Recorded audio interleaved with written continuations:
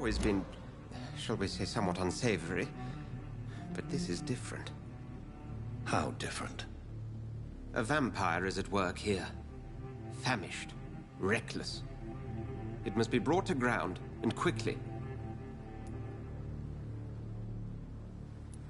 Then help me find the culprit. I may. If you'll first tell me why you opened this door. I followed a trail. The scent of blood from a recent victim. It led me here. You thought I was your aggressor. That explains a great deal. We are both chasing the same shadow.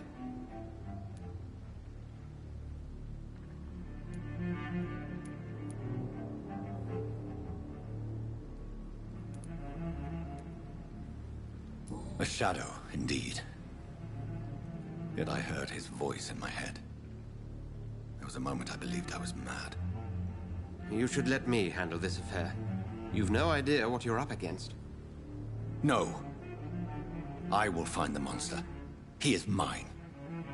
How will you do any better than I? But then let me ask you this. What are your intentions if you find the killer?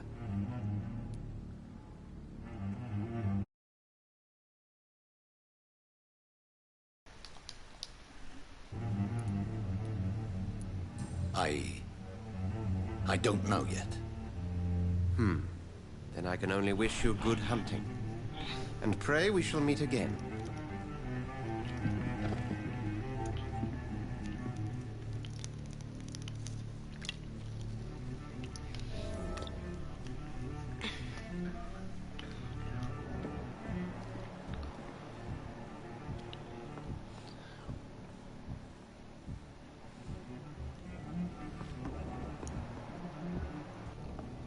If Swansea is not my attacker, it means somebody else came here tonight.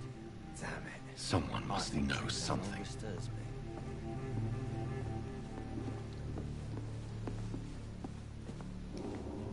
Welcome back. Hey, it's Livy. Did Is you now find what with you were after? I can't Streaming say I have. Vampyr inboard PT2. Are you sure no one else came into your bar before I arrived? Hey, I told you, you were the only other stranger I've had. Goodbye, Mr. Watts.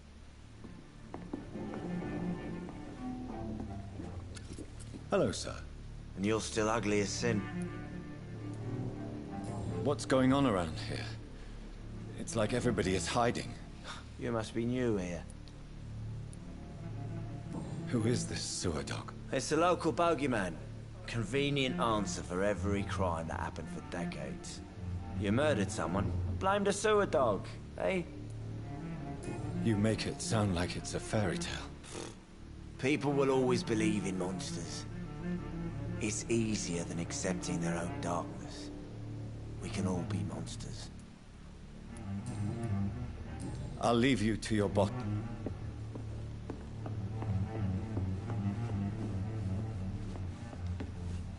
Evening, sir. Can I help you? I have a few questions for you. Well, if you must. What's going on around here? Where is everyone? Too many dead, sir. First the epidemic. Now all these terrible murders. The murders. What can you say about them? Bodies found in the streets every morning. Drained of blood. It's just horrible. Some say the sewer dog is back. The sewer dog? What's that?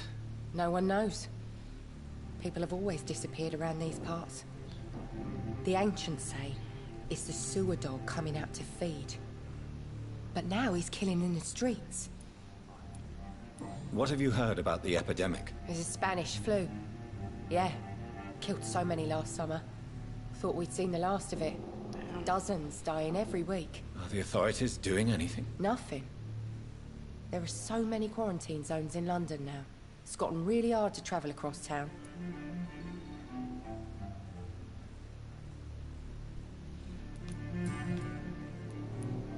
I just want to talk. I didn't mean to scare you. I'm not afraid, sir. It's just I've other customers to take care of. I only see one customer. Oh. Well, yeah, of course. I mean, I best check on them. Thank you, miss. Goodbye for now. There's gotta be something can be done to get out of this bullshit mess. No?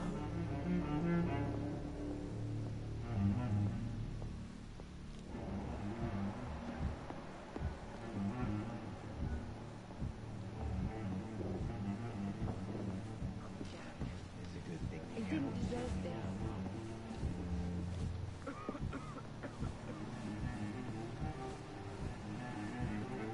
There's someone in here. It's locked, all right.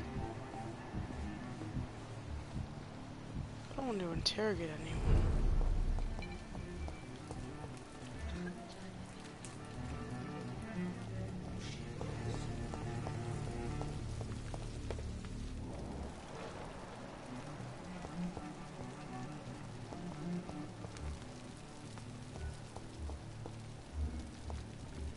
He walks in. I should just run as far away from the place as I can. You're giving me a laugh.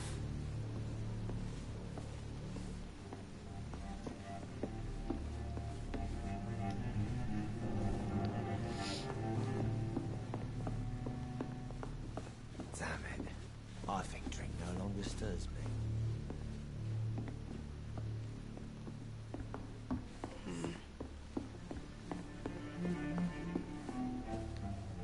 You again. What can I do for you? Hint required. Goodbye, Mr. Watts. What the fuck? I okay.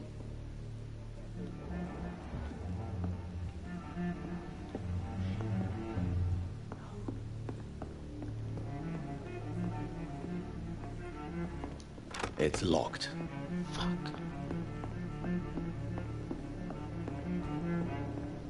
Can I have some privacy, please? Oh my god, I'm gonna kill myself.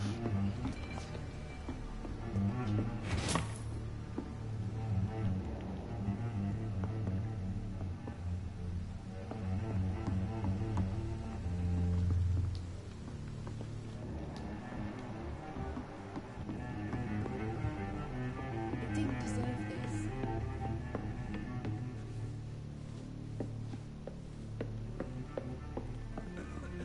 Didn't deserve this. It didn't deserve this. I think drink no longer stirs me. It Are didn't they deserve. stupid or something? I've never even been to India.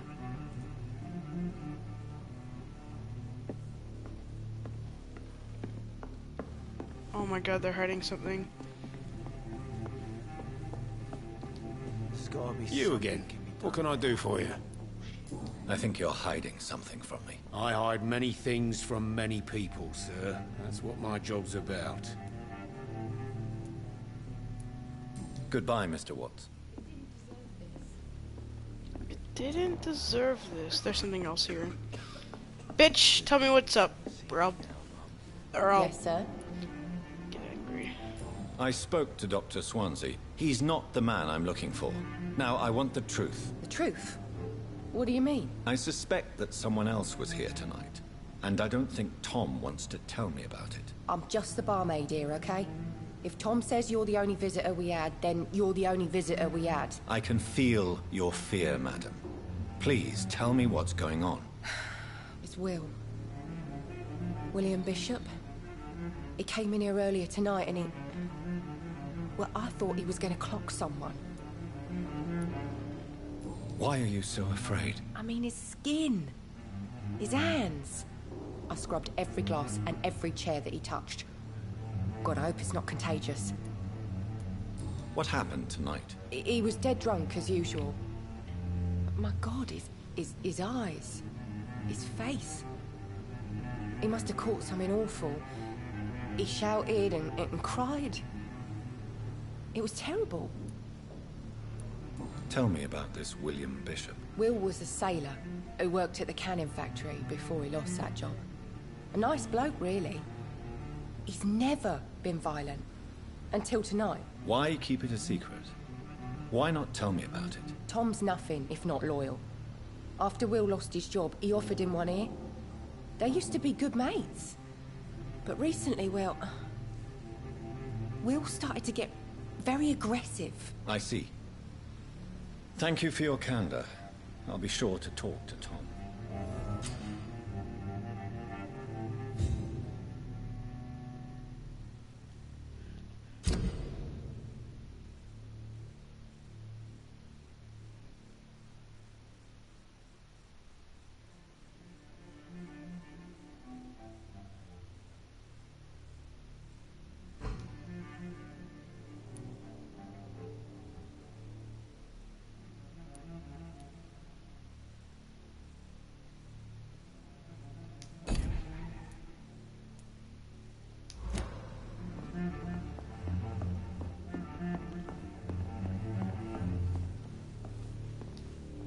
You again.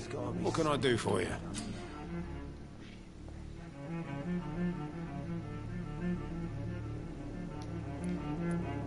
Tom, talk to me about the visit from your old friend, William. Yes, Will came by tonight, but he's not my friend anymore. Who is he? William? Just an old sailor who loves his gin too much.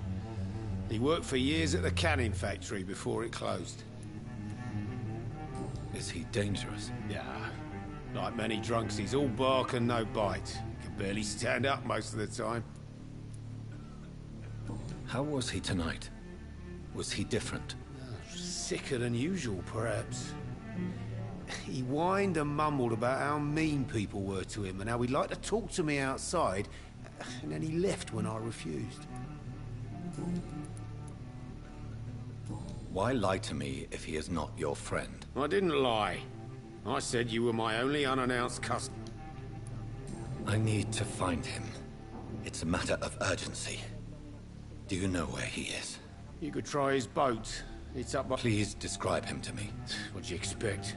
He's a tall, sick... Thank you, Tom. If you see him, tell him I don't want him back here unless...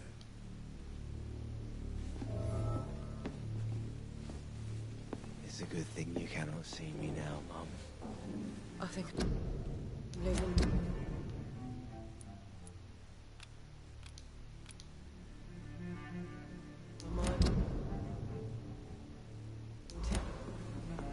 I should just run as far away from this place as I can.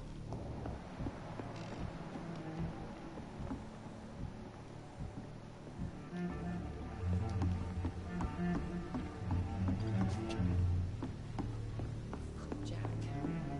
He didn't deserve Damn it. this. I think drink no longer stirs me. I will get to the bottom of this intrigue. What's been done to me? To this city?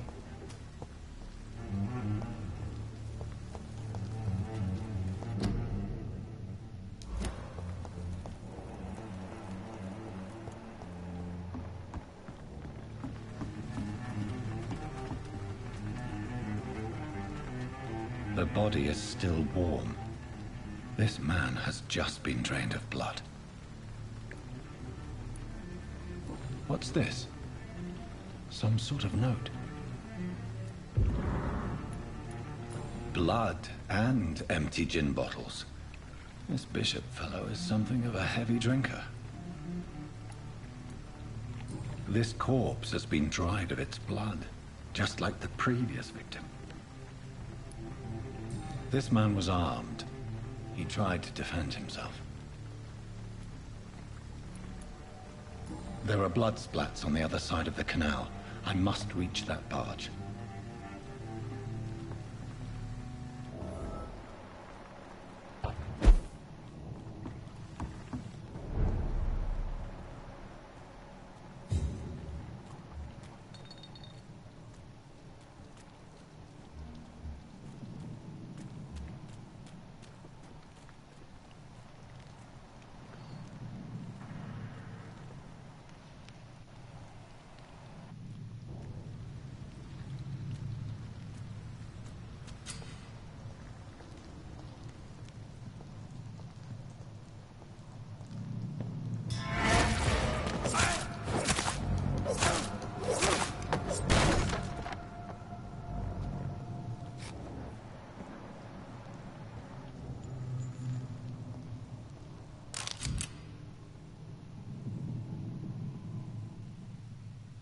Ammunition crate.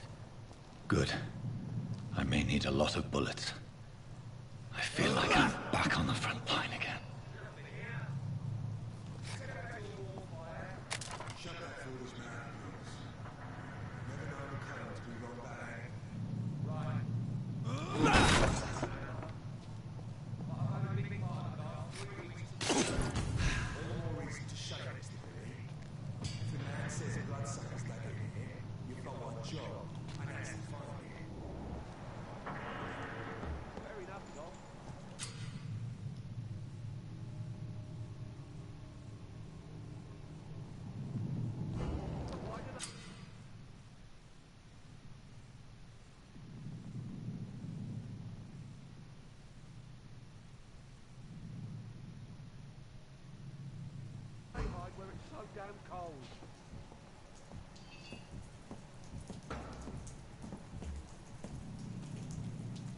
Look at it!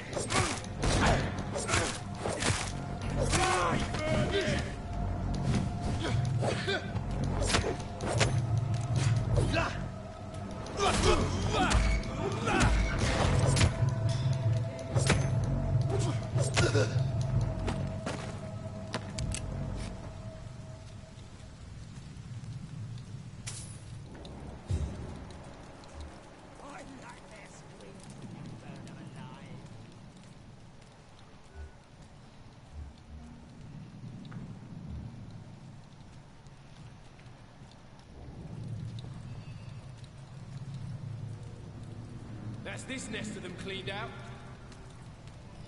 Get them weapons ready! We found one!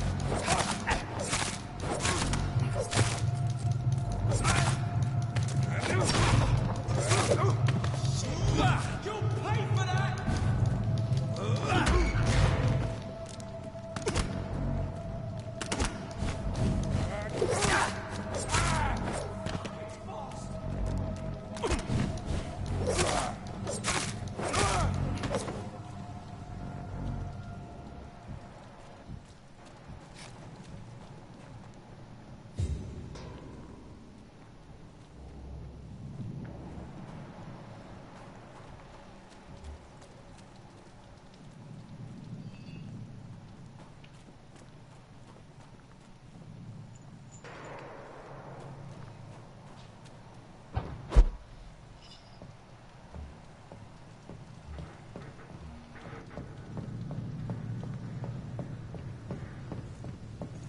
Over there!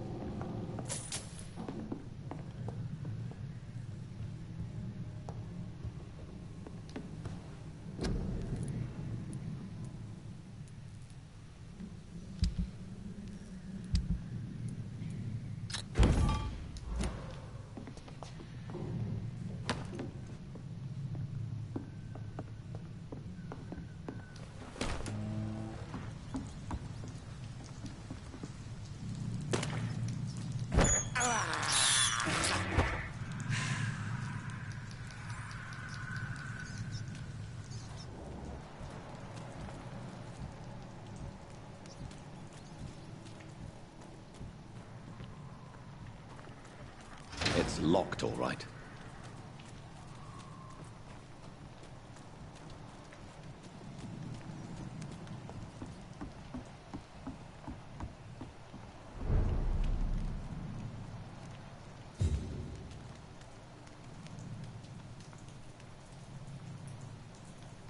Fresh blood. The whole building reeks of it. The scent is so strong it makes me dizzy.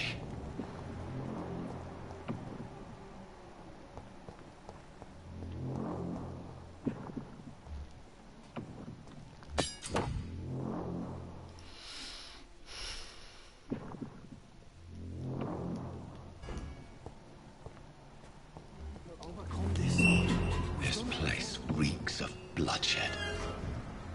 And it did not quench my thirst. I must have more. This creature is bedeviled. I must put it down.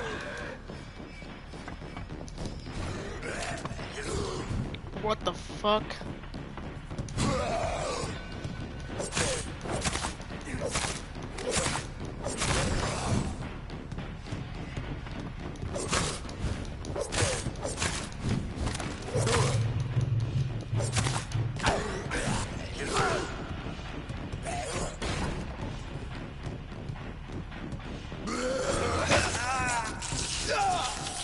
What the fuck? How did I miss him?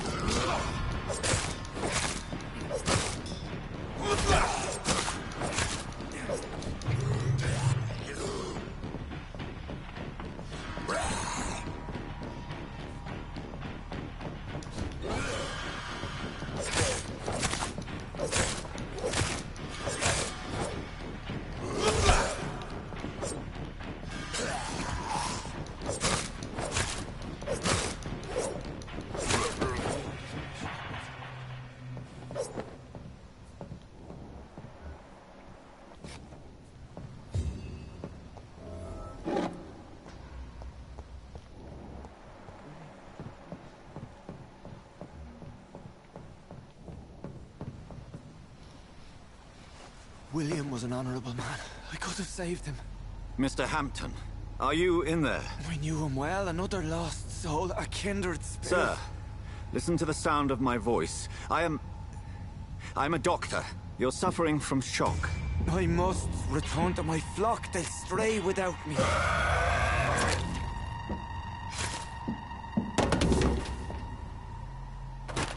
Remember, certain skulls are every bit as resistant as we are. Who are you? What do you mean by Skal? You truly are a newborn. I should have realized. Wait. You are the woman from the bar. Are you... like me? Can you help me? I believe, sir, I already have.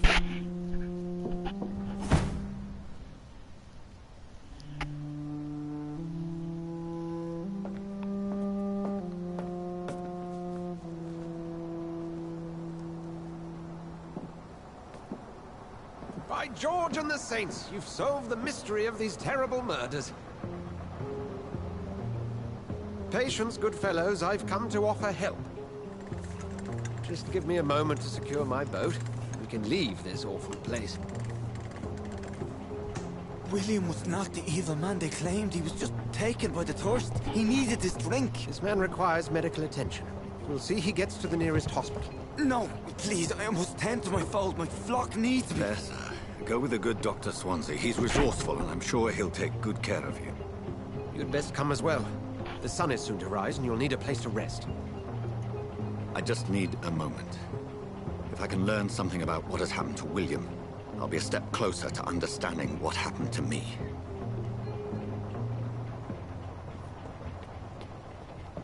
This poor creature can't be my maker. Could it be some subspecies of vampire? I must find a place to analyze the blood.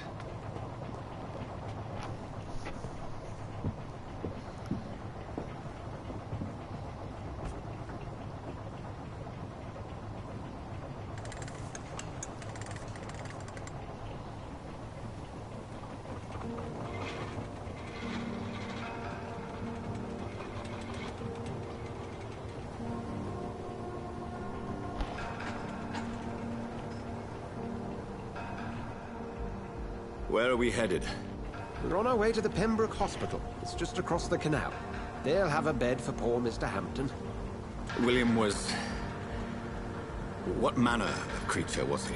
Predator, prey, villain, and victim. Who can say? The important thing is that he's been stopped. Duly noted. And the woman? What... who is she? What woman? Oh, don't play me for a fool. You used me to locate that skull. You must know who she is. And I thought you a gentleman. You shouldn't talk about a lady behind her back, but I will tell you she values her privacy. Were London as peaceful as she appears from the middle of the canal? If only that were the reality of the situation. To be honest, I've always tried to avoid this part of town. Pembroke Hospital is the last bastion between the rest of London and the epidemic. The flu has decimated the East End and the war still rages. Welcome to the front lines of a plague. This is where you work, Dr. Swansea? I am the administrator of Pembroke Hospital. I thought you were here in service of your mysterious order, the Brotherhood of... Of St. Paul's Stole, yes. But first and foremost, I'm a man of science. A physician, like yourself, Dr. Reed. How do you know who I am? No need for modesty. You are Dr. Jonathan Reed, a surgeon of some caliber and renown, if I'm not mistaken. You are correct, sir. I knew it! I had my suspicions. But when you took the blood sample from the corpse of poor William, I was certain. Dr. Reed. Marvelous.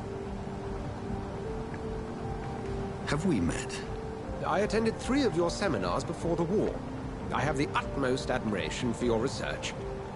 And what a turn of fate. England's most esteemed blood specialist returns to London a vampire. That word, again. From a so-called man of science. I understand. Traditionally, the role of science is to refute myth, but when myth walks among us, the Brotherhood of St. Paul has dedicated its purpose to their study. There's so much for you to learn. Of that, you are right.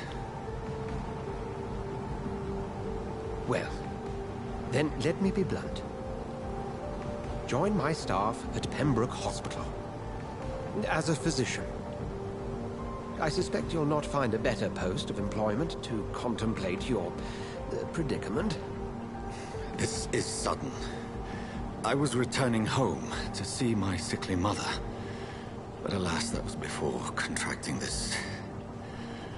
affliction. Dr. Reed, take a moment to consider. The post would be for the night shift, providing a good explanation for your absence during daylight hours. You'll be adequately reimbursed, and have a place to hide. I even had the forethought to bring some clean clothes. So, what do you say? It seems I have little choice, but yours is a generous offer, so I thank you. Brilliant! Oh, Jonathan, this is one for the book, and the beginning of a beautiful friendship.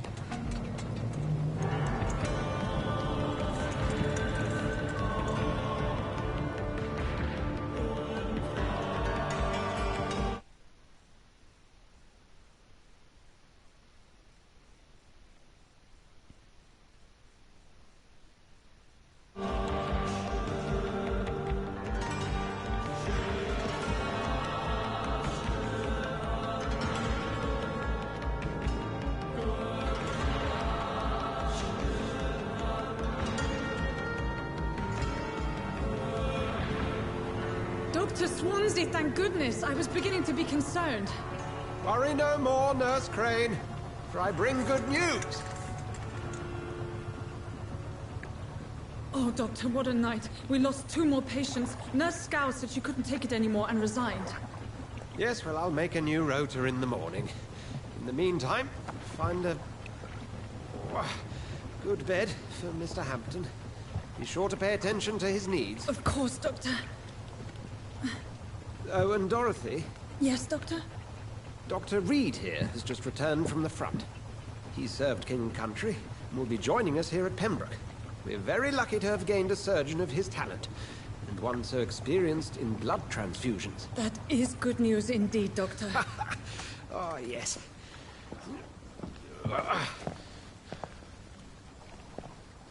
Here at Pembroke, it's not what we have, but what we haven't. It's only thanks to Nurse Crane and the staff that our ship doesn't sink. If you have any questions, just ask her. Duly noted. Thank you. Your assistance is required, Dr. Swansea, immediately. Welcome aboard, Jonathan. We'll catch up after my rounds. I'm coming, Nurse Crane. I'm coming.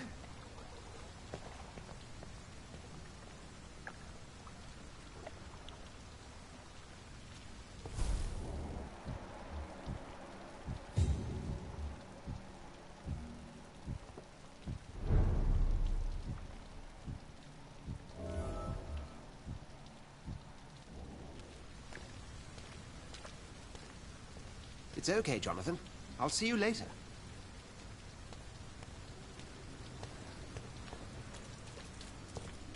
Come on, you bastard! You can do better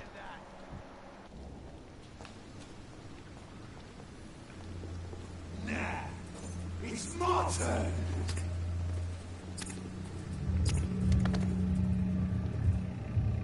Rotten or pristine, each heart contains the seeds of life. Drink at this river, try it all.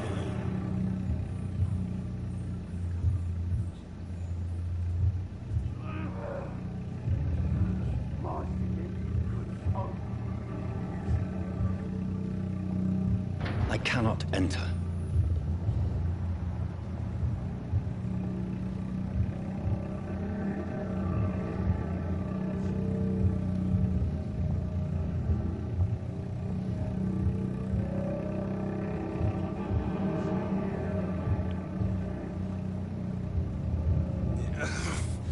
Oh, come on, you bastard! I won't bite. Sir, please. You've lost too much blood. Calm yourself. You think I didn't notice? Stop your staring and get me to an hospital, you arse!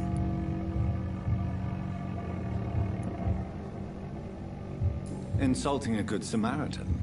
Not exactly the way to get rescued. All right, sorry. I am in pain here.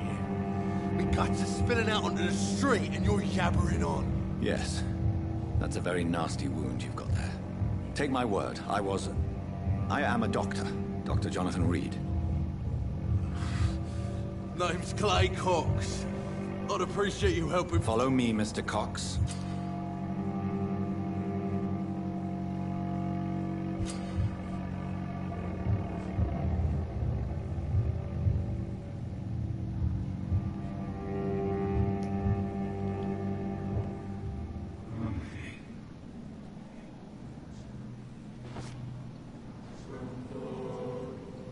Bring this fading light into the shadows. Dance with him the dance of life and death.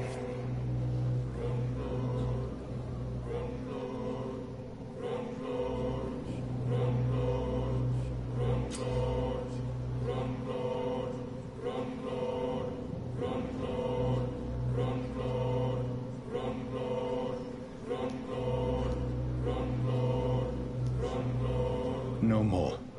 Not tonight. Not like this. I will not take another life.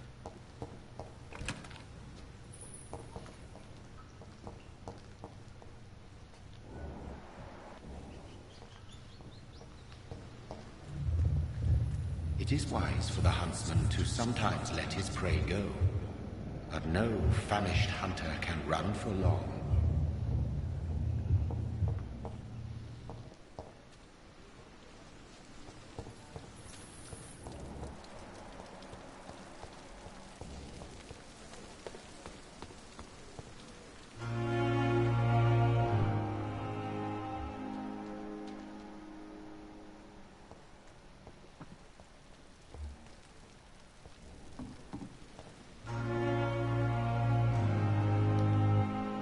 Good evening, nurse. I'm Dr. Jonathan Reed, the new surgeon here at the Pembroke. Dr. Swansea has already told us about you, sir. I'm Nurse Gwyneth Brannigan. Welcome to the Pembroke Hospital. Did he really? All members of staff have already read about your new blood transfusion technique. Dr. Swansea made sure of it. I see. What? You must know, blood transfusions are Dr. Swansea's primary subject of research. He is convinced it is the future.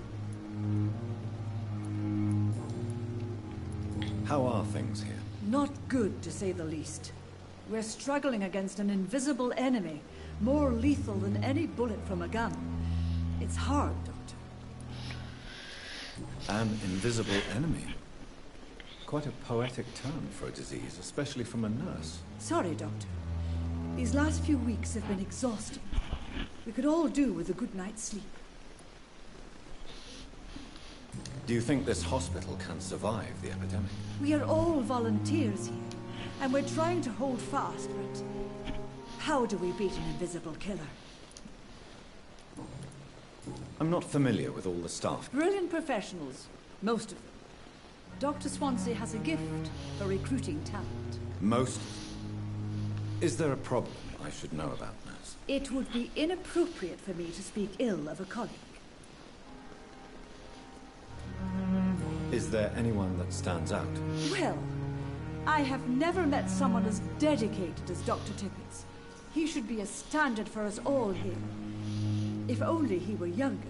Why should his age be a problem? I guess it's fair to say he's always pushing himself to the limits. He just doesn't know when to stop and get some rest. Nurse Brannigan, if you do know something, please tell me. Anything you say will be held in confidence. No. I may disagree with some conduct, but in the end, everybody is doing their best.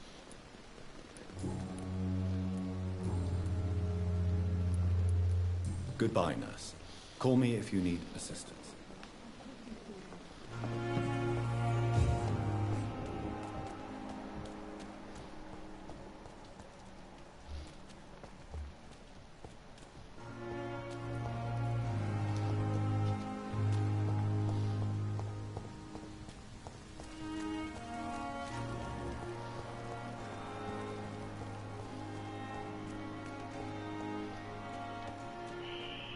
Scowl voices in the garden. I should investigate. If they were to find somebody.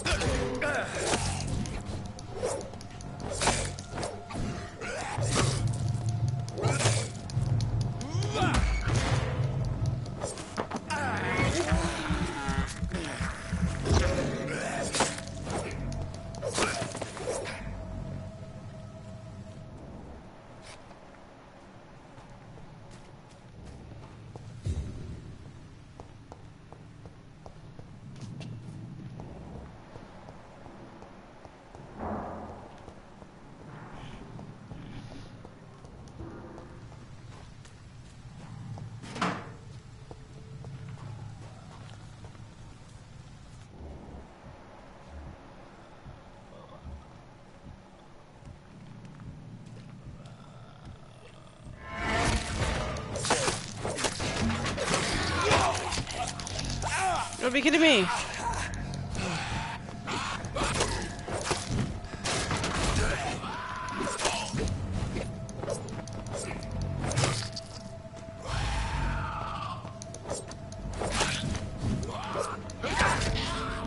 Oh my god, you're gonna be fucking kidding me.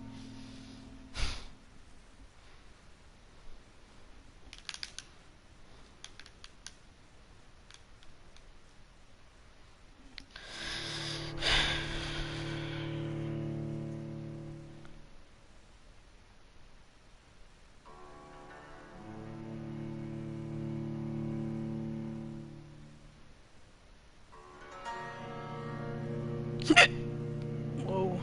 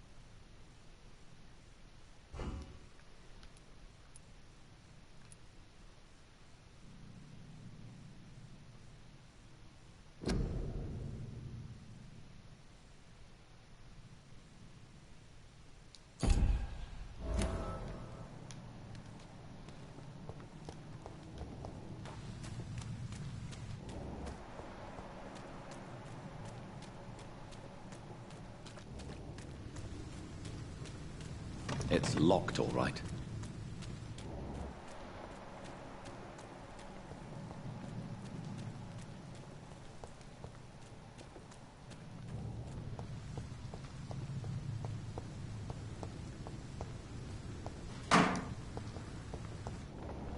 It's locked.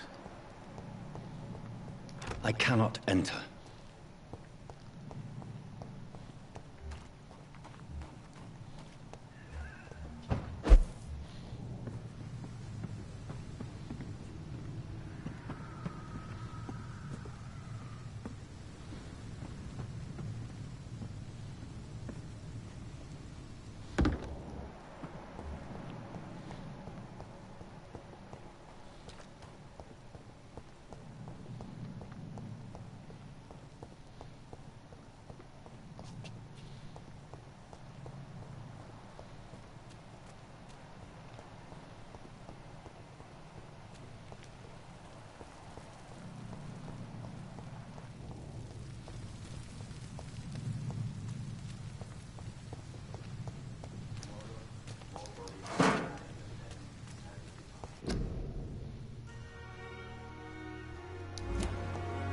It's locked.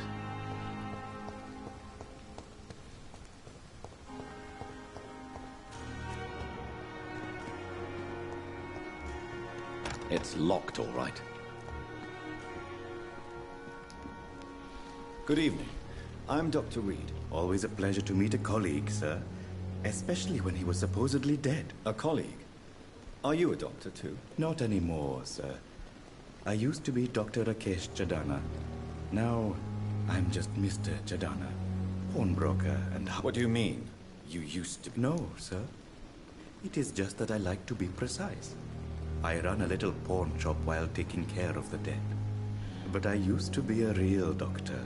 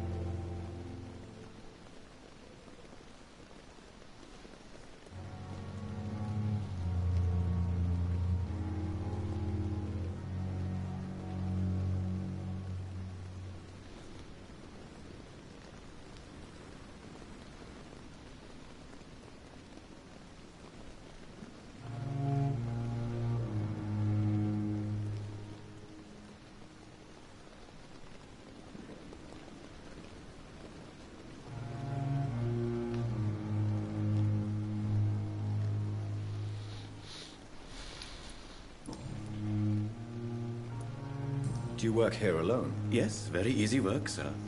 All I have to do is watch a few bodies. The situation was very different when the main morgue was still open.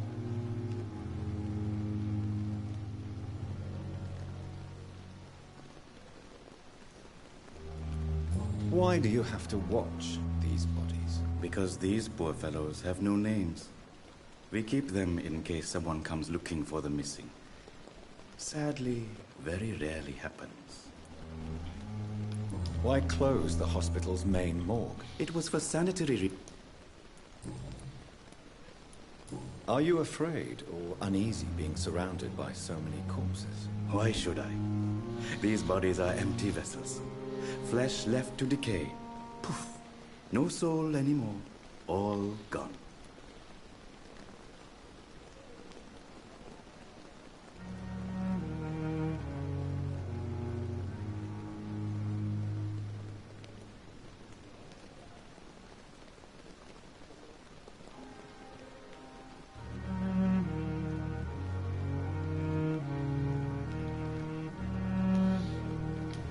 An interesting point of view. And quite an exotic one, too. Most people fear, or at least have a respect for dead flesh. So, as a medic during the war, How did you get this job? After I left the army, I worked as an undertaker down by the docks. A dangerous place with many an unpleasant business there. Milton Hooks helped me get a job here. Have we met before? I don't think so, sir. Why? When we first talked, you said you were glad to meet me since I was reported dead. Funny story, sir. Your sister came here a few nights ago. You were missing, and she was looking for your body. She must be very relieved now.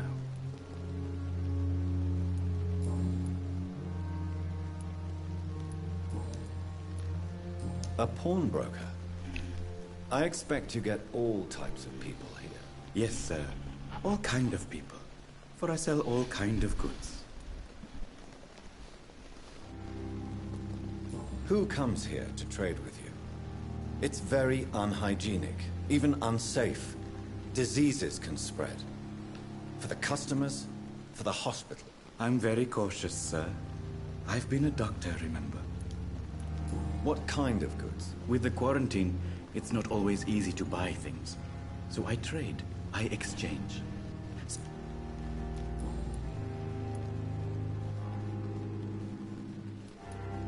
Since you're not afraid of dying, do you believe in life after death, Rakesh? No. I believe we must do all the good we can while alive. For our time is short, and the obstacles are endless. Do you think you would enjoy immortality as a concept? I don't think so. Don't mistake. Do you really believe good? As I said, sir. Quite depressing. Yes. But the good news... So you're ready to die? No, I am not. I don't fear death, for I won't see it. What troubles me is the pain my death will inflict to those I know. You're a wise man, Mr. Chidai. No, Dr. Reed. I am a foolish man. But I like to think otherwise.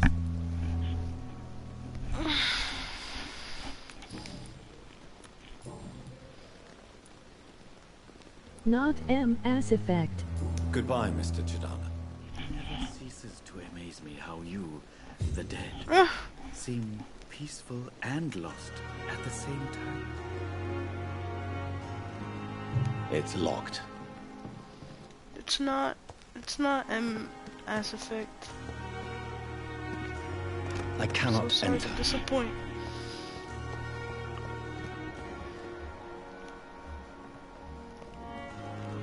Ooh. Ooh. How do I get inside the freaking hospital? Are you kidding me? I've been running around trying to freaking find how to get the hospital.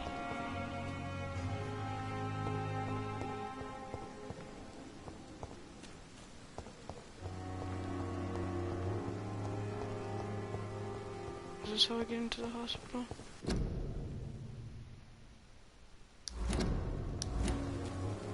It's locked, all right. Bro, what the frig?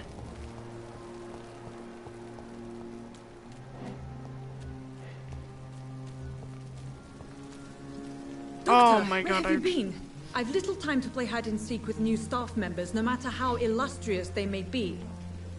I found a wounded man by the docks. He answers to the name of Clay Cox. He requires urgent medical attention. Already making the rounds? That's the Pembroke spirit. I'll ask our porter, Milton, to bring him back immediately. Thank you, nurse. What can I do for you? Dr. Swansea insisted we provide you a quiet office. You'll find it on the second floor with your name on the door. Thank you. Nurse Crane, isn't it? Yes, Dorothy Crane. Welcome to Pembroke Hospital, Dr. Reed. Your office has been prepared. I would like to ask a few questions first. And Mr. Hampton, the patient we brought in, how does he fare? I gave him a sedative to help him sleep. Poor thing was in quite a state of shock. What kind of man is Dr. Swansea? Well, you accepted the job from him. I thought you would have known about your employer. It's right to assume Dr. Swansea knows far more about me than I do about him. You'll get to know him soon enough, and better than me. The administrator has better things to do than mix with us. Damn. Apologies, I've only just met him the once. This is sudden. I've only just returned to England. Dr. Swansea is a brilliant surgeon and the most compassionate physician. Now lady, I just get paid. If you could point me in the direction of my room again, nurse. I just work here. Second floor of the hospital, left after the stairs. It's the last vacant office at the end of the corridor. She looks so angry. Thank you, Nurse Crane.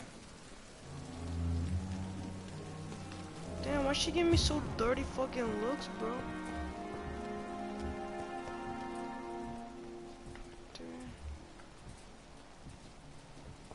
Okay, I want to meet people.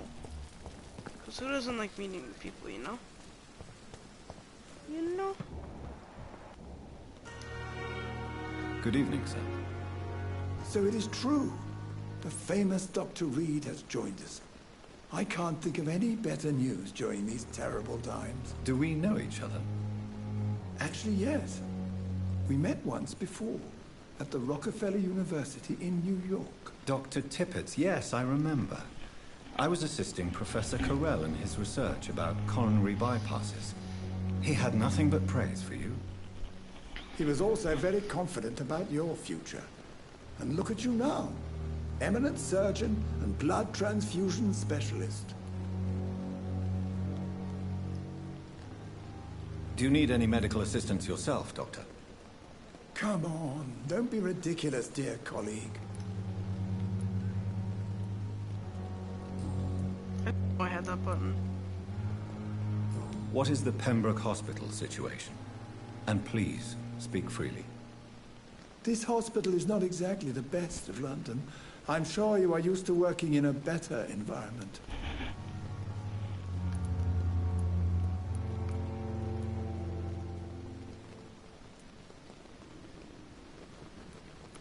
It's more than enough. In any case, the personnel of a hospital are much more important to me than the building. Don't be misled by appearances, Dr. Reed. This hospital does not lack talented people. It just lacks hope. What can you tell me about the staff in the hospital? Some are really good, and others are not so good. But during this troubled period, there is no time for slander. I prefer to focus on the positive character traits. Tell me more about cherished people, then. Nurse Brannigan is a pearl. She is the most helpful and dedicated nurse I've ever worked with. A clever and cheerful woman. You really seem to admire her skills. I'll go even further. If she was a man, she would be a damn fine practitioner. Any opinion about the management? I don't always agree with sus. Dr. Swansea's reserve, but I must admit he does all he can to keep this facility running during this crisis. Ah, yes, the burden of command. I was fed up with this concept while serving as a medical officer. Don't get me wrong. Swansea's a good administrator. I just wish he would get out of his office down again.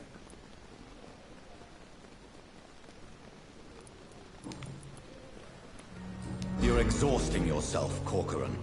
Maybe you should think about preserving your strength. No.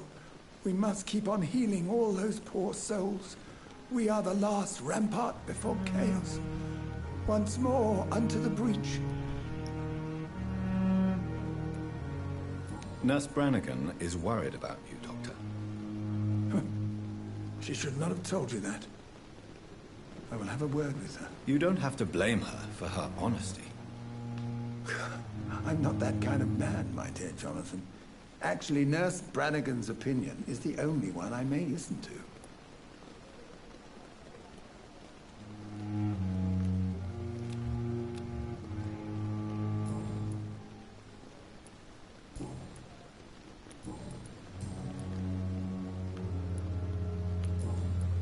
Goodbye, Dr. Tippett.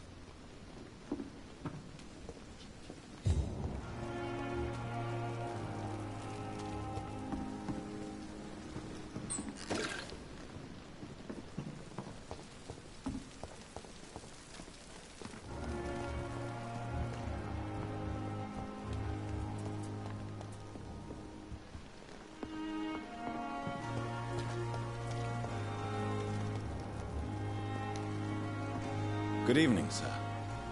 I'm Dr. Jonathan Reed. I'm new here. I've already heard about you, Dr. Reed. I'm Milton Hooks, the ambulance driver for this shithole of a hospital. That's quite a blunt introduction, Mr. Hooks. You can call me Milton. I like to speak my mind, Dr. Reed. Perk of the job. Don't judge me, and I won't judge you. I'm not sure I understand what you're talking about. Well, I'm no doctor, but I'm pretty sure a gun can't be used as a surgical instrument. You have a keen eye. I learned to shoot during the war, and have carried one ever since. Old habits die hard. No need to explain, Dr. Reed. And if you ever need a better gun, remember, I may have something for you. I have some good news, Milton. What? The epidemic's over? I retrieved your wallet, with all the money, and a certain picture. Well, yeah, Pippa Hawkins is my girl. So what? Is it the difference of skin colour that bothers you? Not at all, Milton. Good. Please, take this money anyway. To remind you to keep your mouth shut. Not everybody is as broad-minded as you, Dr. Reed.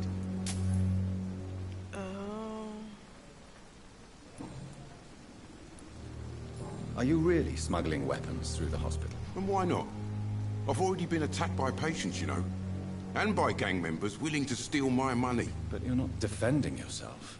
You're selling guns to civilians. You keep people alive your own way, Doctor. I offer them another way to protect their health. Huh. How is the situation around here? You want to hear the situation is all right? It's fucking awful. We lack everything. And it's getting worse every day. So what do you do exactly in this hospital? Apart from smuggling guns, I mean. I've been an ambulance driver since... too long, I guess. I bring sick people here night and day. It's a dirty job, but I get it done. Most of the time. Since you're on the front line, how is the sanitary situation in this vicinity? It's a complete disaster. It's even getting dangerous to enter some streets or buildings. Even the locals attack you.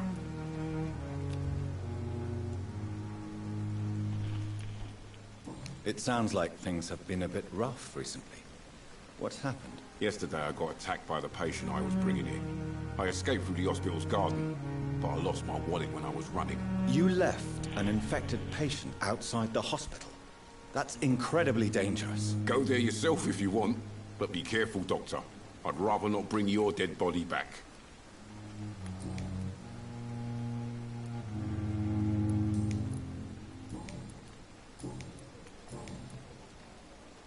What's going on between you and Nurse Hawkins? Pippa's tired. Tired of all this shit. Tired of all those corpses piling up. She's as depressed as I am. During the war, I witnessed a few couples just like you come together in difficult circumstances. It can be very damaging. Maybe you're right. But we support each other. And that's all that matters. You do realize you could both get fired.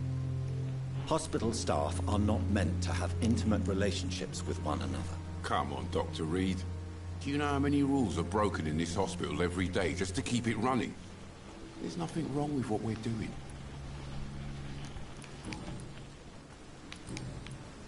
Goodbye, Milton.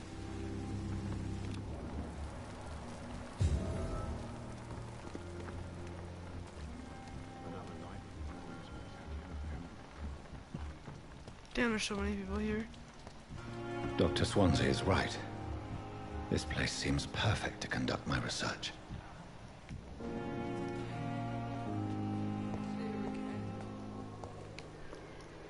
Good evening, miss. I'm Dr. Reed, the new surgeon at the Pembroke Hospital. And who are you? Your name has no meaning to me, mortal. You're nothing but dust blown by the winds of eternity. I beg your pardon? What are you begging for, mortal? My clemency? Well, tonight maybe I'm inclined to mercy. You'll never forget the night you met Thelma Howcroft. You keep calling me mortal. Why is that? And if I'm mortal, what are you? Well, Dr. Reed, if you must know, I'm a vampire. And why do you believe you're a vampire? I don't need to believe anything. It is what I am. It is what I feel within this hollow shell of flesh. Please, describe to me how you feel. What is it like to be a vampire? I can hear my body crumble from the inside as my flesh cracks and fades. I sense the last pulse of postulant blood within my drying veins. I need new blood. No way. I see. No way, Jose! Have you ever heard of Cotard syndrome, Miss Howcroft? Never. It's a mental illness discovered by a French neurologist named Jules Cotard. The affected patients are delusional.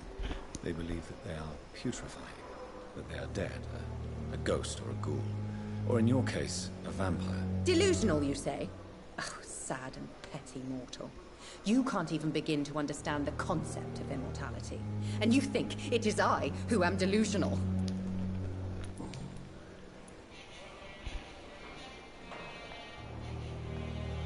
Do you hear that ringing? Do you hear it?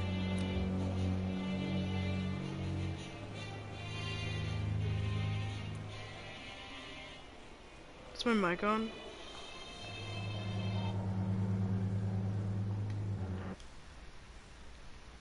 It should be on.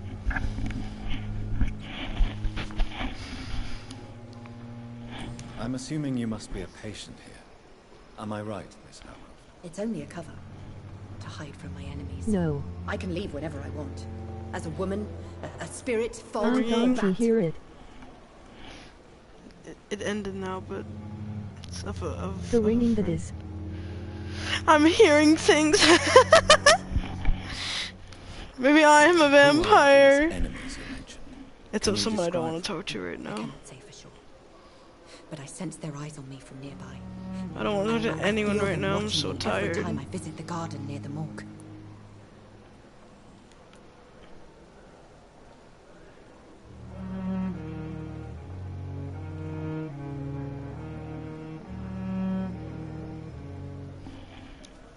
The staff here are not your enemy.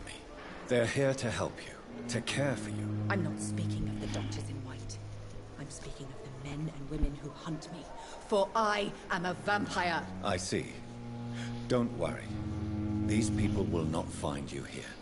I'll personally make sure they leave you alone. Thank you, mortal. But do not interfere with them, for you are no match for those that hunt me.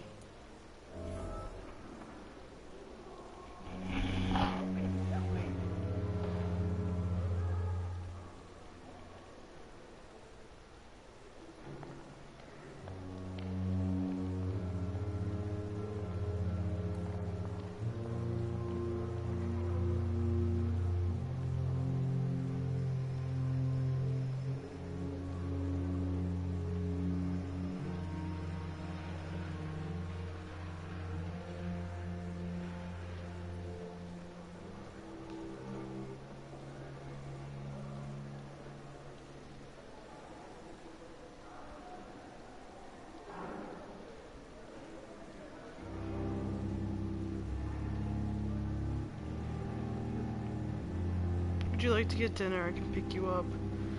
Oh, what do I say?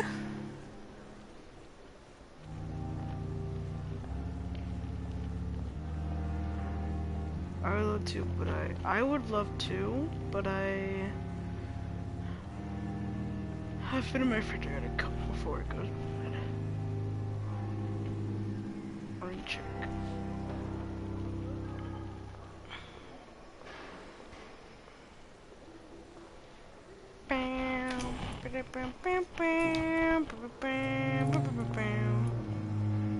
Who are you really, Miss Howcroft?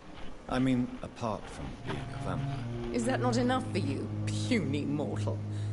What do you require?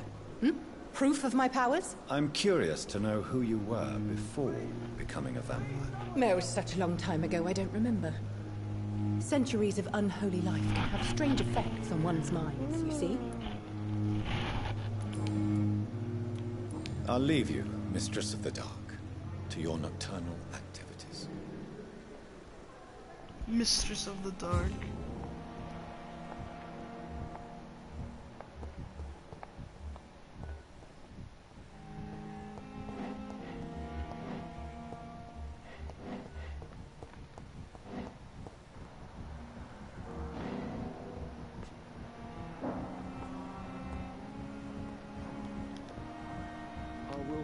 down, my boy.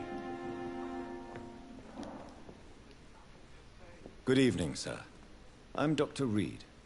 May I help you? I don't know if a third opinion is needed. Your colleagues are already arguing about my condition. I see. Would you mind telling me more about your situation? I'm Harvey Fiddick. All I want is to get me bloody arm fixed properly.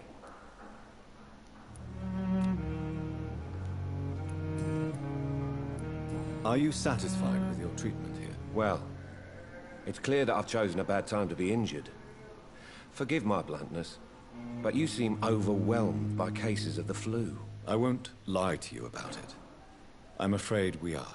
Are you sure you don't want to operate yourself, Dr. Reed? I have the feeling you're very capable.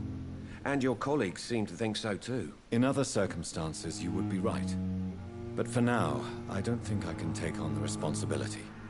My apologies.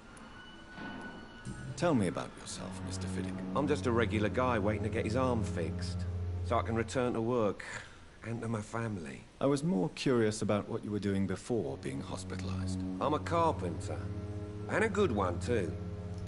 But that means I need both arms to feed my family, Dr. Reed.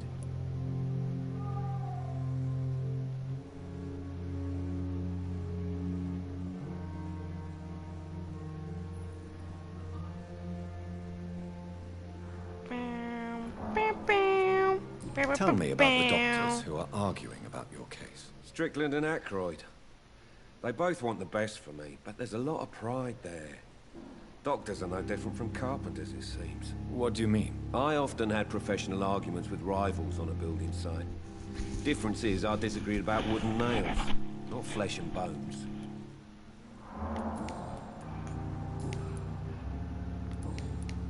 Goodbye for now, Mr. Fiddick. I'll see you later. Always needed words to calm the children, Helen. As for me, what a lonely idiot. What the fuck is that? Just red. What can I do for you, Doctor? Oh, nothing. Thank you, Nurse. Reads me like a book.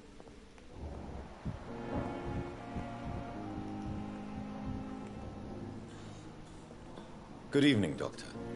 I believe we're going to be working together. Dr. Reed. Dr. Swansea informed us of your arrival, but I could not dare to believe we'd have such good fortune. Such an honor, sir. Thank you. And you are? I am Thoreau Strickland, Dr. Thoreau Strickland. I'm a great admirer of your work, Dr. Reed. Please, could you tell me something about yourself? I'm a great admirer of your work concerning blood transfusion, Dr. Reed. I run my own experiments. I'm convinced it's the future. What made you choose to be a doctor? I'm not ashamed to admit you and your work have inspired me. I am honored to have the opportunity to work by your side. Oh my god, a stalker, a fanboy. It's always a pleasure to share scientific and medical knowledge with someone eager to learn. I'll be glad to help you if I can.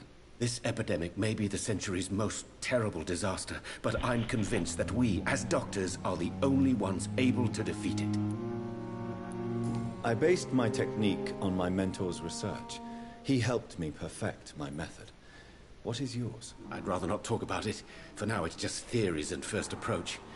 My process is purely experimental and unsuccessful. As long as you're cautious and methodical, you may remain empty-handed, but you won't fail. You're not the first one to warn me, but I am convinced knowledge is the main weapon against the ravages of this epidemic.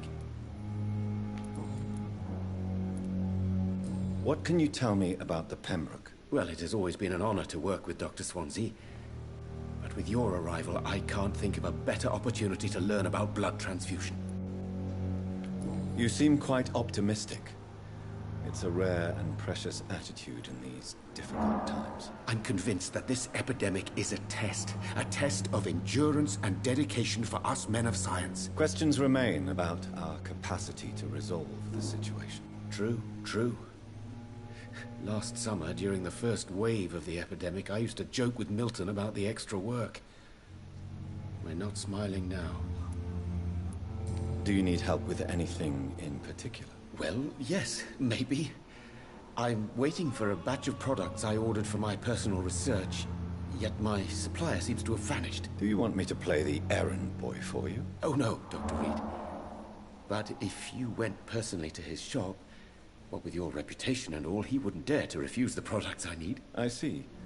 Well, give me the address, for I may pass by if I have time.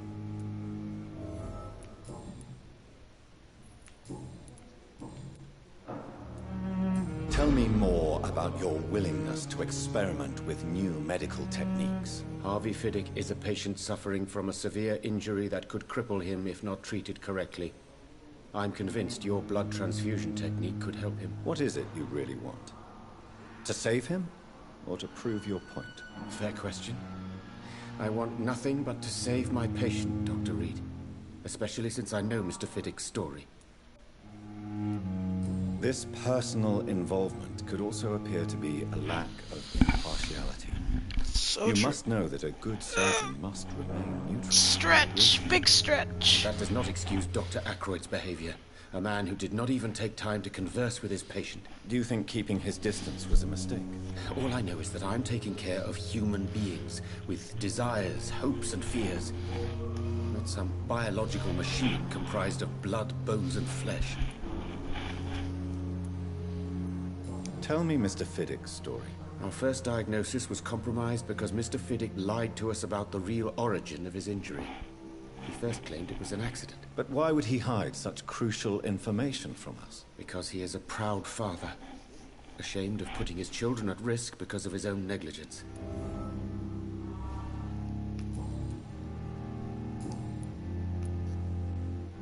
Goodbye, Dr. Strickland.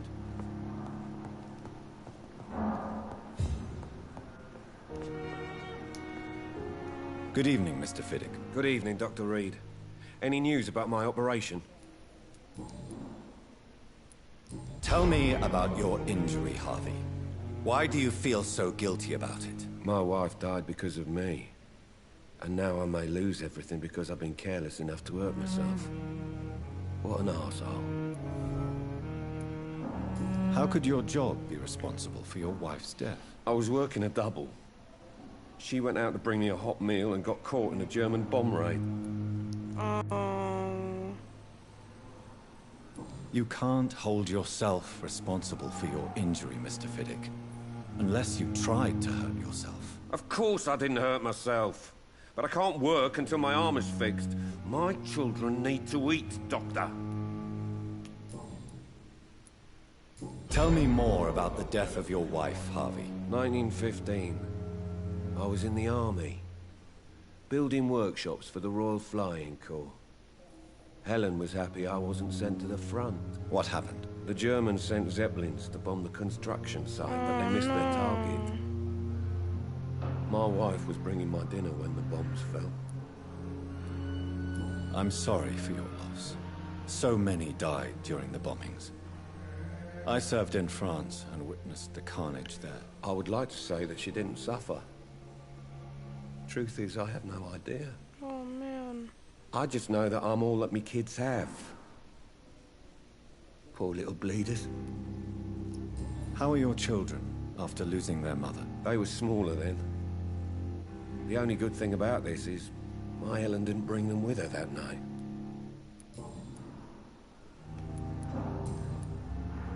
Goodbye for now, Mr. Fiddick. I'll see you later. I will not let you down, my boy.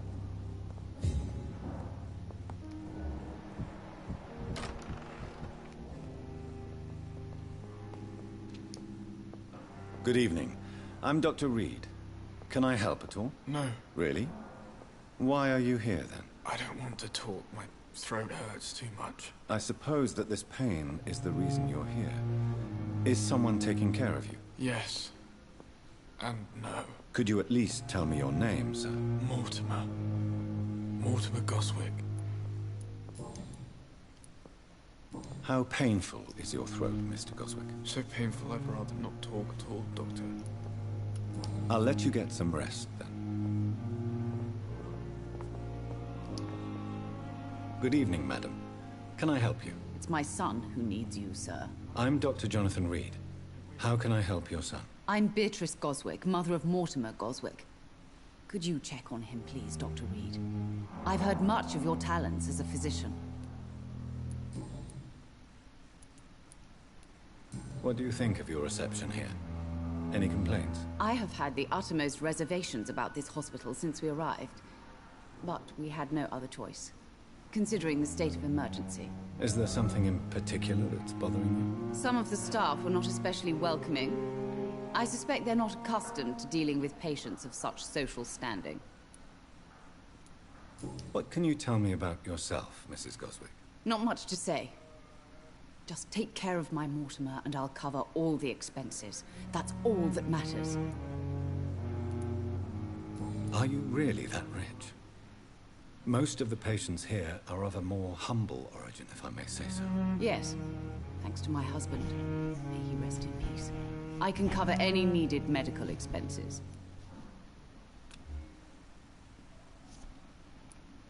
May I ask if you have an occupation, Mrs. Goswick? I'm a teacher by profession. I teach young women who are more ambitious about their futures than their families.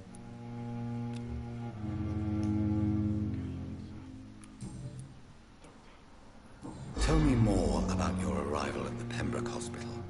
What gave you such a bad first impression? The ambulance driver was quite rude, for a start. And that nurse, Miss Hawkins, seems to have quite a dubious attitude. What do you mean? She managed to secure a bed for my son despite the epidemic. It was a relief, but it wasn't cheap.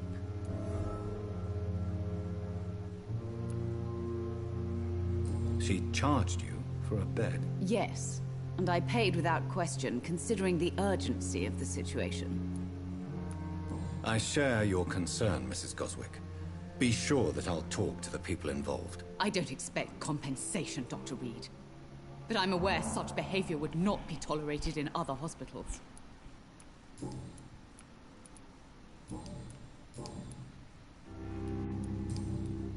Goodbye, Mrs. Goswick. Doctor, I will not let you down. Good evening, Mr. Goswick. How are you? I'm okay. Why did your mother have you hospitalized here? She seems convinced this is a bad hospital. My mother just wants the best for me. She won't rest while I'm here. She'd go all the way to hell and back to help me. Pembroke Hospital may look unorthodox, but rest assured you're in good hands here. It's not me you have to convince, Dr. Reed. It's my mother. Is your mother bothering you? As your doctor, I can ask her to leave you alone if you would prefer. That's tempting, Doctor. But you have no idea what my mother is capable of. She would tie herself to my bed if you asked her to leave.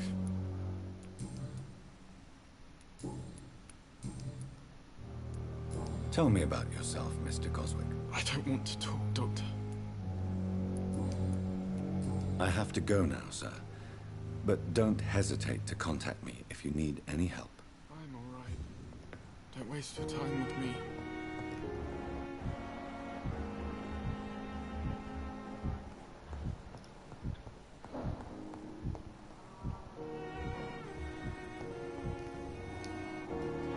Good evening, sir. I'm Dr. Reed. I believe we're going to be colleagues. Reed? Yes, I've been informed about your arrival. I'm Waverly Ackroyd. Welcome aboard, I suppose. Does my arrival inconvenience you in some way, Dr. Ackroyd? Let us just say that I don't particularly share Dr. Swans's enthusiasm for hiring you. What we need here are reliable professionals, not overrated dabblers. Damn.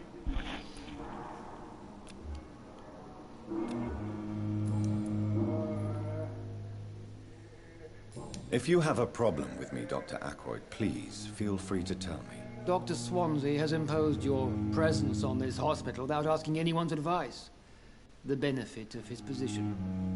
But I don't agree with it. I know we've never met before, but I believe this hospital could use all the help it can get. You will agree with that, I'm sure. Oh, but I have heard about you, Dr. Reed. Of course, you can't say the same about me, since I have not wasted my time courting the press.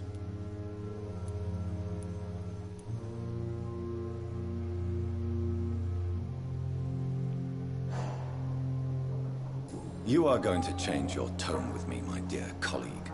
and very quickly. I don't think so. Perhaps you think yourself protected by Dr. Swansea, but I am still a free man, and I will speak to you the way I want.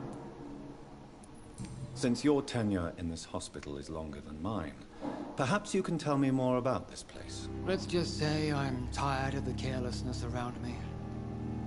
I have always respected the skills of Dr. Swansea, but over time his enthusiasm has become displaced. Carelessness?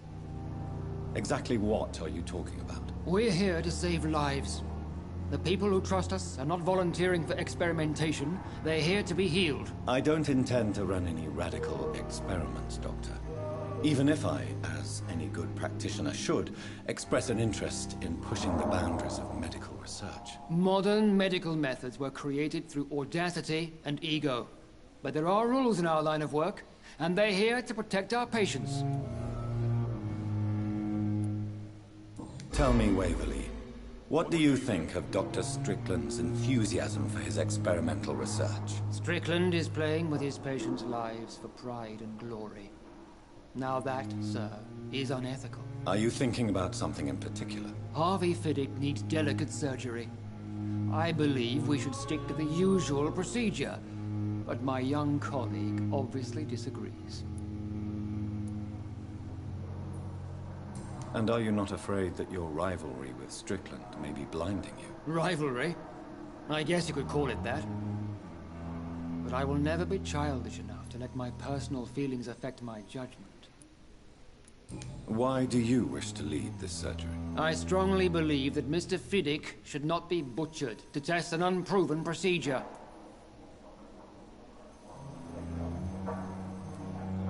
I really hope you're right about this, Dr. Ackroyd. I'm trusting your judgment on this. I'm not the kind of man who runs away from his responsibilities, Dr. Reed. There is no need for you to be looking over my shoulder.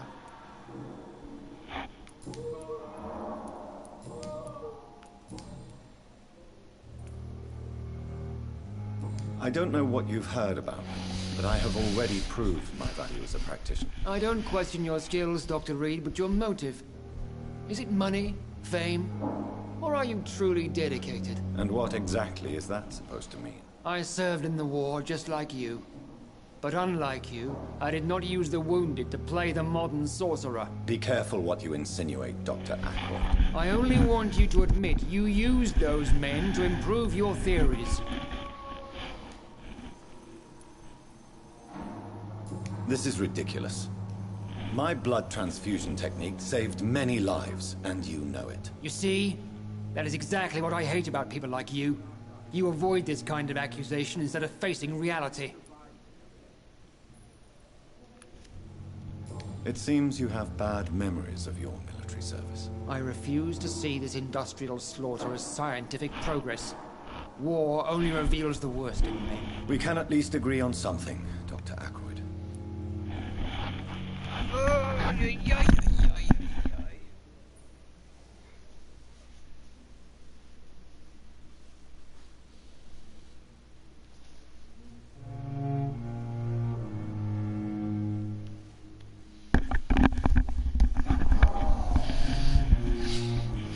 Do you need my assistance? Not at all. I'm sure that you are used to gaining people's trust with your impressive skills. Well, it will not be the case with me. Fuck this thing.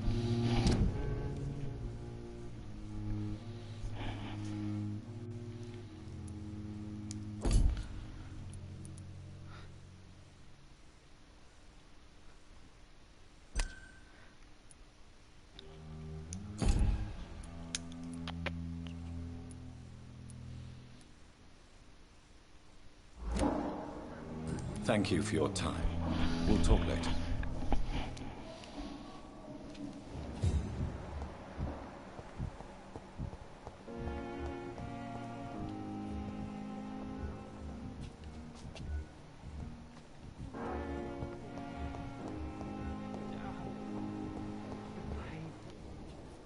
It's there again. Good evening, nurse. Good evening, Doctor. I don't think we've been introduced yet. My name is Pippa Hawkins. And I'm Dr. Jonathan Reed.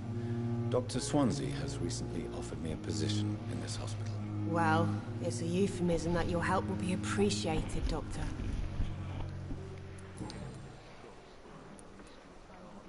How is the Pembroke staff coping with the epidemic? Not well. Milton, the ambulance driver, is even more grumpy than usual, especially concerning doctors. Why is Milton grumpy on a daily basis? Is it just an act? Milton's not the kind of man who's bothered about a bad reputation, whether he deserved it or not. Why does Milton dislike doctors? I don't know.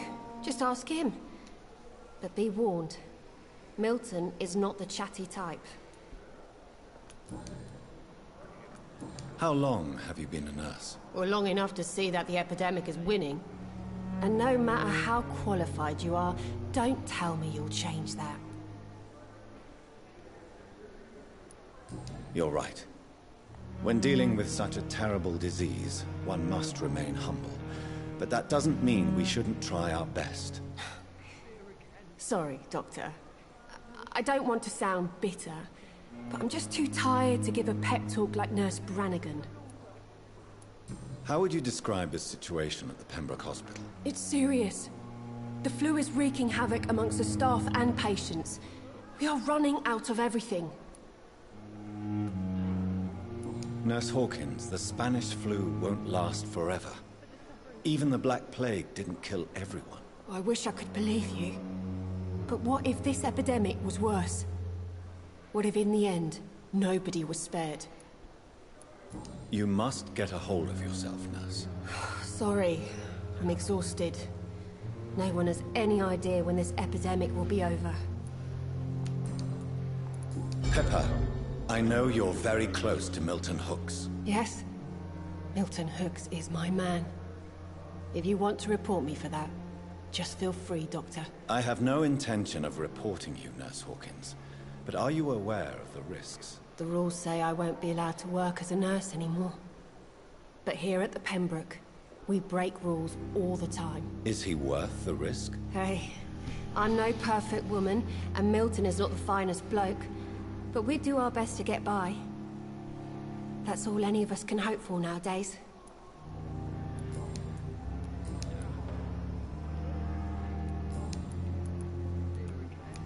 Goodbye, Nurse Hawkins.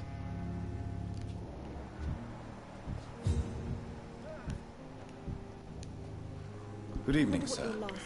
Can I help you? Unless you're here to fix my face. No. I don't think you can help me. I'm Dr. Reed. I've recently taken the position of head surgeon here. War injuries, am I right? You guessed right, Doctor. German shell took my pretty little mug right off. But they still call me Thomas Elwood. How is your stay with us, Mr. Elwood? Oh, it's bliss. I just escaped death in the trenches to be surrounded again by the moans of the dying. Can I ask you precisely why you're a patient here? It's the pain, sir.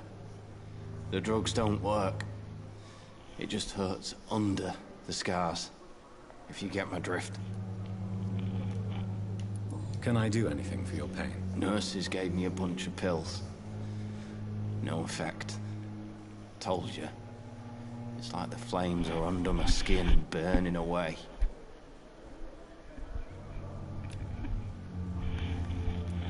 Who is treating you? Is someone in particular looking after your case? Nobody since the old and tired doctor spoke to me. Started to think I was forgotten about. Wouldn't blame you. You don't seem worried by that. My face hurts so much more when I smile or cry. I've learned it's easier not to speak. But be assured I'm smiling inside.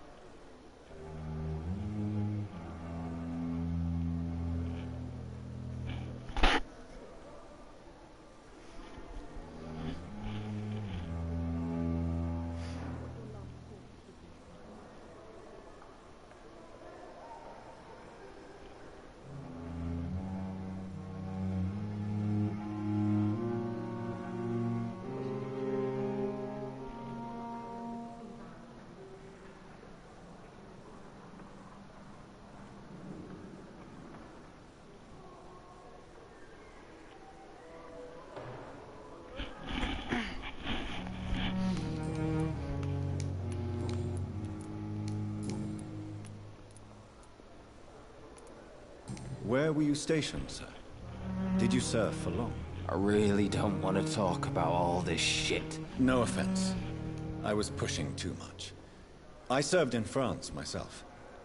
I just wanted to know what happened to you. You were an officer, weren't you? Then I doubt we fought the same war, sir. No offense.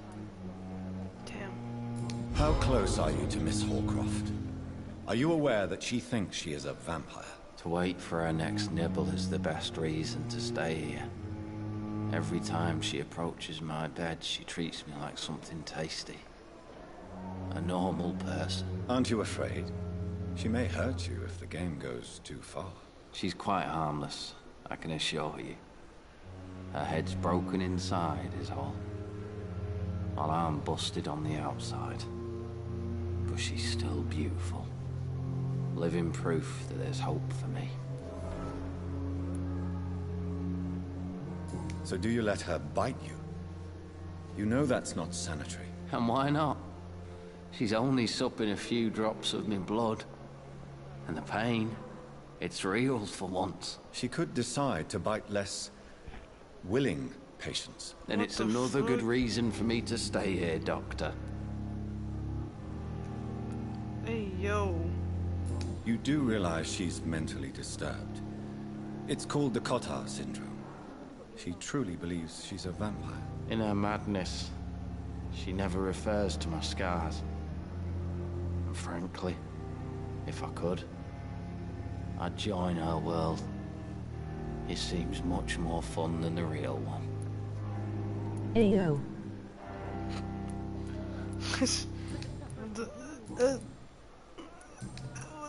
Goodbye for now, Mr. Disgust on every street corner. The daily routine.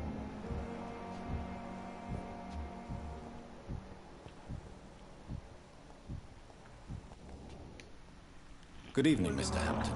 How do you feel? Dr. Reed, is it? Oh, Sora, I must apologize for my behavior. What do you mean? I was not myself in the factory. Fear and exhaustion made me say awful things to you, I'm afraid. You remained perfectly nice and polite. A little delirious, perhaps. But who wouldn't be after enduring an abduction? Thank you, Doctor. That's a relief. Now all I need to do is rest and return to my flock. Oh my god. Do you know Tom Watts, the bartender from the Turtle?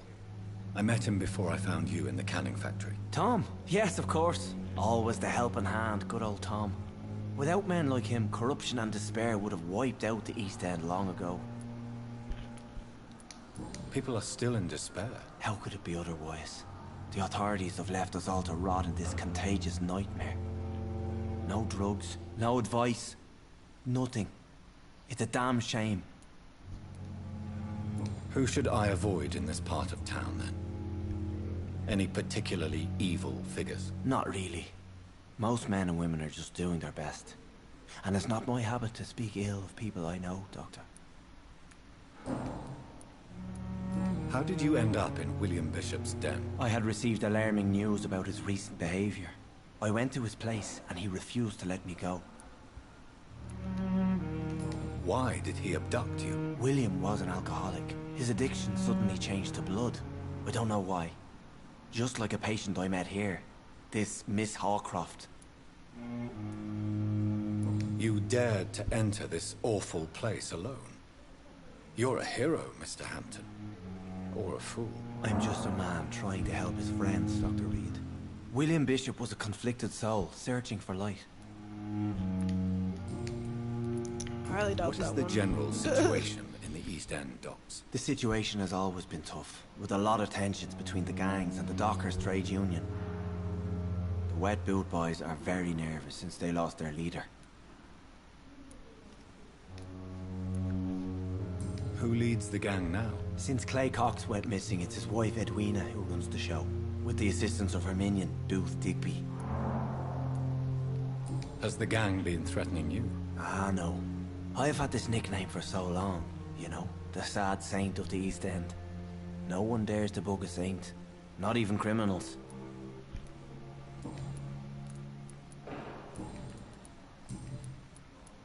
How do you feel, Mr. Hampton?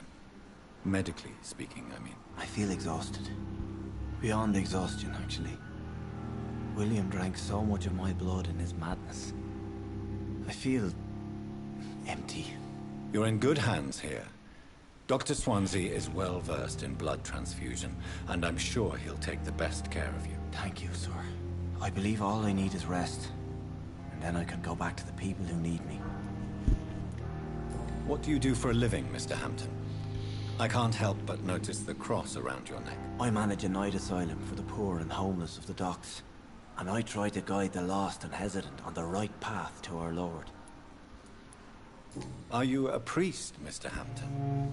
A deacon, maybe? Not at all, Doctor. I'm just a man of faith willing to preach the good word. Why don't you use your cross against William Bishop? To repel him somehow? That's a very strange question, Doctor. A cross is no magical token, if that's what you were trying to say. Not mine, anyway. What? Have you made friends since you arrived? Not really, but I recognize Miss Harriet Jones. I knew her when she lived by the docks. That poor woman had such a miserable life. You never came to see her here at Pembroke? Receiving visits when sick can be an important part of the healing process, you know. We're not just bodies. You're preaching to the converted now, Doctor. To be truly honest, I thought she was dead. She left the docks many months ago.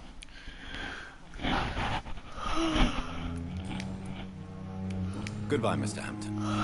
We'll talk again later. It's locked.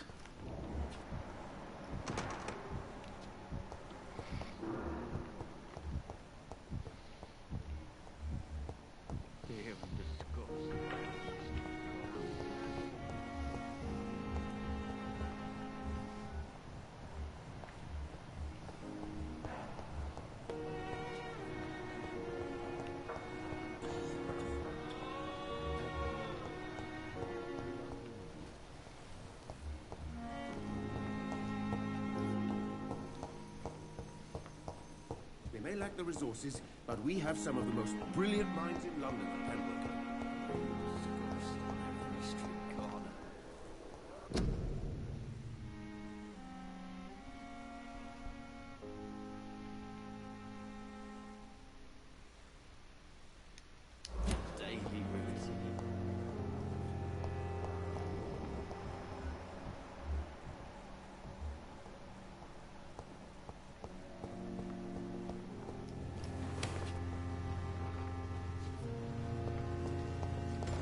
I cannot enter.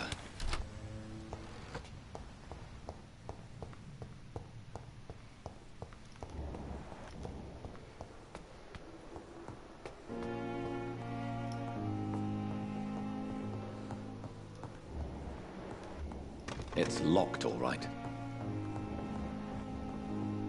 Not now. Please come back later.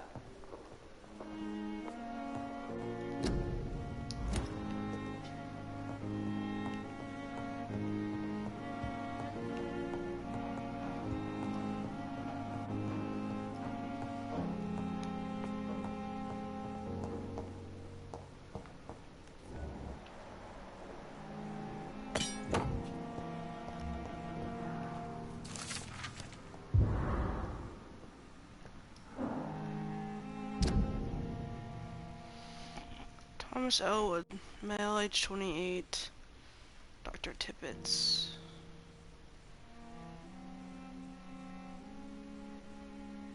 The patient's face has been heavily burned, disfigured by a bomb during the war.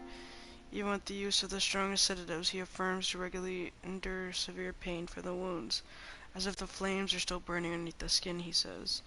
Examination of the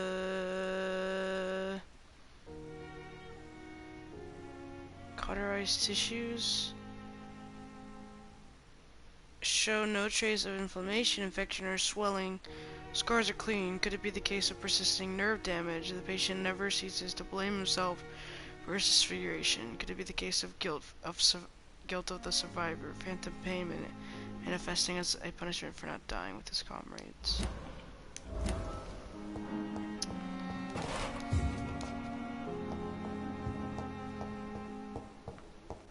I cannot enter.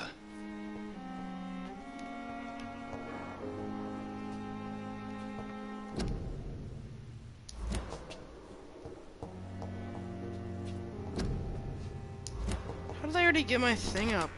This must be the place. It's definitely away from prying eyes. Relegated to the shadows. A kingdom of my own. At least I won't be sleeping in a coffin.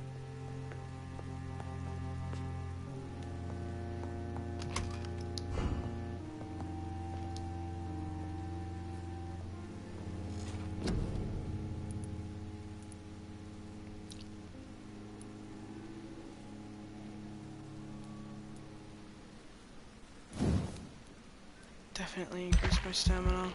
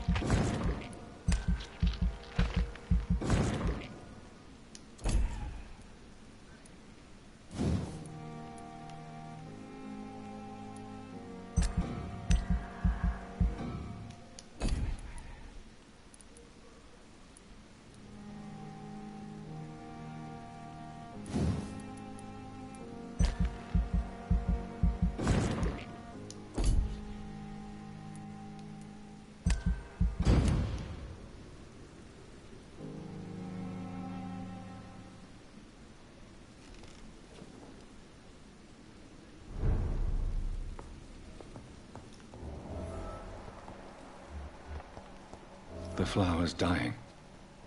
It needs water.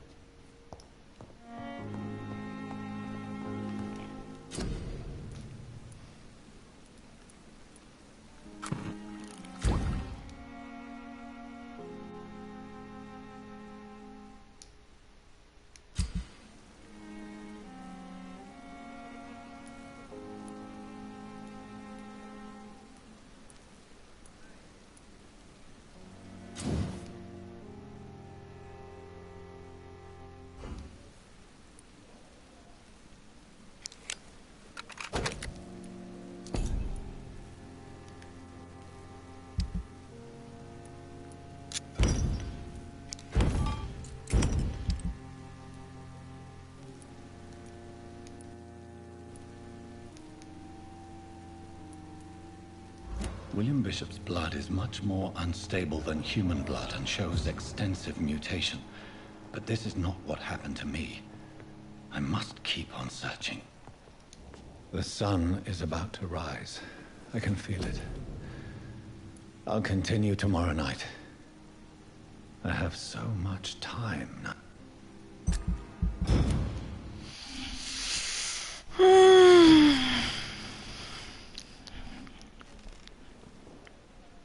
If I'm to stay here until my research is complete, I'd better learn to hide my true nature from the mortals. But what about my thirst for blood?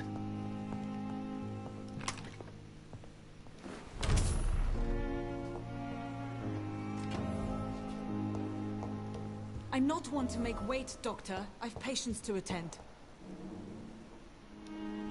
Yes, Nurse Crane? How can I help you? I'm so sorry. I know Dr. Swansea wanted you to rest, but we have somewhat of a crisis. A crisis, you say? Oh shit, a crisis. Our supply of antiseptics is nearly depleted. I was hoping there was another box up here, but...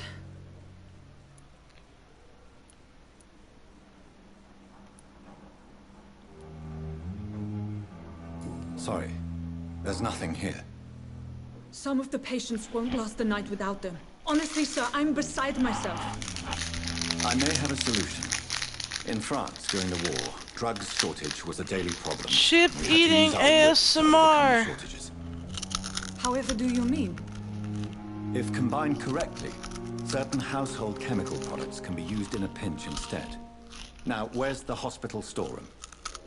The storeroom? Fat chance. This is the Pembroke, and space is luxury we don't have. Everything used to be stored in the old morgue. Perhaps I should look there first. Where is this morgue? It's the large building behind the hospital. You'll need to go in the back door because it's been sealed off for sanitary reasons. Take this key. It opens a small back entrance at the end of a narrow street. The abandoned morgue behind the hospital. A small door at the end of a narrow street. On my way then. Thank you, nurse.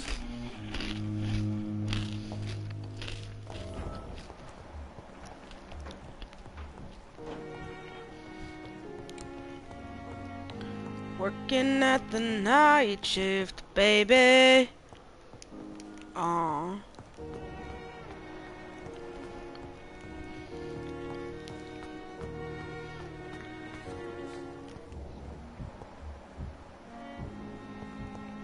Have I met everyone here? I don't think I have.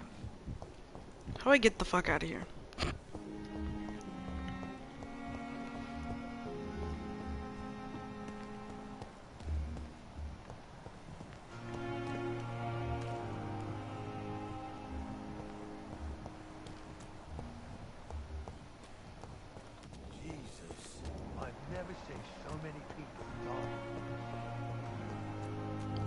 Seem to be getting farther and farther away from the morgue.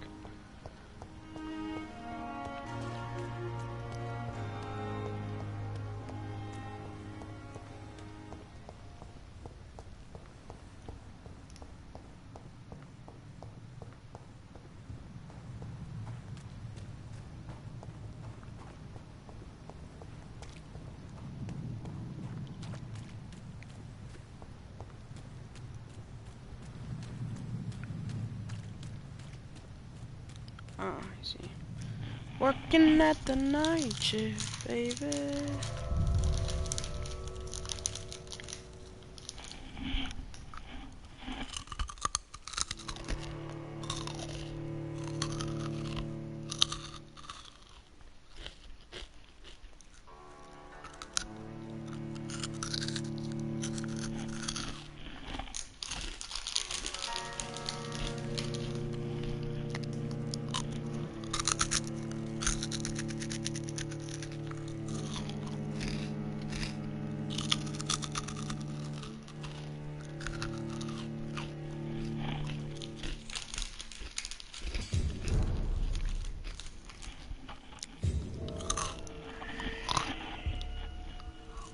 Oh, that didn't sound good. That was not a good noise.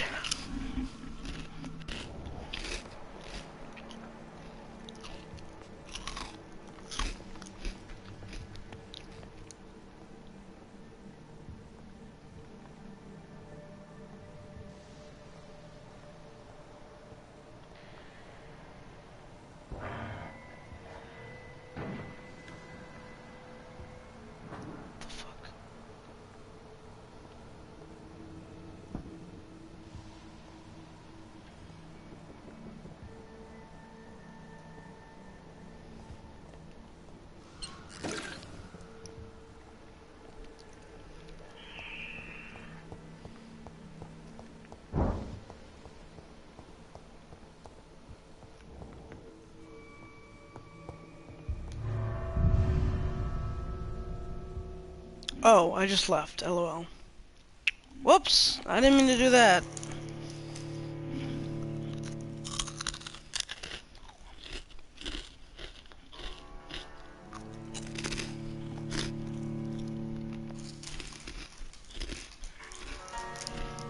Hugs, hey, it's Livy. Hi, Restless. SPZ. Easy peasy. Target's not easy peasy. I just left the main objective building, so I have to load out and then I have to load back in. Sobbing.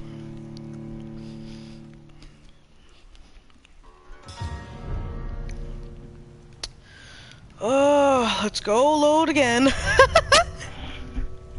Jesus Christ.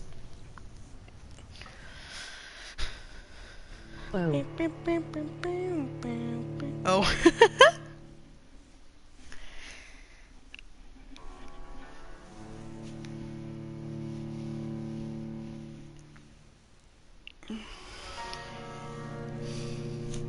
I just woke up, so LOL. Shark! How are you doing, Restless?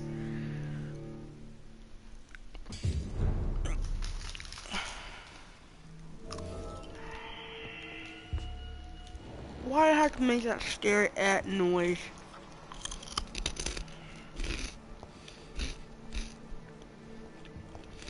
Oh, hell no. It's locked, all right.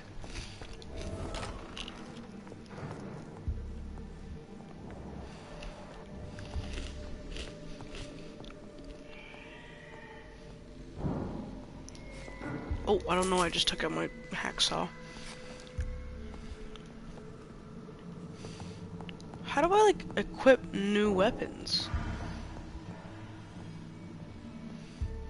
Guess I'll never find out.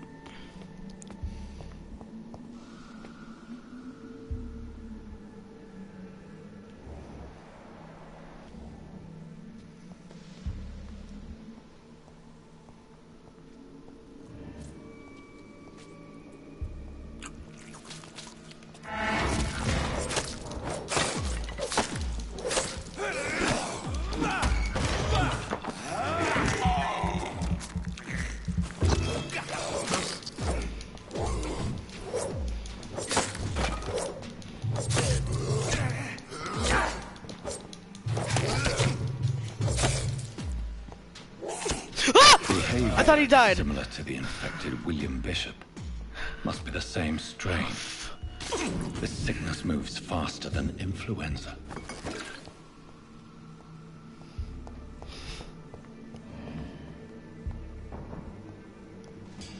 Balls of Mars. Fortifiers. As popular as they are ineffective. But they do contain iron tartrate, and that might prove itself useful.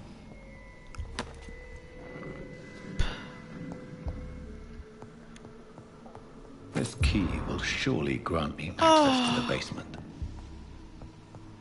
I don't want to go to the basement. It's the last fucking thing I want to do.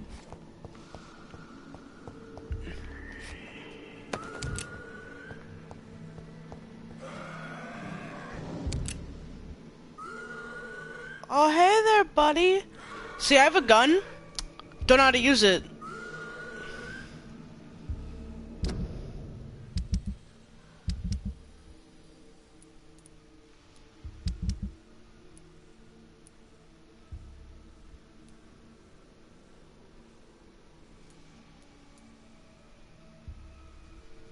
Someone's spying on her?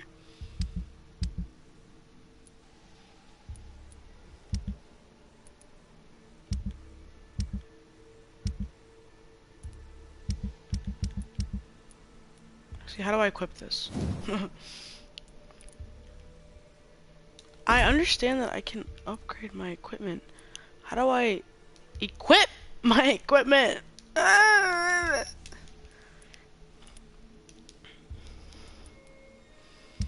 Dear God. Oh, I figured it out, y'all. Look at me go.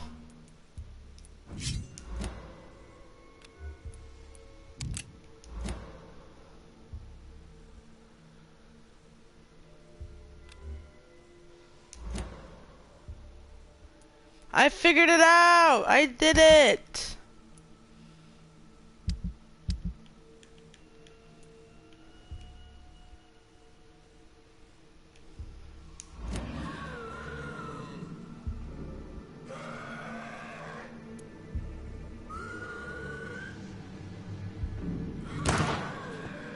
that's how that works. Come here, buddy.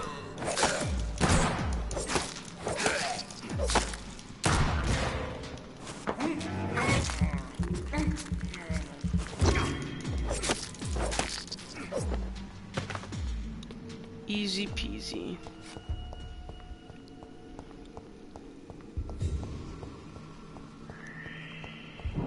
I cannot enter.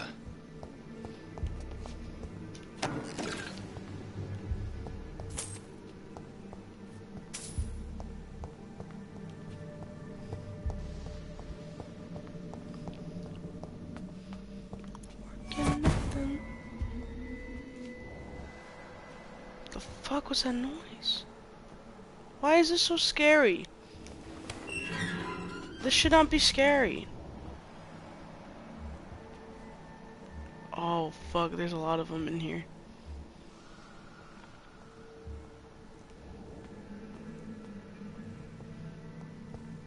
These skulls feed from corpses and the husks of animals. They're not after blood.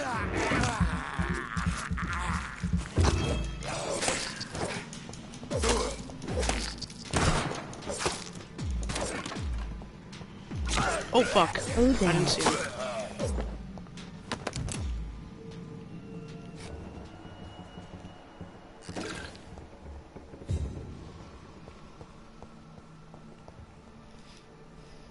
Oh damn. I remember this game coming out, and I don't remember the reviews of this game at all.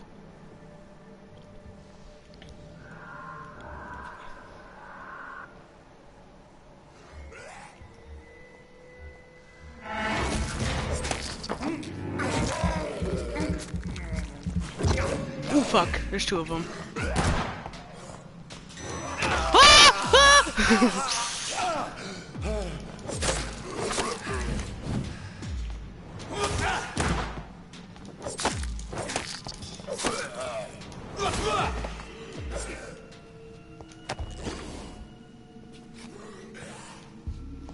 What the fuck? Where? Hey there, buddy. Hey. Do you have any friends, or is it just you?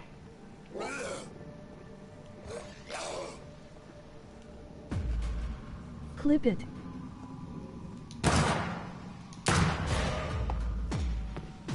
Sorry, I need a drink of blood really quick. Ooh.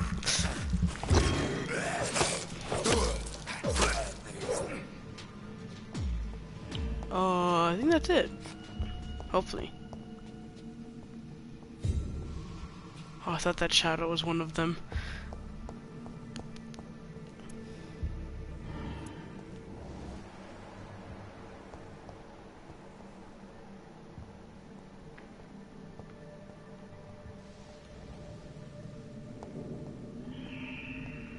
Oh, there's more, isn't there?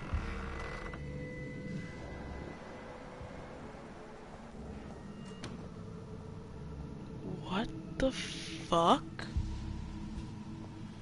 Don't you get up now.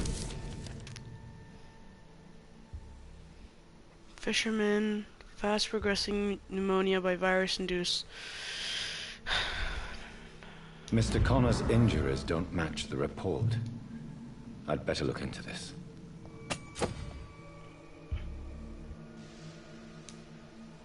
Open and press to directly absorb blood. Oh, oops. He chilling. Yeah, he's fine. It literally said to equip it, press.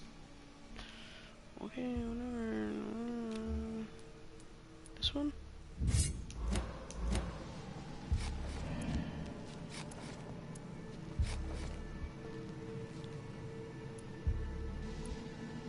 Multiple abrasions and scarring on the arms and legs. Old and distinctive injuries of a sailor or a fisherman. God, I don't like these screams. Traces of a pinkish foam at the corner of the lips. Some sort of drug overdose, perhaps? Why did they open them up? The chest was originally opened to perform the operation. The sutures are clean, but the chest has been reopened. A puncture over the left lung. Possibly a chest tube insertion. Not the cleanest work, but I think it was successful. Signs of internal bleeding.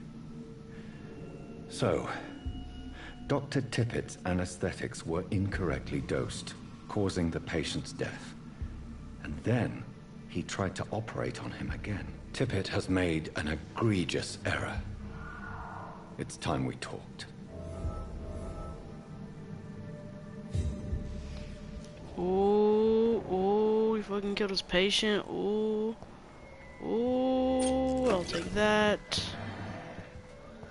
What the fuck? I don't like these parts of the game.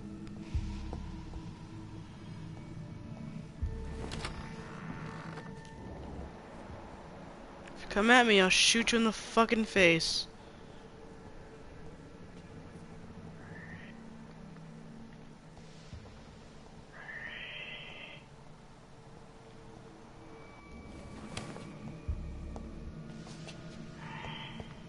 Oh my god.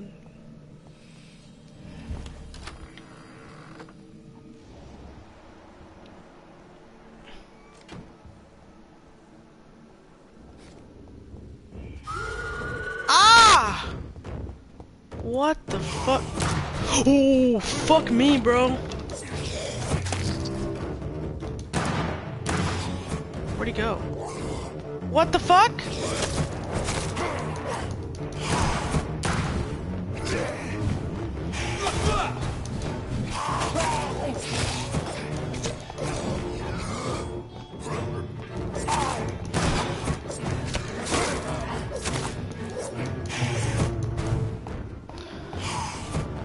What the fuck is going on? What the actual...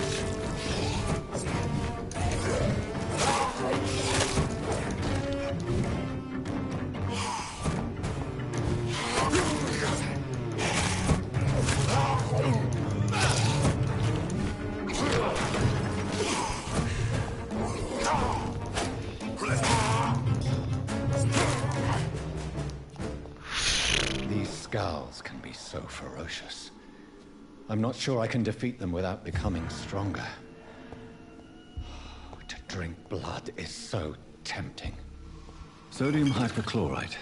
Dangerous to administer, but efficient in the proper dosage.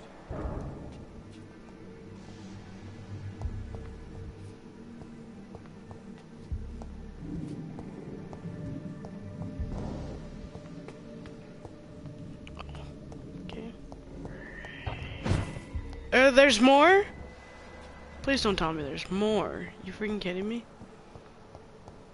I don't even have, like, enough ammo.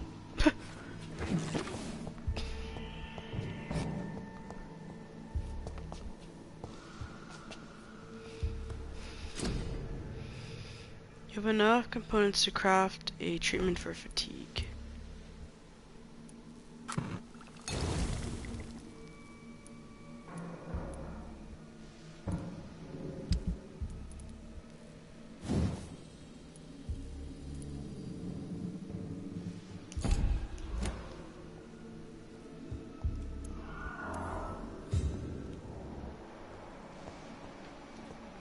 Wait, where do I go now? Oh, I go back up.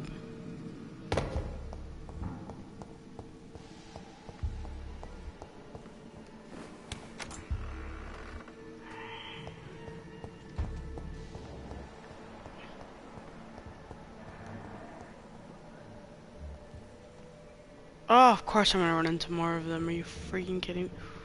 Oh shit, hey!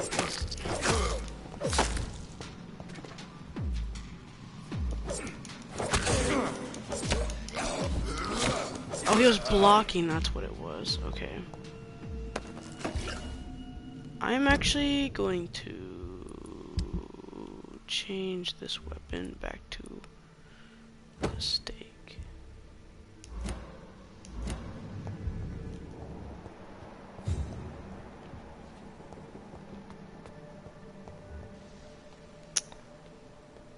Bro, where are these bitches coming from?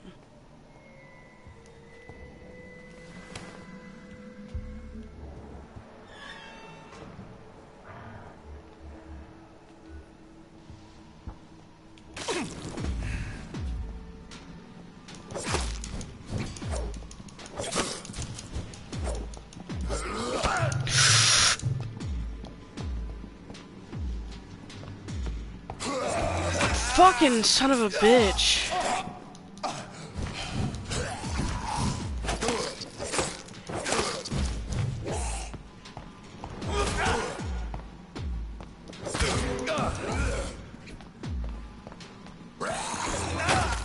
Fuck! Yeah, they fucking came out of nowhere, lurking us.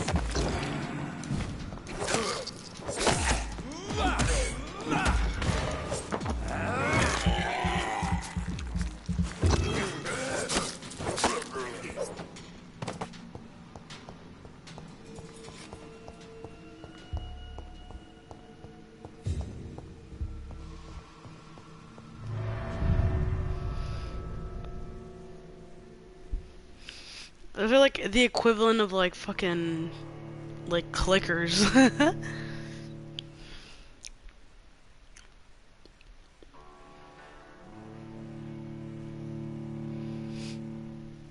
Fuck that. That's terrifying.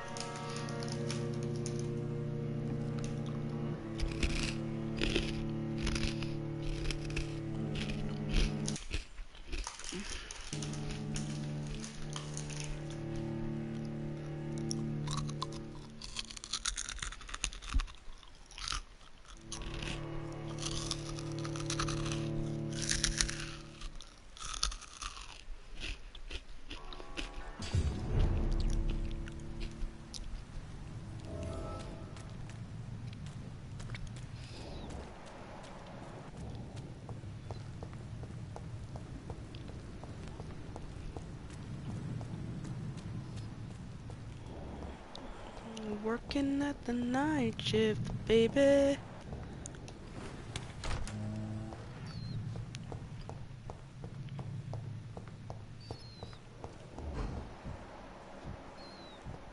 To Dorothy Crane in the patient's room. Which patient?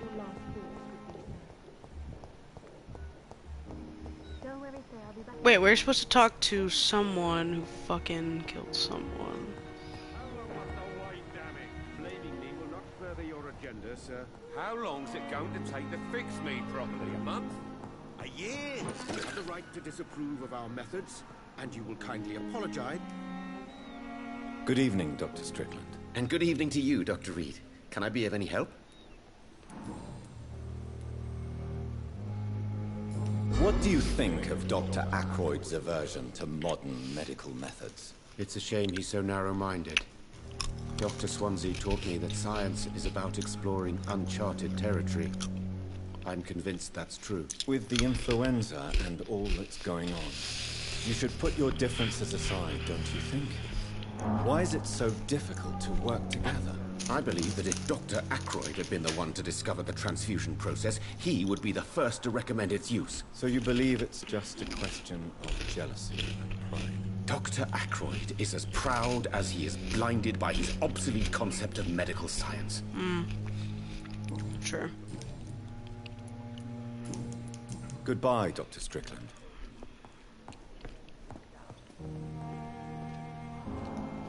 Finally, you've returned, Doctor. Did you find anything of value? Yes, nurse. You've worked your first miracle, Doctor. Now, this patient here needs immediate treatment. Duty calls. When the storm has passed, I'll show you how to mix the remedy yourself with the same basic ingredients. Many thanks, Doctor. When you've finished, you ought to report to Dr. Swansea in his office. He's been looking for you. Seemed pressing.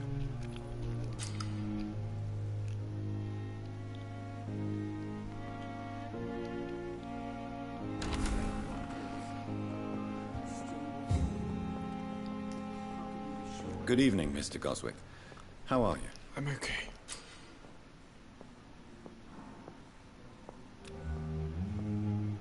Do you need any help? I'm afraid I may, sir. I don't mean to be a burden. What? Oh, what? She's just breakdancing back there. You are not a burden, sir. Look at her go. Healing you is my responsibility. And you have my gratitude for that. How painful is your throat, Mr. Goswick? So painful I'd rather not talk at all, Doctor. I'm sure you realize a doctor and his patient have to communicate, sir. Would it help if I gave you some paper and a pen? Not really. I see. Then maybe it's not just your throat that hurts, Mr. Goswick. Perhaps your sore throat is just the consequence of something more hurtful. Yes, maybe. But I don't want to talk or even write about it now. Oh. I have to go now, sir. But don't hesitate to contact me if you need any help.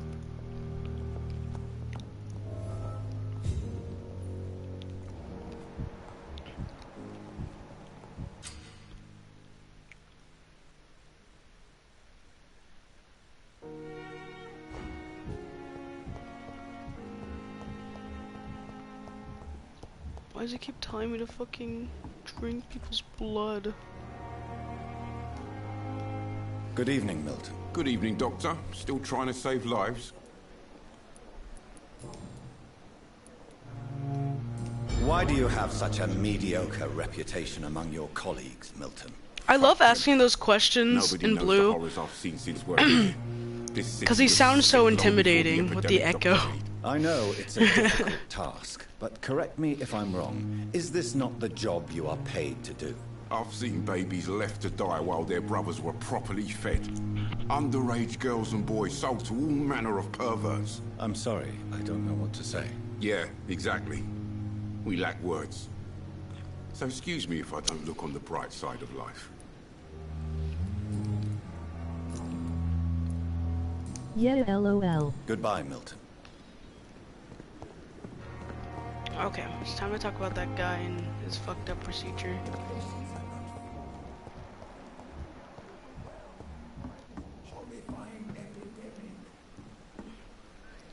Good evening, Nurse Brannigan. Good evening, Doctor.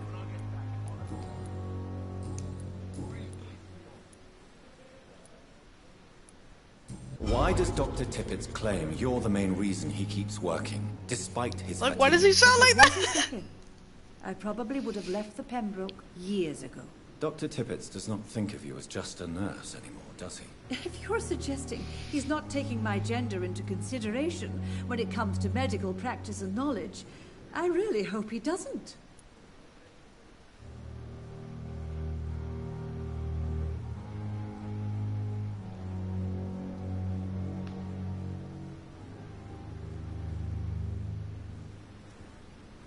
Need a vine boom too.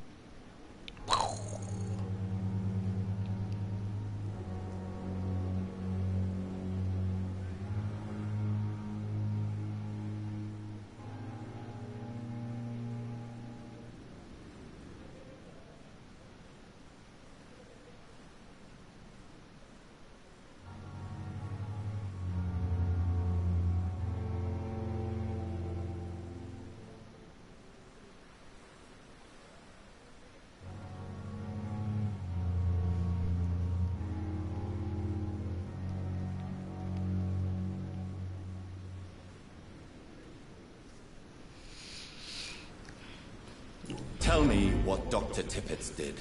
I know his mistake caused a patient's death. If I had not covered up his error, Dr. Tippett would have been fired from this hospital. I could not let that happen. You can't allow your emotions to dictate your conduct concerning patients, Nurse Brannigan. Look around you, Dr. Reed.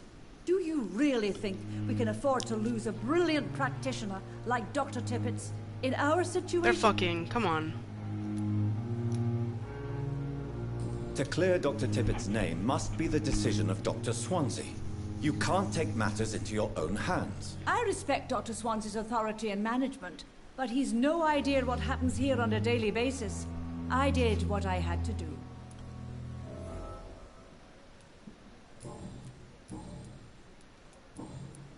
Goodbye, nurse. Call me if you need assistance. At the same time. Good evening, Mr. Cox. Dr. Reed. Still working at night, I see. I like that. And why is that? People who don't sleep at night always seem more alive to me. He's on us. He's on to us. Do you ever think about that poor fellow I saw you push in the water? The wound he gave me will make sure I don't forget him. Still fucking hurts. Boss had cut me good. That man was determined to murder you. You almost died. What a surprise. The first time I met him, he nearly shit himself. Fucking coward. I guess revenge gives you balls. What did he want? Revenge? I recently had to kill his brother. Poor arsehole thought it would be easy to return the favour.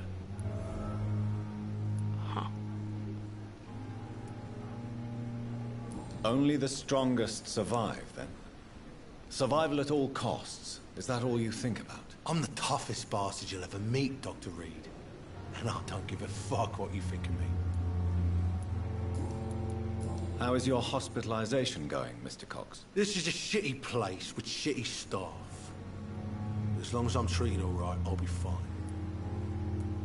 What's wrong with the Pembroke staff? That bastard you sent to bring me here, Milton. I thought he was going to break all my bones before I reached my bed. I see. Any other smart comments? The nurses aren't too ugly. Especially that foxy one, Nurse Crane. Pretty brunette, tough attitude, oh, I like that. What's wrong with the hospital? Come on, Dr. Reed. The place is a dump. Smelly, sad, and dirty. But you're alive thanks to the efforts and dedication of the staff here, aren't you? What are you expecting, a medal? I thought that saving lives was just part of the job. Must be an unsatisfactory profession at this time, I'm sure.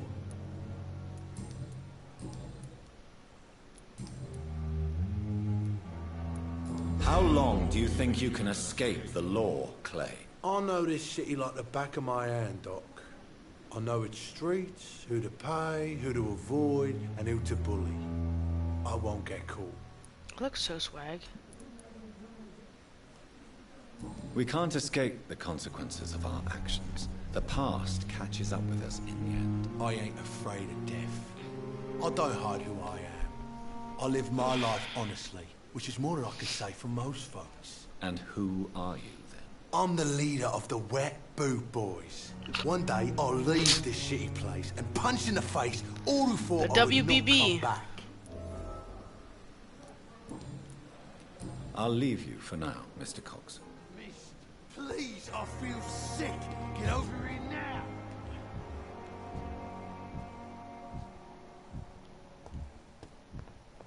He's fatigued. Where's that other guy go? No, for... What the fuck? Who's that? Ah! You son of a bitch. Good evening, Dr. Tippett. Dr. Reed, any good news to share?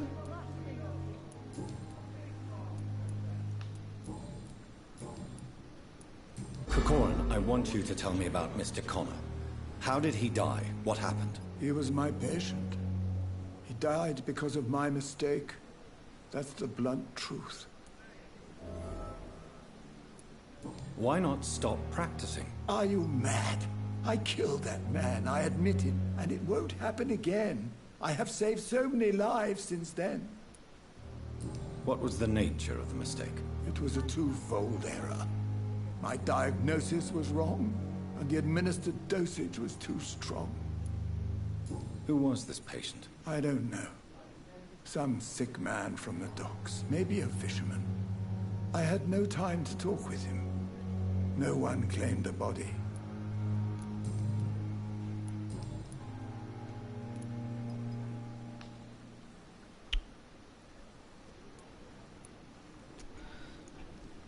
I don't want to say I'll cover for this guy. I still have so many more hints.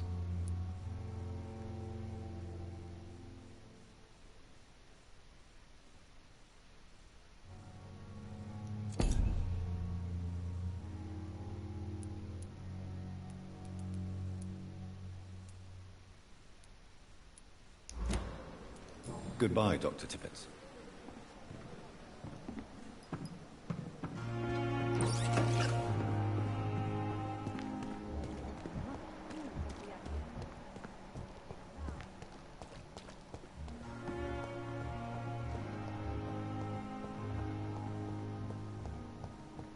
I saw a new person over here.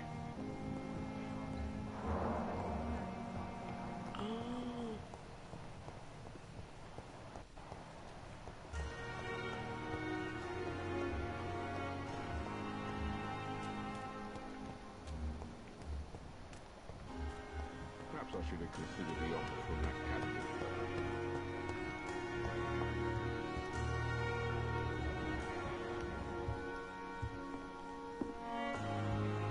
Not talk to this man.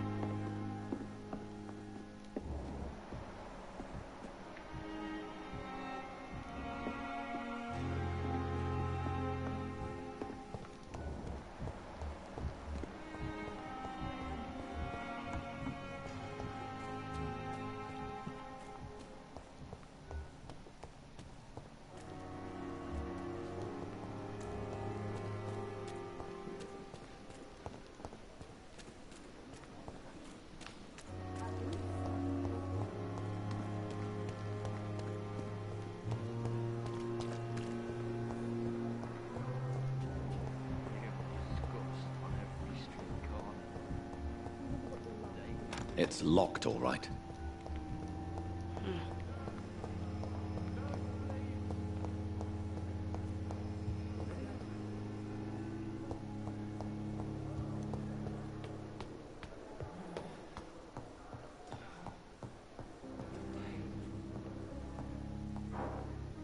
The fuck was that noise? Someone's whispering. What? It's locked.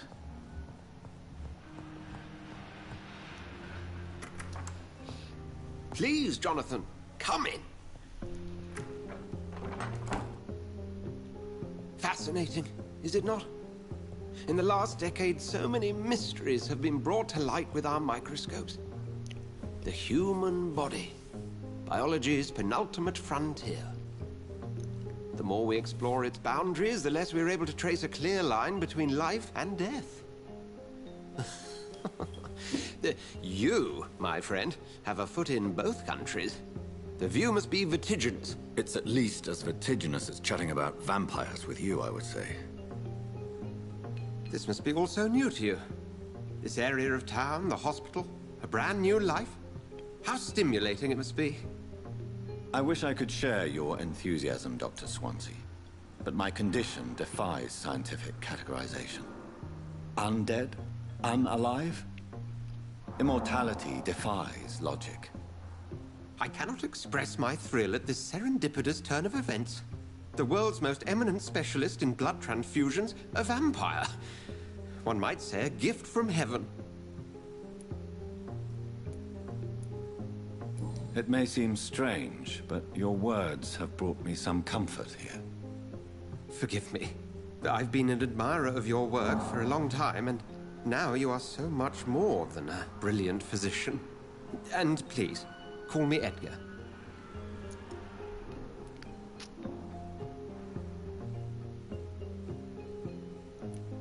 I'm not some doe-eyed student, Edgar.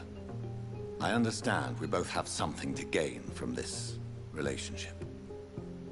Very well. I have a task for you, Jonathan. Something that will require all your newfound skills. Please, go on. The Pembroke only survives through the generosity of our benefactors. Unfortunately, our main donor has found herself in a bit of a bind. Now, if you could help her out... A spokesman or politician is what you need. That's not my calling. And until I come to understand what has happened to me, I require discretion. Discretion is in order, Jonathan. Lady Ashbury has recently received rather indelicate correspondence that, if revealed, would jeopardize her position. And you would like me to eradicate this threat? By the stole, of course not. I would just like you to pay her a visit. Her ladyship is certainly near the tents outside, tending the sick. You can't miss her. Look for someone impossibly delicate. Accepted. I'll see what kind of trouble Lady Ashbury is in.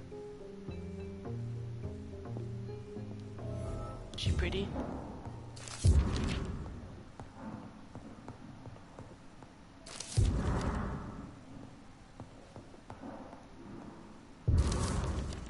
Damn, just collecting letters like they're fucking Pokemon, bro.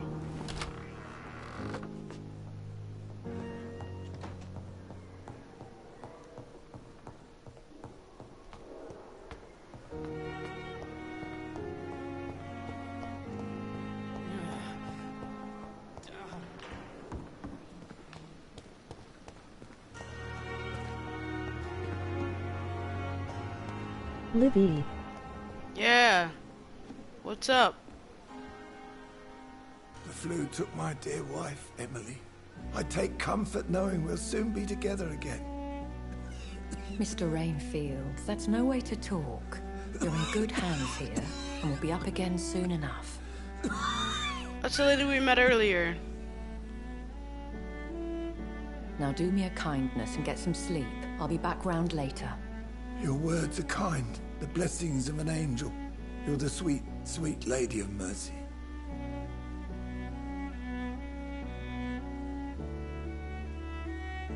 Good evening, Dr. Reed. It's a pleasure to see you again. You seem surprised. Dr. Swansea has brought me up to speed concerning your recent appointment to Pembroke Hospital. You're a the lady who saved me that night, before vanishing into thin air. I remember you from the pub with Dr. Swansea. Indeed. Allow me to introduce myself formally this time. My name is Lady Ashbury. I remember you well, in spite of the brevity of our encounter.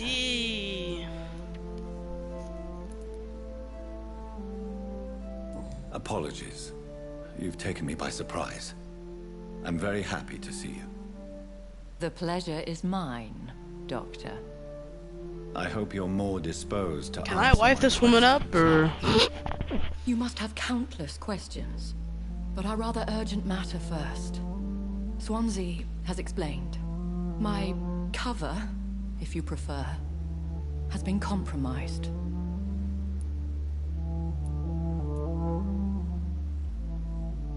Pardon my boldness, Your Ladyship, but I have questions concerning this condition we share. As a newborn, your hunger for answers is rivaled only by your thirst for blood. But the questions need wait.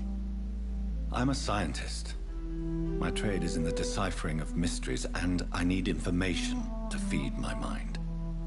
I will gladly answer every question you have, but first, Bruh. prove yourself capable of resolving my predicament without eating the culprit. Have any of the patients given you trouble? These poor souls have so little left to live for. I do my best to ease their pain. The world would be a better place if it were cared for by women like you. You make me blush. I am simply a necessary evil. Dr. Swansea has commissioned me to be your agent in this matter. You could start by explaining what's amiss. These past Stand the insufferable flirting weeks, already. I've been the victim of extortion. I've made a first payment, but the blackmailer grows greedy. I must refuse his most recent demands. Bro, the music is just... If we're dealing with an ordinary criminal, surely you've the means to deal with it yourself, if I may. As immortal tradition doth dictate, all fangs and hypnotic eyes ablaze, the blood would run like a river. That's what I hope to avoid. Violence has a tendency to spiral out of control. Who would be so foolish as to threaten you? A kindred spirit. Even if it were the case, and I highly doubt it, a vampire would have asked for something more valuable than money. My suspicions lean toward a patient or their family. What are your expectations? Please be precise. As the newly appointed surgeon of this hospital, you are in an excellent position to ask innocent questions and deftly learn the identity of my blackmailer. Please continue. Every detail is essential. I'm your man. My embarrassment in this matter is eclipsed only by my shame at having put the hospital at risk. The threat from our anonymous scoundrel is clear. A list of dates. My visits coinciding with the dates of suspicious patient deaths due to massive blood loss.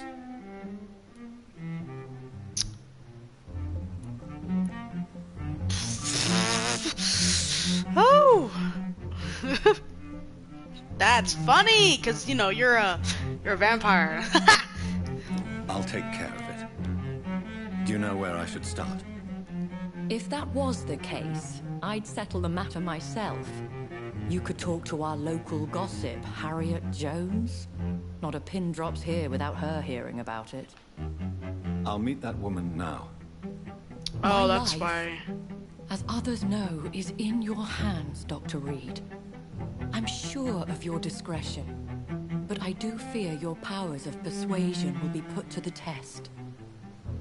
When this is resolved, I'll be your obligé. I'll answer all questions in regards of your condition. The music is just banging.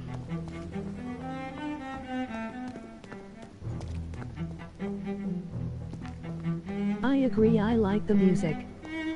Like the soundtrack must be.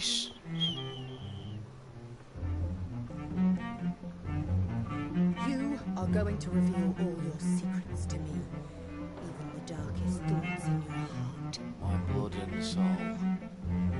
They belong to you now. The life running in your veins. This dead flesh needs it. Oh, please spare me, Dark Queen. Spare your obedient slave. Okay. Okay. That was fucking weird.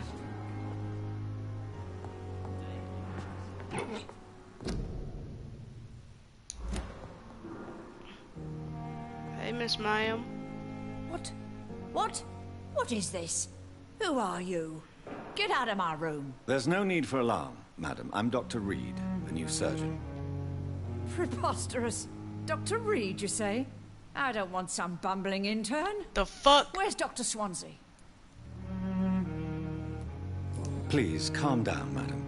I assure you that I am highly qualified. I'm just back from war duty. How brave. Threatening an old defenseless woman. You know how long I've been a patient here? You've picked the wrong fight. I'm Harriet Jones. Harriet Jones? Indeed. I've been meaning to have a chat with you. You know what goes on here better than any other patient, I gather. Oh, better than any patient, nurse or doctor. I've seen so many vile undertakings. I heard there have been some despicable goings-on. Was there a case of blackmail? Blackmail? Wait. You're investigating something. This isn't a social call. One of those incompetent cunts slit a poor sod's vein.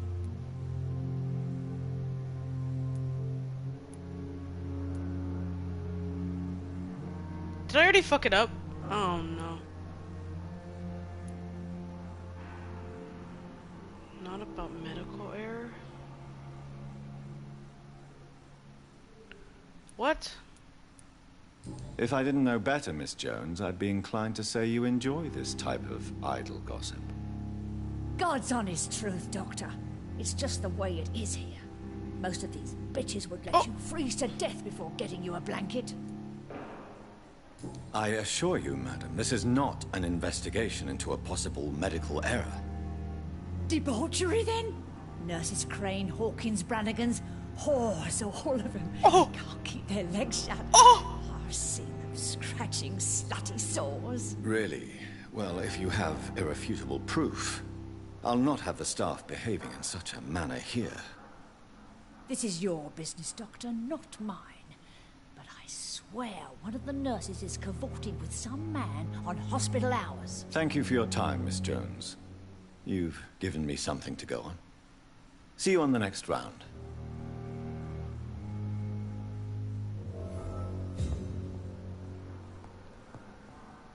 The patients and staff might know something.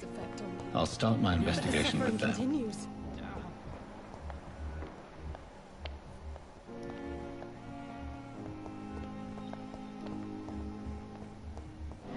Okay, wherever they fucking went. What the fuck?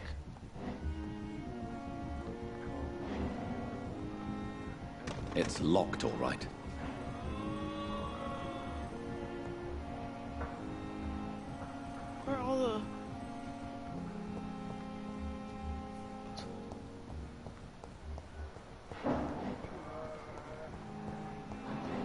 Thelma Howcroft said she was being watched by vampire hunters.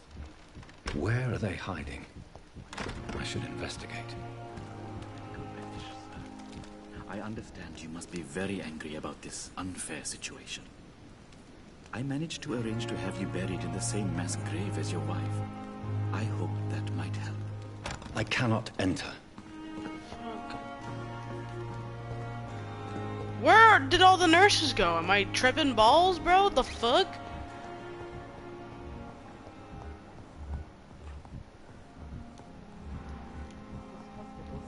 Falling apart. But in the circumstances, I'm willing to give you the benefit of the doubt. Good evening, Mr. Goswick. How are you? I'm okay.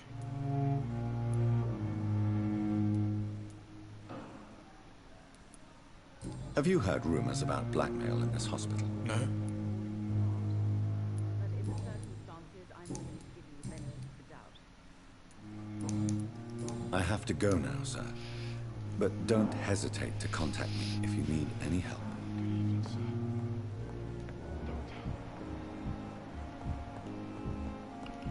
Bro, really, where did all the... Oh, there's one of them. Bitch, where were you? Good evening, Nurse Hawkins. Good evening, Dr. Reed.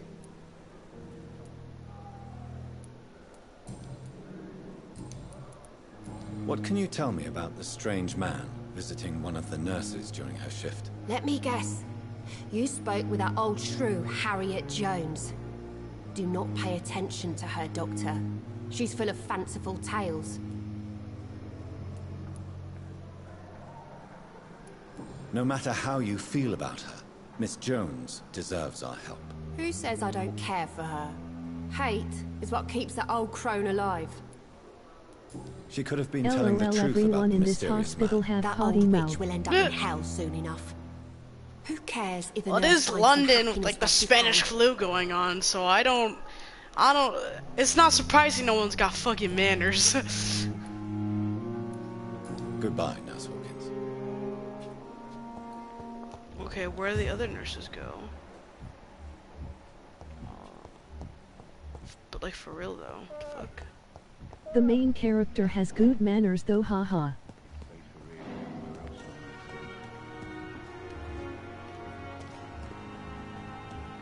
Why are they like that? Why are they... Very gentlemanlike. Good evening, Nurse Brannigan. Good evening, Doctor. I've decided that I won't reveal Dr. Tippett's, shall we say, misdemeanor. I'm so glad you share my point of view. Dr. Tippett's is a Okay, brilliant that's a man in a nurse's We costume. most definitely need his know-how. I hope you're right. This is a huge risk we're taking. Dr. Tippett's must regain his confidence. Please, keep this decision between you and me. He doesn't need to know you found out. Oh, he already knows.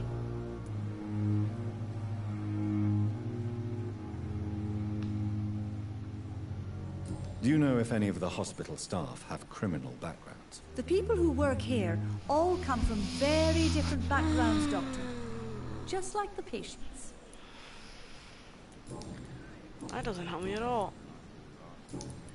Have you seen a strange man visiting any of the nurses here? I've never heard of such a thing, Doctor. Goodbye, nurse. Call me if you need assistance.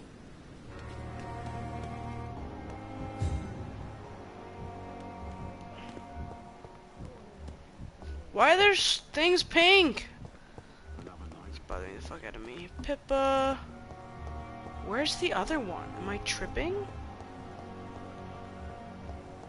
I must be, lol.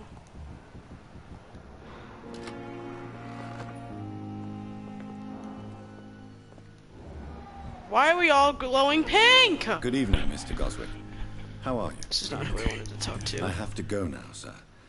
But don't hesitate to contact me if you need any help. Good evening, Doctor. How is my son doing?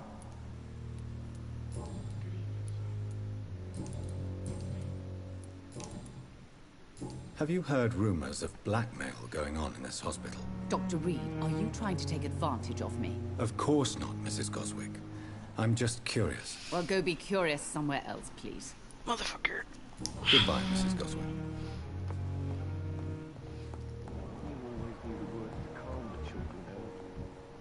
As for me.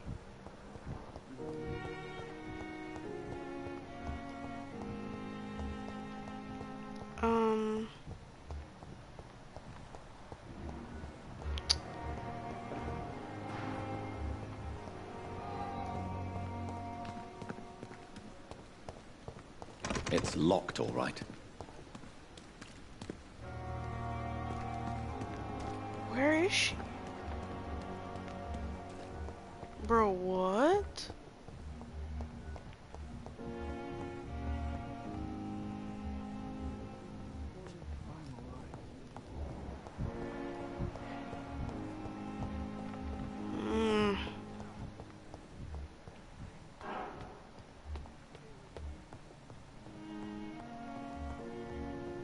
It's locked.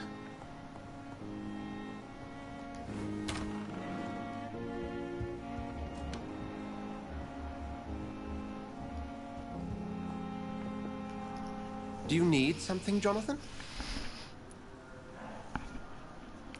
I have met Lady Ashbury. She's a fascinating woman, wouldn't you agree?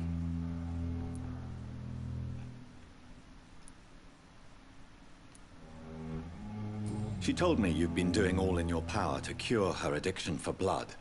Though unsuccessful, it's admirable. Lady Ashbury is a cherished friend of mine. I would not betray her secrets without her consent. Come to the rescue of a damsel in distress. I ask nothing more. The matter of Lady Ashbury's blackmailer. Oh, I know too much about this matter already. I'm confident in trusting the interests and reputation of both the hospital and Our Lady into your able hands. We'll see each other again soon. Where is she? Bruh, what the fuck? Why can I not find her?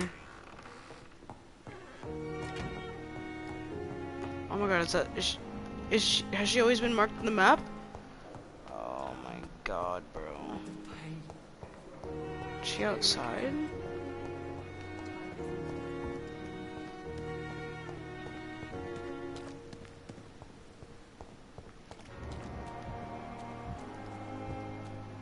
No fucking way that thing's been up there the whole time and not.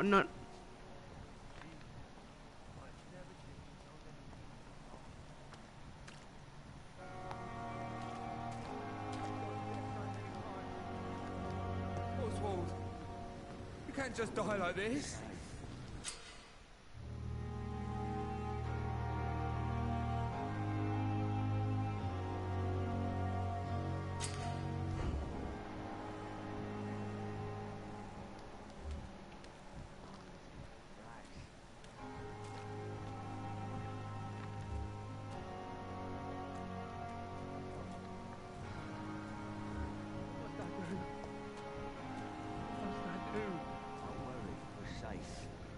Please, sir.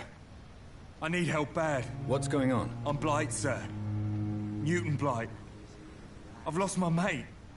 Can't find him anywhere. I'm Dr. Jonathan Reed from the Pembroke Hospital. Please, calm down and give me more details. Oswald and myself were both infantry, sir. We were en route for the hospital, but... well, we had a disagreement. And Oswald ran off towards the canal. How long have you been searching for him? I can't go there. Too many rats by the water. Fucking rats. Can't stand them since the war, sir. Can't stand them at all. Don't be ashamed, Mr. Blight. Many soldiers who survived the trenches suffer from musophobia. I'll see what I can do for your friend. This is a dangerous part of town. What are you doing here? We were looking for the Pembroke Hospital. We both need help. Treatment, I mean. To get some sleep. Just need to feel better, sir. What can you tell me about yourself? I'm Oswald's best friend. We served in the same regiment, sir. Taken care of each other since we came back from the front. What can you tell me about your friend? His name is Oswald Thatcher. We survived the war together. Oswald is nervous and quite fragile since we came back from the war.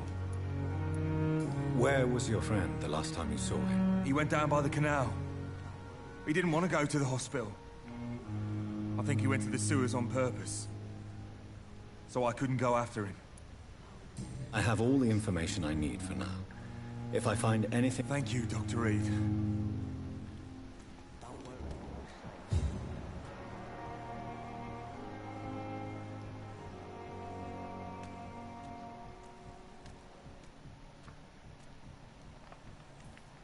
Who's talking?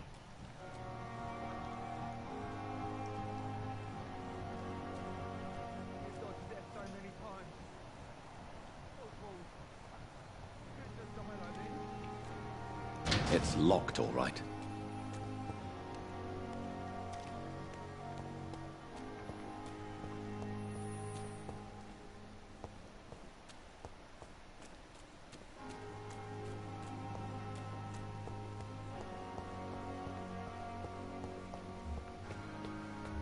What? Okay, so she's down there somewhere.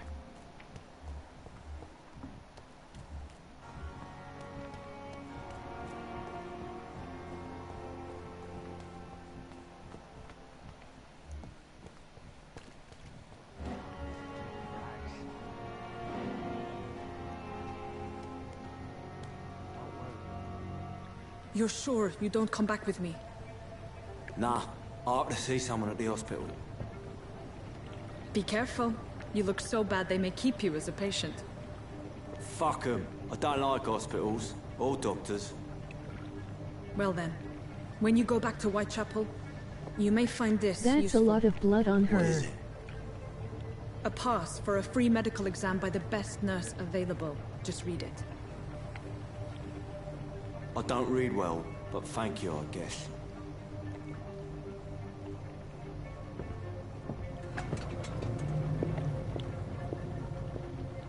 What the fuck? That is a lot of blood on her.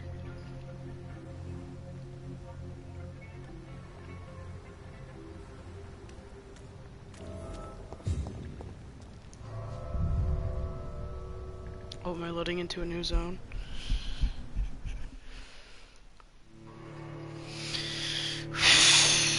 Oh, fuck. Okay.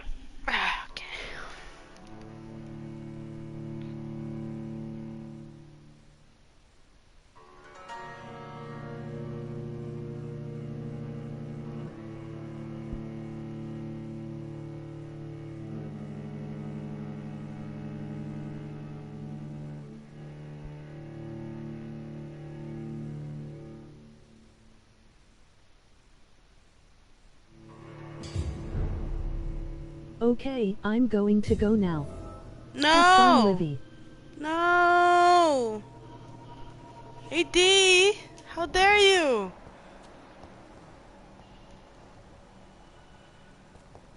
He's locked the door behind him.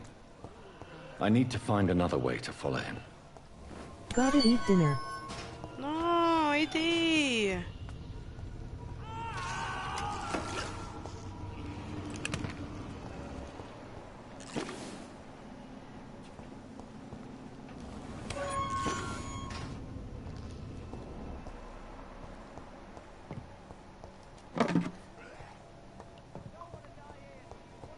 This man has been savagely attacked and dragged to the floor.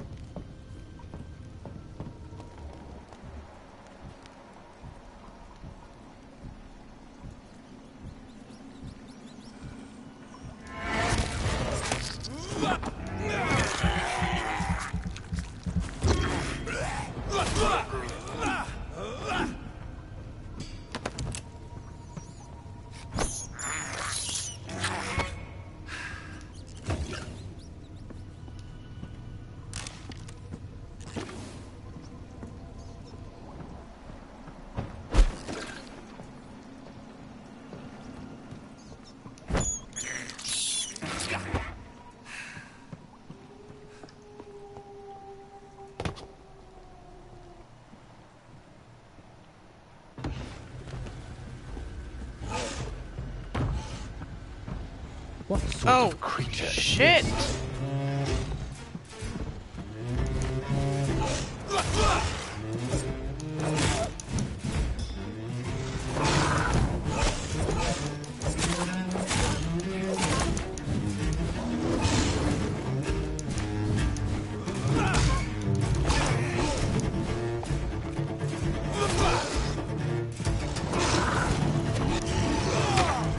this? Ouch.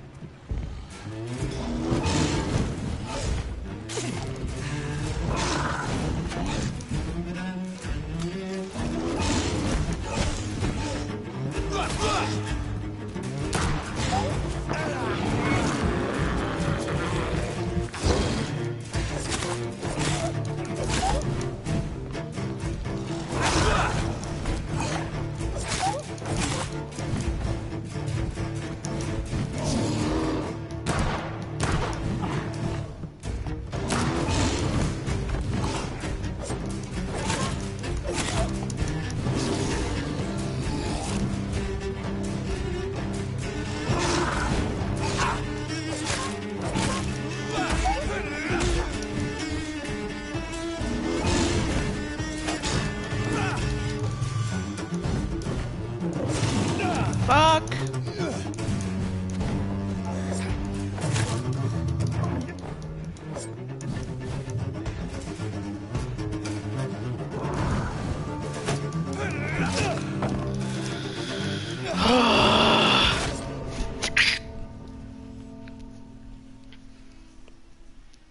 Oh.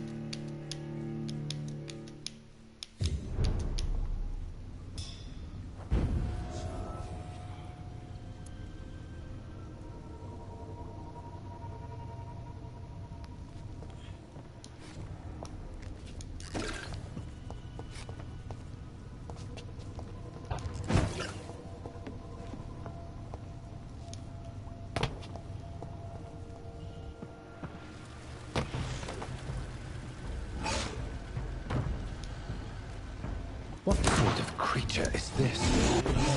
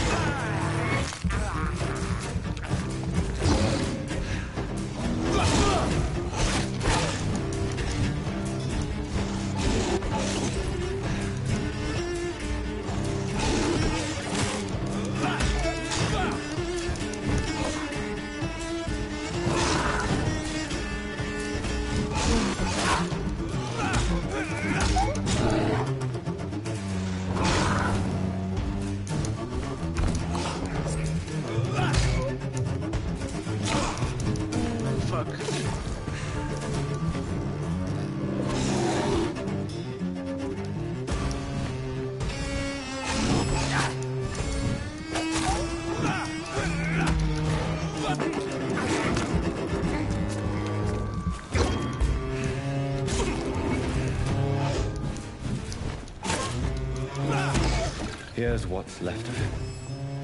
Not a lot to check, but I should anyway.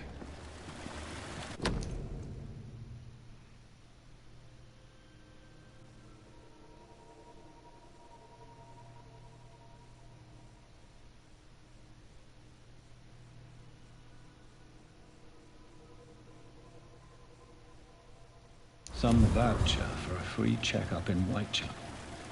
What is Nurse Crane up to? I really must find her.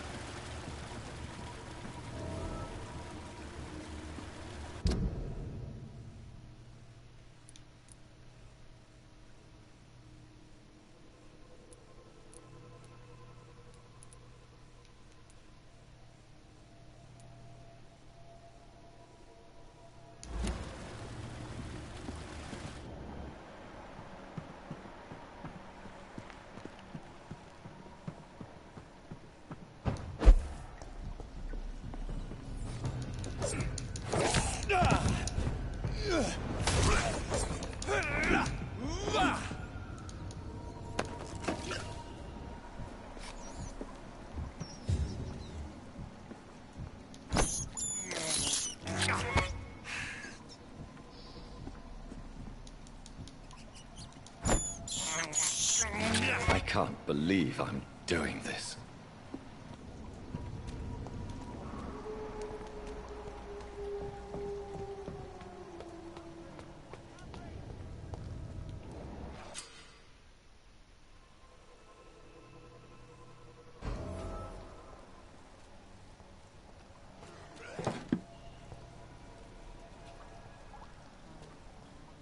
What's going on? I want to see the sky. Feel the fresh air.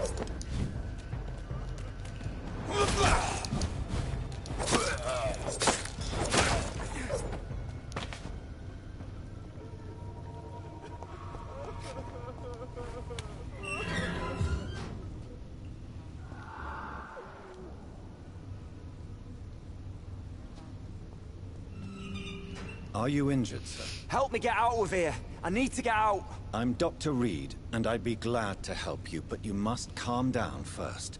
Please, take a deep breath and tell me your name. Okay. I'm Oswald Thatcher. Please, I need to get out. Mr. Thatcher, your friend Newton sent me to help you.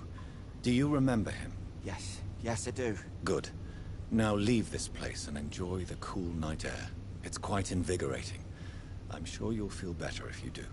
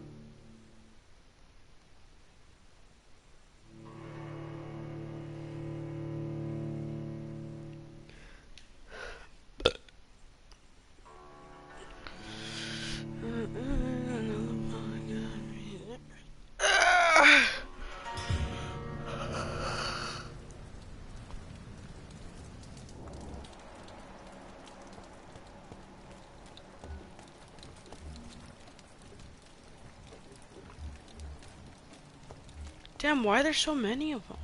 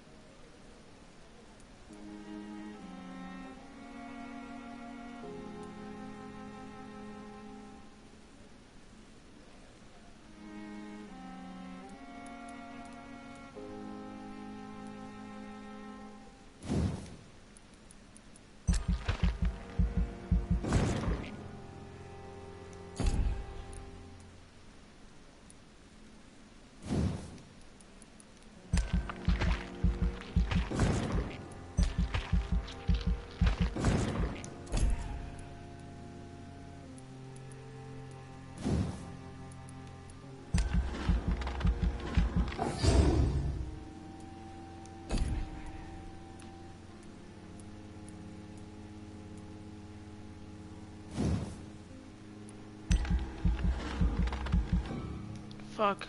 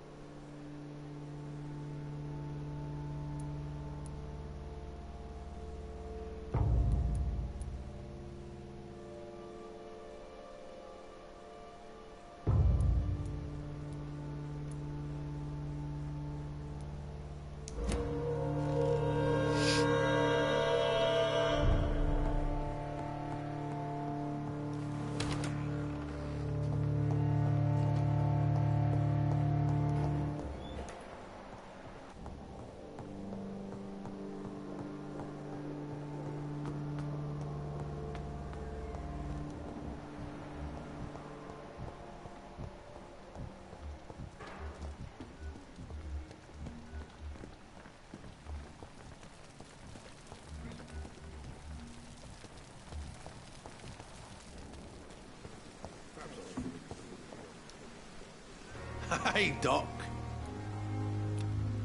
You're lucky to be alive, Mr. Cox. I hope you're starting to take better care of yourself. This place is full of sickness and decay. How can I get better in such a dump? Consider yourself lucky that I'm treating all of my patients equally. But don't push your luck. Don't play the innocent with me. I'm sure you have good reasons to act this way. And also weaknesses that can be exploited.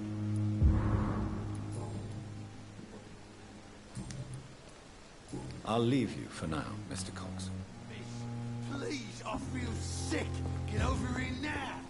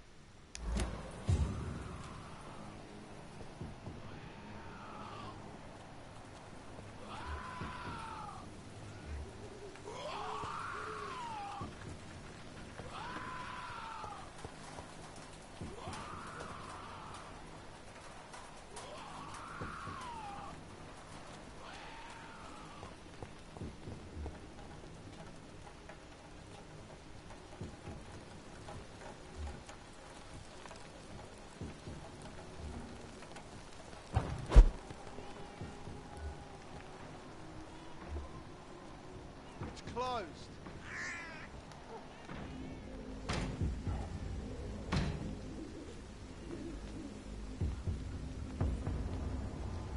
This is no place for you, sir.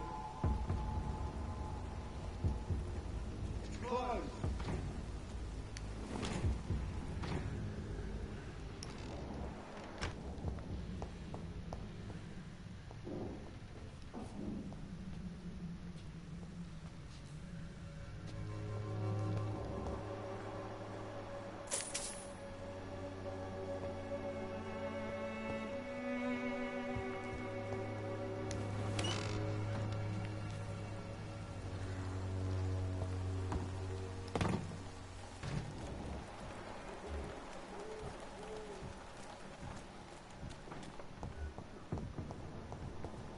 I'd step back, sir.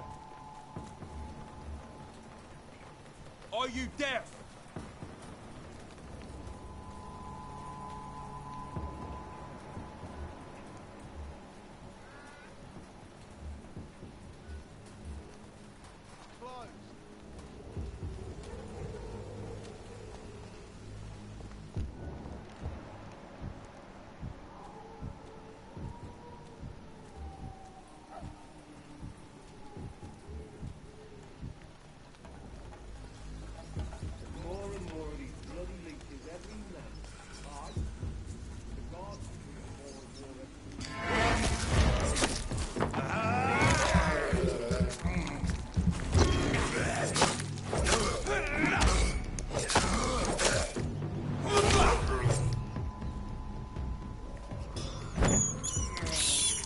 I have this thirst for blood. This is despicable. I can't believe I'm doing this.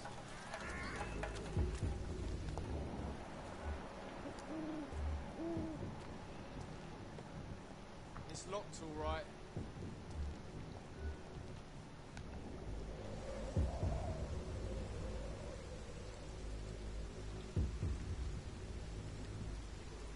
It's closed.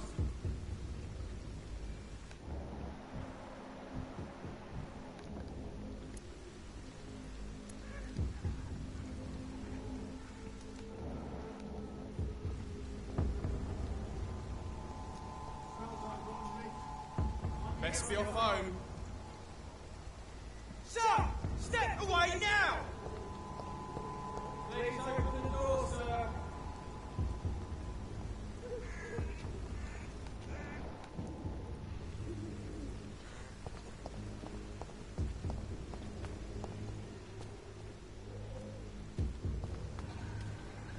You're locked out.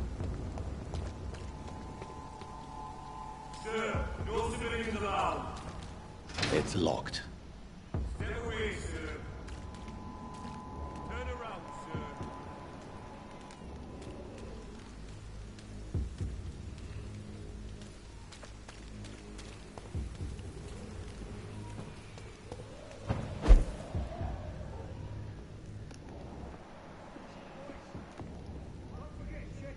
I cannot enter.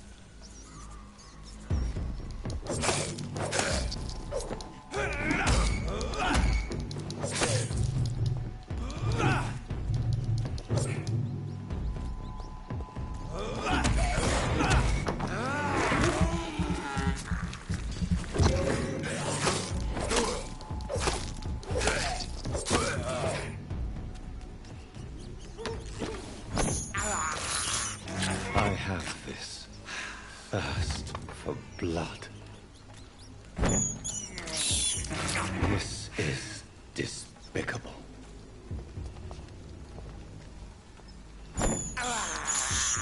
I have this thirst for blood.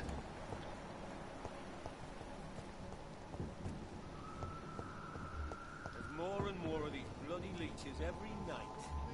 I'd step back, sir. More and more every year. Hey! Don't come no closer!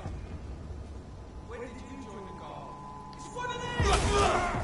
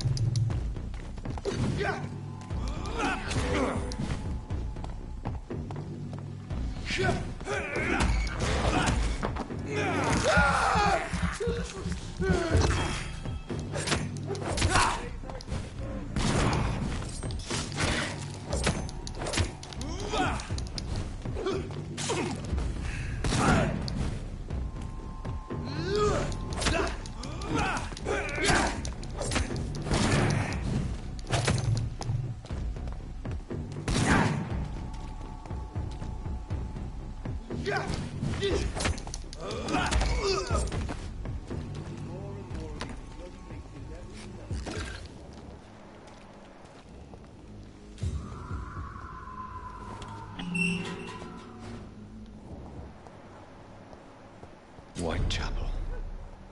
This neighborhood is linked somehow to the kind Lady Ashbury's blackmail. First, let's find this Petrescu fellow.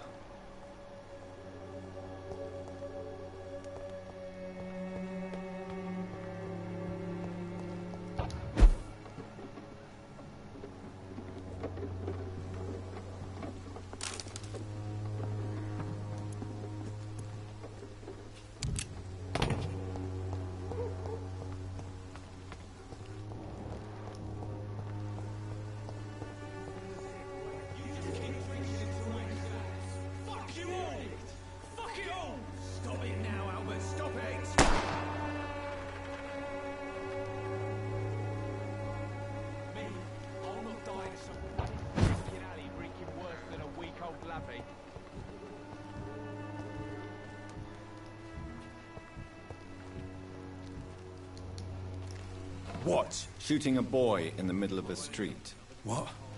I'm Dr. Reed. No. Look, Do you know Nurse Dorothy Crane? It's funny, I've been searching for it. Really? And why is that? Word is she ain't real. She's a cover for some doctor who runs an... What can you... Nothing. You mean... Yeah. You mean you used to have a... Yeah. Perhaps you... I'm sick, broke, and my son just... What can you tell me about? Nothing to say. A gun, alcohol...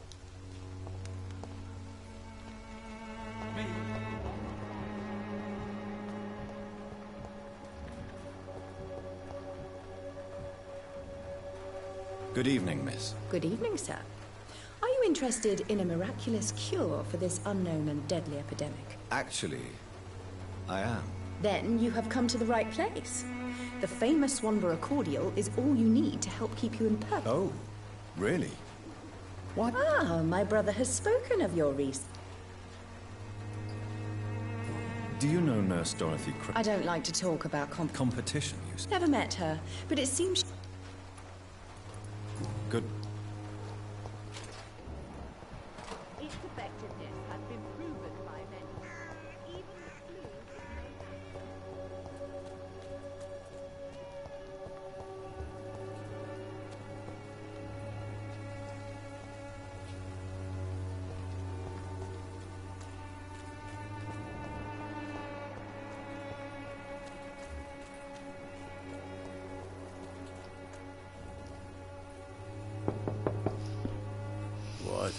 What do you want? Leave me alone. Good evening, sir.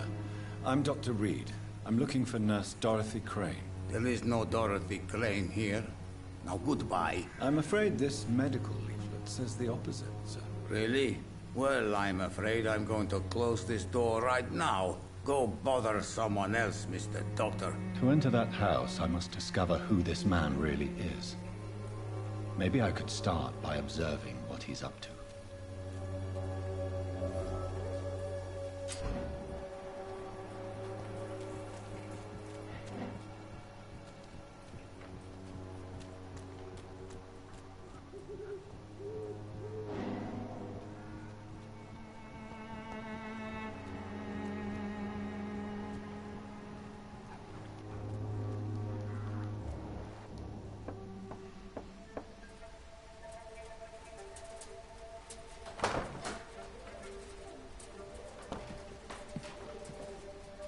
A strange man was at the door with a pass for our medical facility. I refused him entry.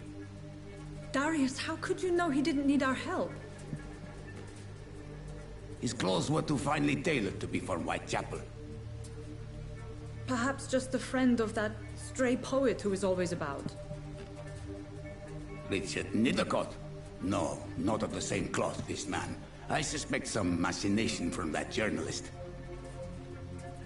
Clayton Darby. Is he still asking questions? Yes.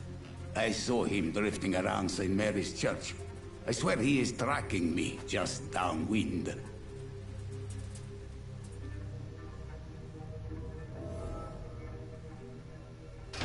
I must talk to that journalist or the poet. They must know about Darius. Nearby the church they just mentioned.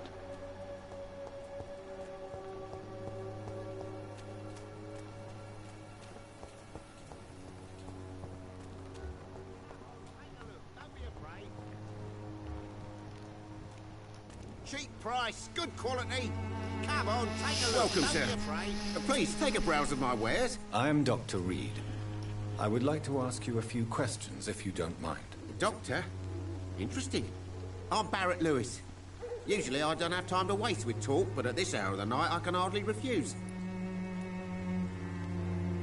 Have you heard of a nurse called Dorothy Crane? Nurse Crane? So the bitch really is a nurse, then? Always thought she was just some crafty foreigner, that one.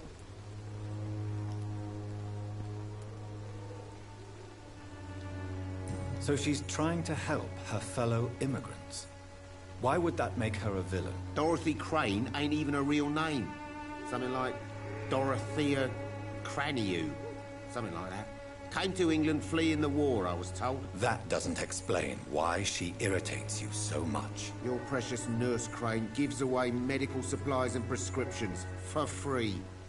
I offered to sell it for a fair cut, but no. Miss Crane wanted to play the quiet saint.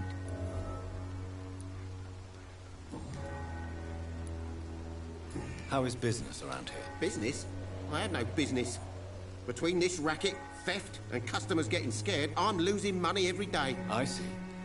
Sounds like you blame someone in particular for your situation. It's no secret Joe Peterson spends his time harassing merchants. But with me, he's trying to put me out of business once and for all. As a merchant, you see Whitechapel every day. Have you noticed anything out of the ordinary recently? Well, you mean besides the epidemic, the war, and all the usual crap? As long as I can remember, this part of town has been a bottomless pit, and no sign of the bottom yet. Violence is increasing in the borough. Yeah, A few nights ago, some blokes jumped me. Came out of one of the condemned workshops. Fever, madness, something like that. Where did this happen? Why did you go there? In the closed workshops nearby. I worked there as an apprentice in better days. Now I only go to find trinkets or tools. Too bad I was mugged, though. There was good money in that little box of loot I lost. Have you been hurt? No, but that's only because I ran like hell. Those men were raving lunatics, I tell you.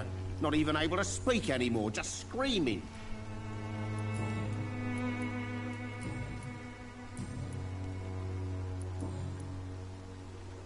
Right then. Show me what you have.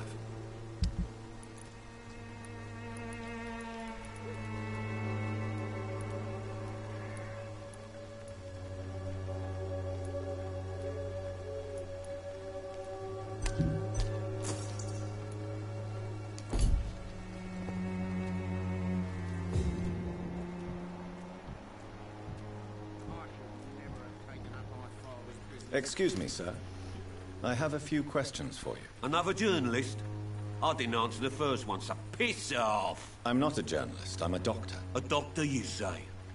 It's quite a rare breed in this part of town. Really? But still, here I am. Dr. Jonathan Reed, at your service. I'm Joe Peterson to some, but Colossus Joe to most. And I don't remember asking for your service, sir. Have you heard of a nurse named Dorothy Crane? She's a colleague of mine, and is supposed to live around here. Dorothy Crane? Yeah, I know her. One of the few good souls who dare to help the sick around here. Could you please tell me more about her? She's a nice girl. Tries to help the migrants. I offered to give her a hand, but she said my reputation would attract too much attention. According to you, physicians are scarce in this part of town. Why is that? Not familiar with this neighborhood, are you? I guess your fancy colleagues are too afraid of being stabbed in the back. This part of town does have quite a reputation. Would you say it's justified? Totally. Look at me, for instance. I always look my opponent in the eye before knocking him out.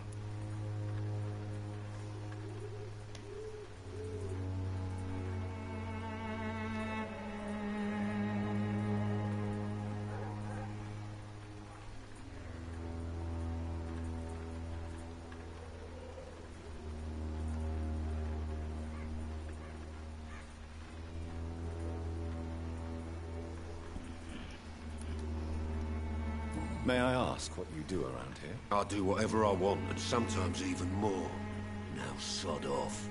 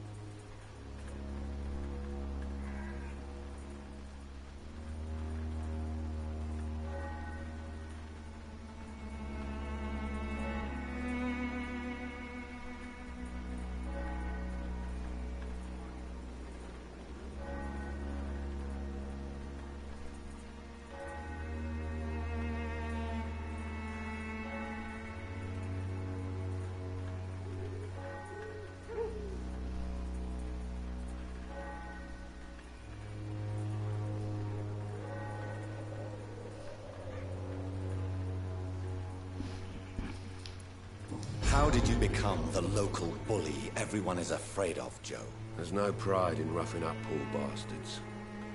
But this is the only job I've found. And it pays well, too. A job? So you're racketeering for someone else? I got enlisted by the Wet Boot Boys, a gang from the docks. I'm their muscle for their dirty work. You survive at any cost, even at the expense of others. Perhaps that's just the law of nature. I don't care what you think, sir.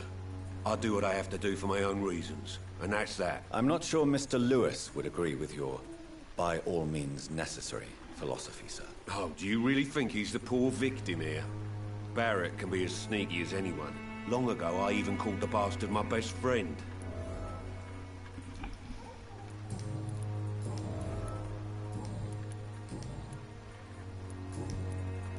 Goodbye, Mr. Peterson.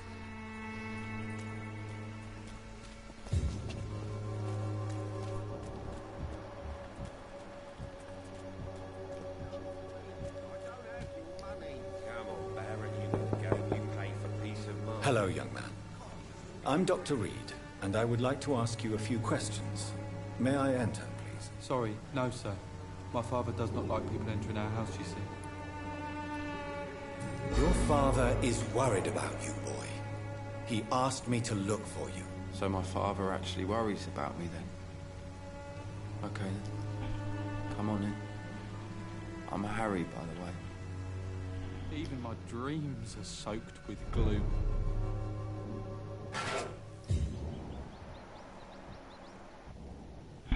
So, may I ask you a few questions? I'm not bothered. What could be worse?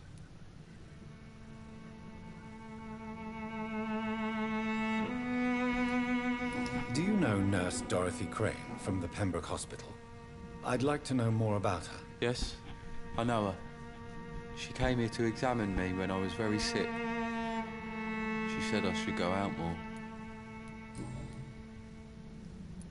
How do you feel? I'm fine. I mean, it's not easy every day, but I'm fine.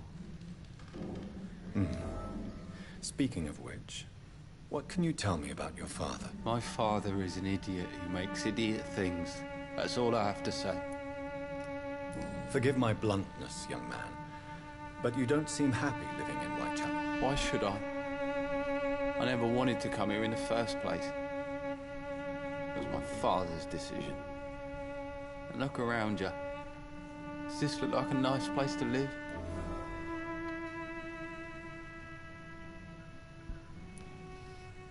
I'm sure your father did his best when he found this house.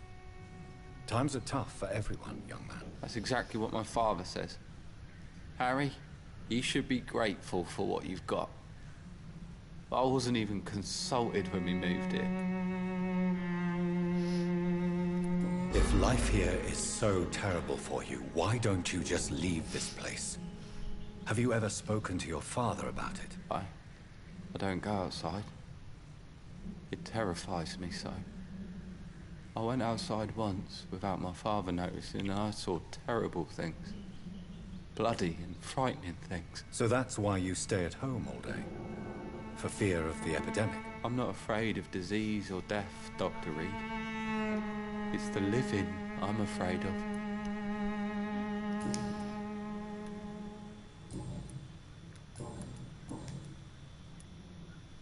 Your father and Mr. Lewis used to be good friends. What happened, Harry? I was young then. I don't remember Mr. Lewis ever coming back again after my mother died. Or was it after my father started bullying him? I don't know. Have you tried speaking to Mr. Lewis about it? I don't go out often, but yes. But you are not... Am I not? Dad always says that he joined... Goodbye, young man. Take care of yourself. Even my dreams are soaked with glue.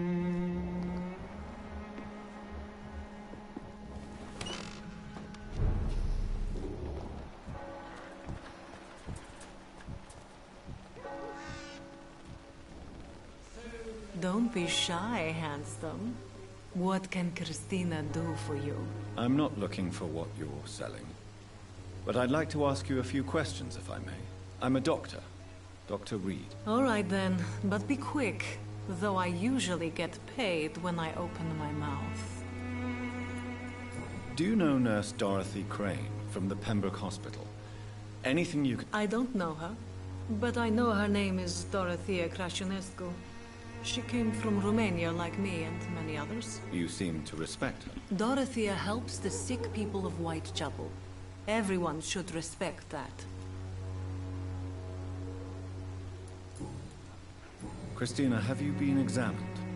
The epidemic is spreading fast in London, and you could be exposed. Or expose others. I don't like doctors or hospitals, but I don't like you asking questions. Considering your line of work, I assure you it is only a matter of time before you have health issues. If it is going to happen, it will happen.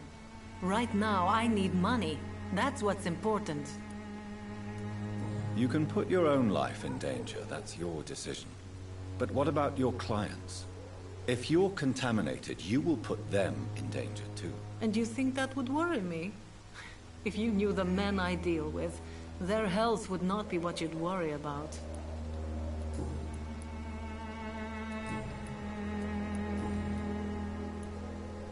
Tell me about yourself. Are you joking with me? People don't usually come to see me for conversation. I have no interest in your work. I am, however, curious as to what led you into this career. Short story. The war, exile, and England. This country is not especially welcoming. I've been refused many jobs because of where I am from. I always thought I was the master of my own... You know, this money is not only for me. Goodbye, miss. Take care of yourself as best you can.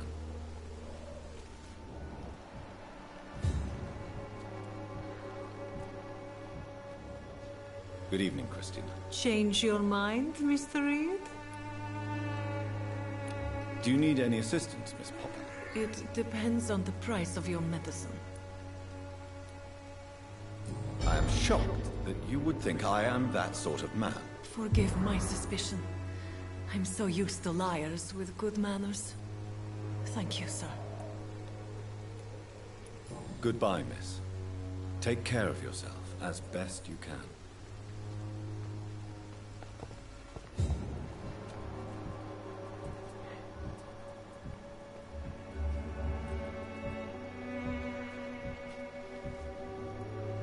Excuse me, sir. Are you familiar with this part of town? Name's Clayton Darby, reporter. Sorry, I'm new to Whitechapel. Dr. Reed, the famous surgeon. What is a journalist doing in this borough after sunset? He goes where none of his colleagues would dare to go, to inform the country. So you risk your life to reveal the truth. I saw many reporters do the same during the war. Whitechapel is the crucible of so many untold stories and tragedies. I want people to know them. That's quite honorable of you. But is the public interested? Not at all, sir. And that's why I'm an independent journalist, hoping to sell some stories. Why are the newspapers keeping silent about the Spanish influenza? It's as though none of you care. There's a war going on. People shouldn't be demoralized by news of deadly diseases. I served in France. Our top priority must be to put an end to this butchery. This war must stop now. Sir, streets are a battlefield too. An invisible and untold war is going on, and it must be stopped. Have you any idea of the danger you face in these streets at night? I've had to run and hide more than once from frenzied mobs incensed by the fever. Do you think the flu is really responsible for this, Doctor? I'm convinced there is more at work here than a simple epidemic. Really? To be honest, I could say the same. Some of the sick I saw or heard of. My God, what happened to them? Christina Popper claims she sells her body because she can't find any other work. Do you believe her? Of course I do. Her story is exactly what I want my readers to understand. We live in an intolerant and divided nation. Do you think things will ever change, Mr. Darby? I believe the situation can only improve. And now that women can vote, I'm convinced things will change.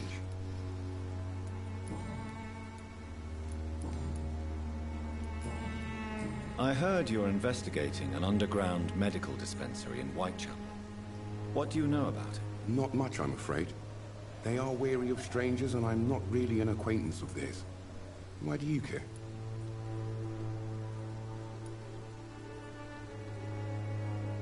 I'm a doctor, Mr. Darby. I care about everything involving public health and this epidemic.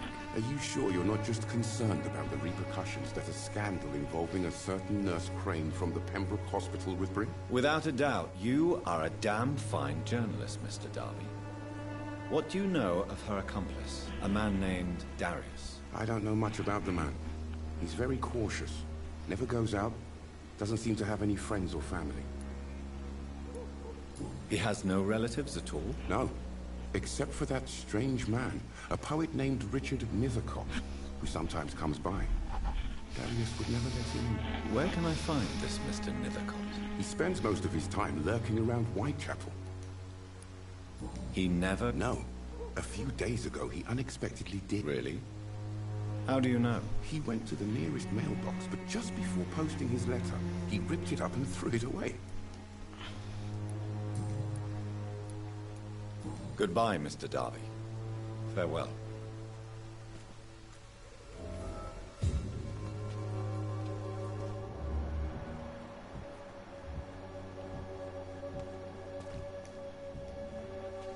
Good evening, Doctor. Can I help you? Do you need assistance? That would be nice of you, Doctor. Who knows what I may have caught during my investigation.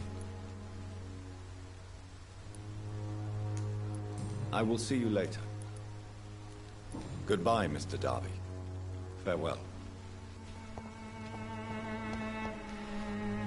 Forgive my interruption. Do not apologize, my son. Father Tobias Whitaker is always happy to teach mortals about the incoming Armageddon. I am Dr. Jonathan A scientist? You are much more lost than I thought, my son. Do you know Nurse Dorothy Crane from the Pembroke Hospital? I'd like to know more about her. I don't like the liberal ideas of nurses, but I especially abhor that Nurse Crane you mentioned. So, you're not exactly a fan of Florence Nightingale's work.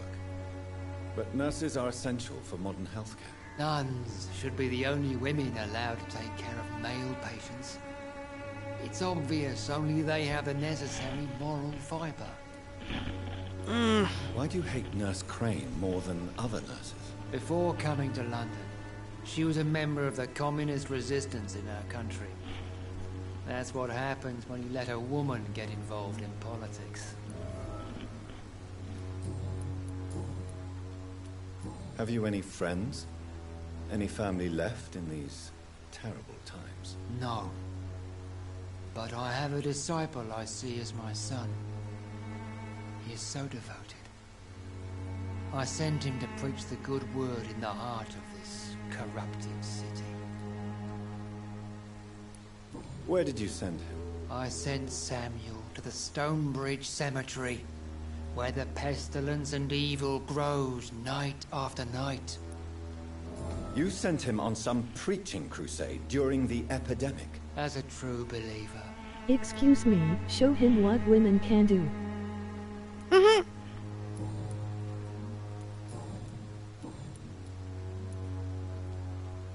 What do you mean when you say that I am more lost than you thought? All scientists are entangled in a world of causes and consequences.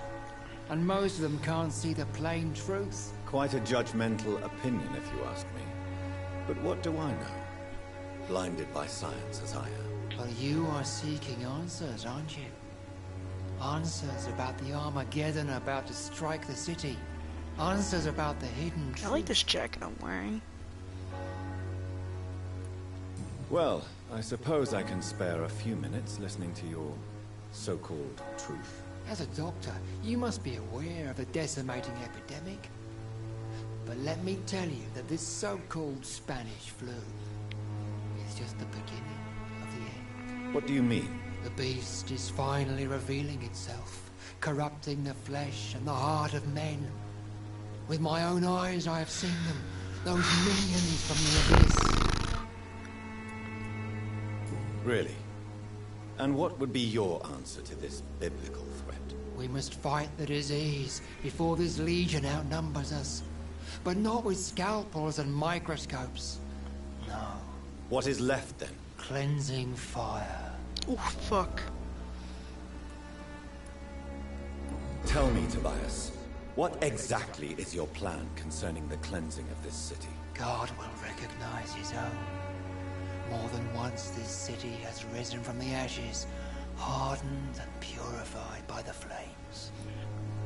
Jesus.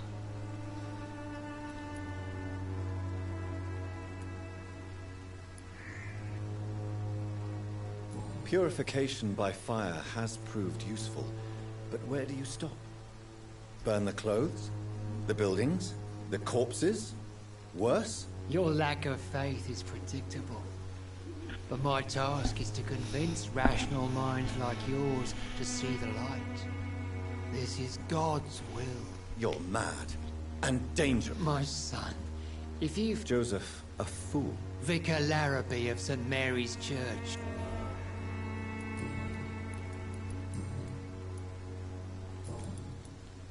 I have heard enough for tonight.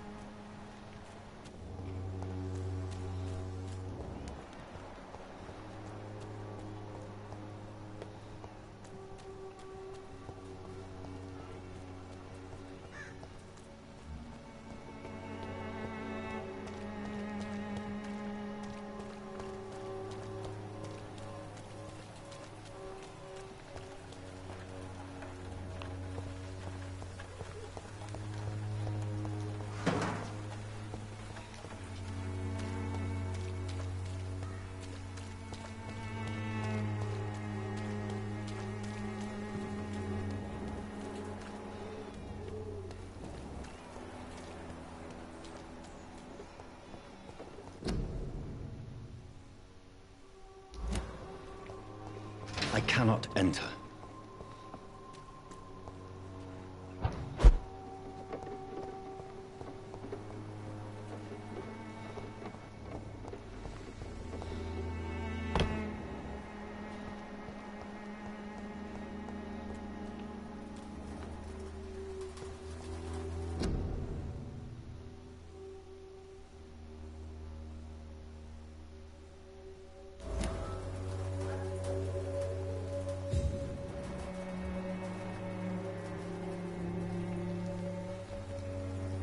Good evening, miss. I'm Dr. Reed. I'd like to ask you a few questions. I know what you're thinking. A tall stranger who meets a girl in the street at night. It reeks of the penny dreadfuls. But I mean you no harm, truly.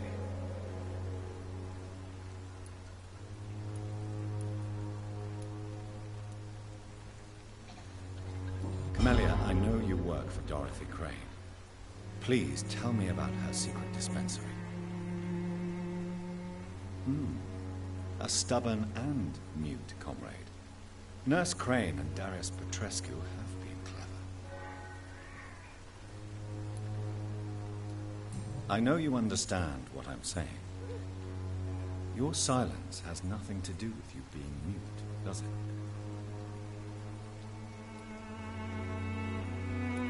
Very well. Goodbye, then.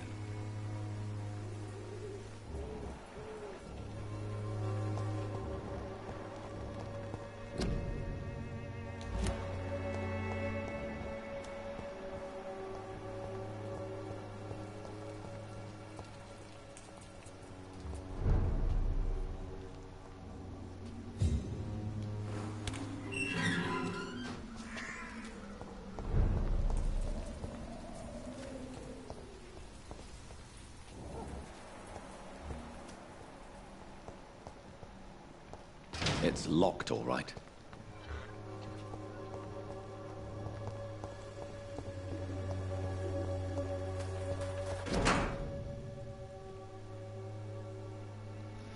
My dearest and most beloved children, I'm so sorry you have not heard from me for a few months. The situation in London has been difficult.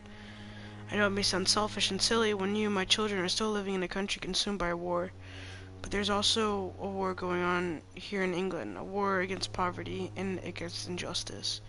This is a war I intend to fight despite my advanced years. This is why I'm writing to you today. I won't be coming back to Romania. That probably means I won't see you again before I die.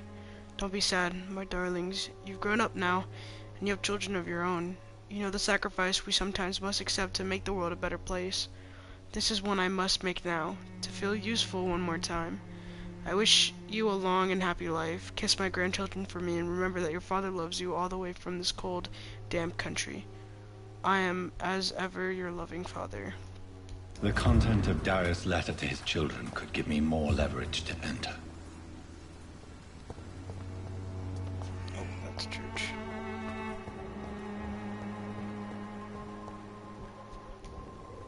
Hello again, miss. Very well. Goodbye, then.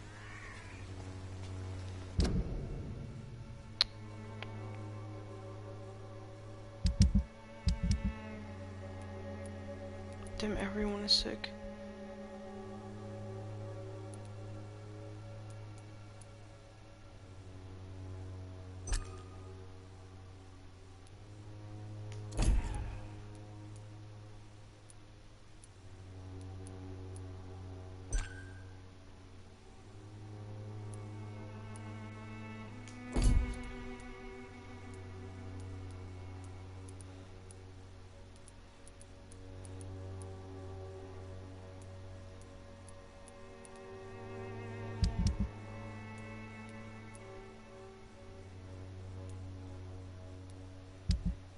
I already need to start doing these things.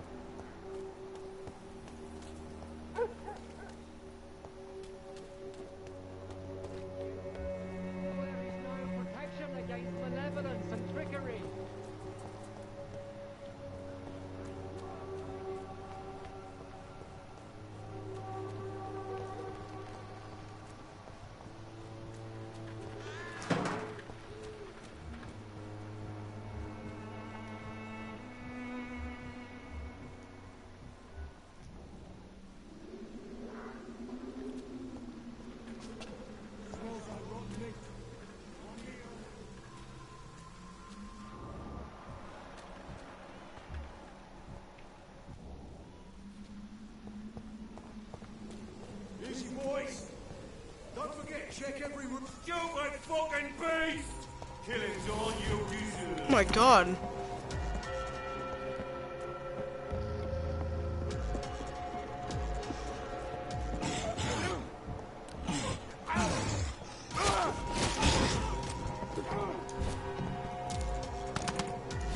Trying to find a way to get out of here.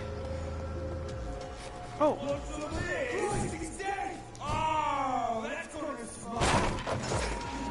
Oh, fuck, there's so many of them! Oh, there is a lot of them.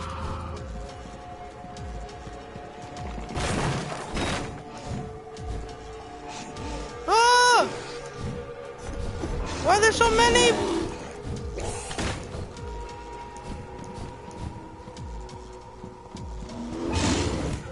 I don't have the energy to fight these fuckers right now.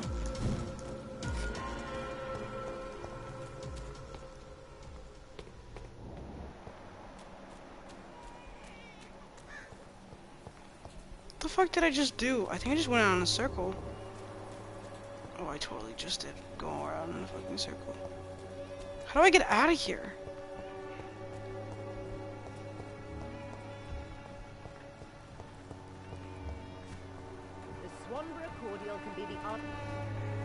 Good evening, my Who the dear fuck got the mob on you?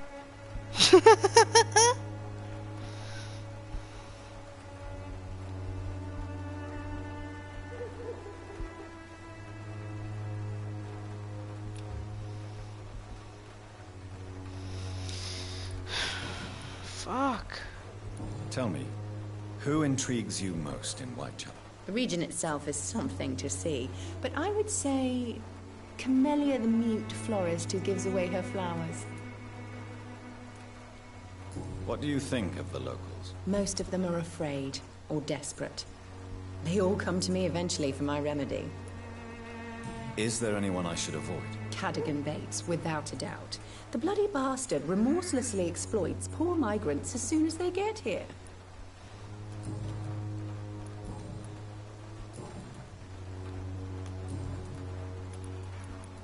Goodbye, Miss Swanborough.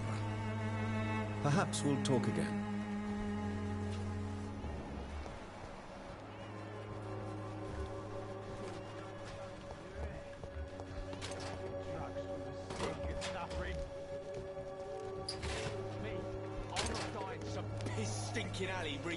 Good evening, Benjamin. Can I help you? I'm afraid not, Mr. Reed. What can you tell me about this place? Nothing to say, really. This is where I used to live. Shark, you've been here like the whole fucking time. It's been like... My god, I thought that said 6 hours. I was gonna just pass away. You don't have anywhere to go? No. Not since the death of my wife. Perhaps. Whatever the boy did, I swear I didn't want to hit him. It's just that I'm sick in the head, you see, and the boy just failed me last nerve. A gun, alcohol, and a bad temper make a terrible cocktail, sir. Goodbye for now. I'll not die in some thinking alley reeking worse than a week-old lavvy. I missed the first hour, and I've been taking 2 naps laughing. I don't even know if he meant to miss. If you've been hurt, I can help I you. have no idea what is happening. Name's Albert. Remember it. Now bugger off. Do you know Nurse Dorothy Crane from the Pembroke Hospital? If you know anything about her, I'd appreciate it. Never heard of her. She's pretty, I'll keep an eye out. What happened? Did you really steal that man's medication? Hey, I didn't do anything, it ain't me. All right. Perhaps the poor drunk just confused you with someone else. Sod off, mister.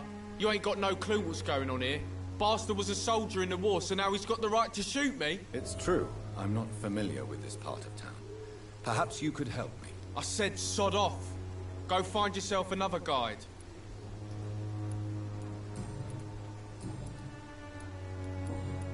Goodbye, young man. Me? I'll not die in some piss-stinking alley reeking worse than a week-old lavvy.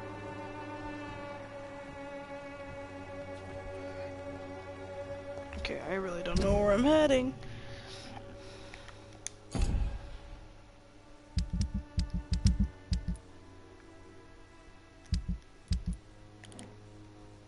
Okay, I need to go that way. But I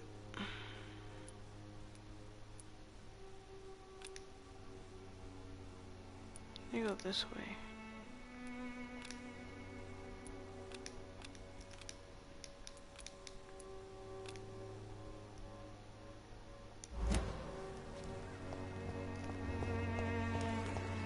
Right.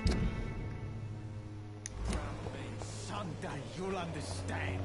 You've wasted your life.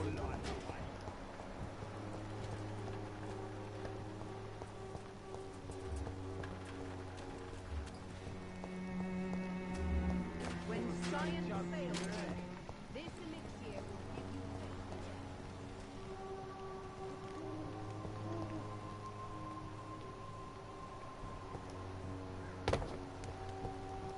Goodbye, rats. can't believe I'm doing this. 2. This is despicable. And you 3. Come here, little guy. Where'd you go? Come here, Papa. I have this. Yummy, yummy, yummy. Blood. I got rats in my tummy.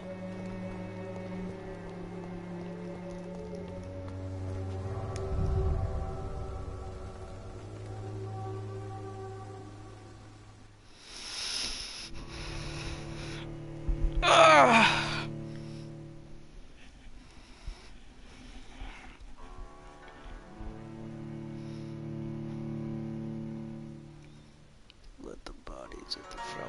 Let the bodies hit the floor. Let the bodies hit the floor.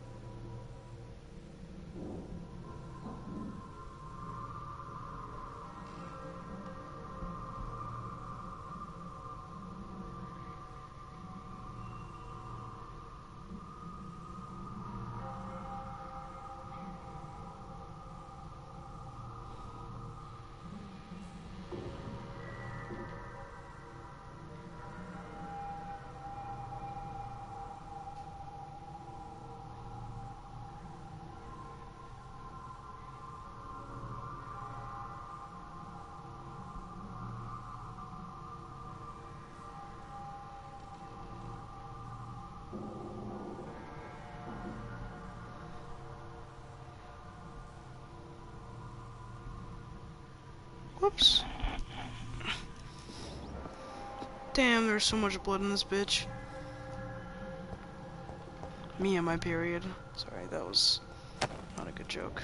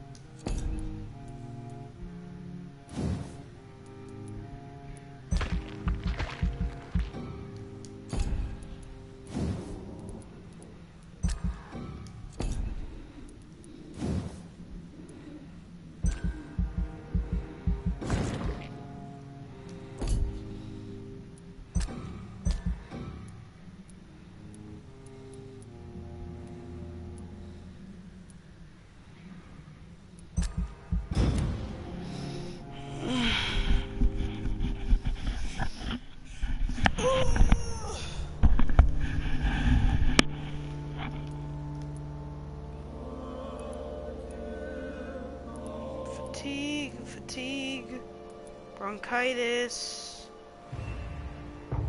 Oh, nice, he's healed.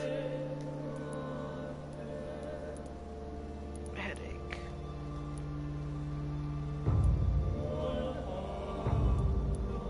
Fatigue.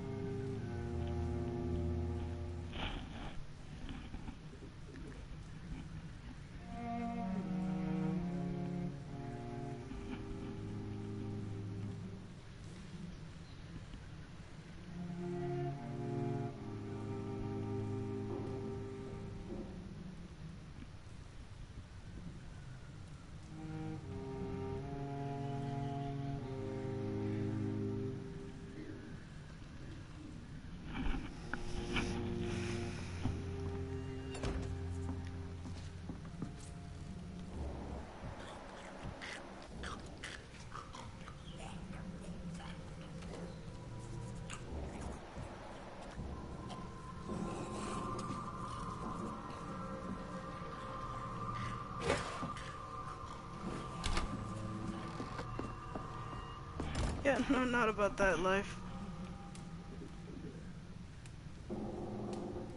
Oof.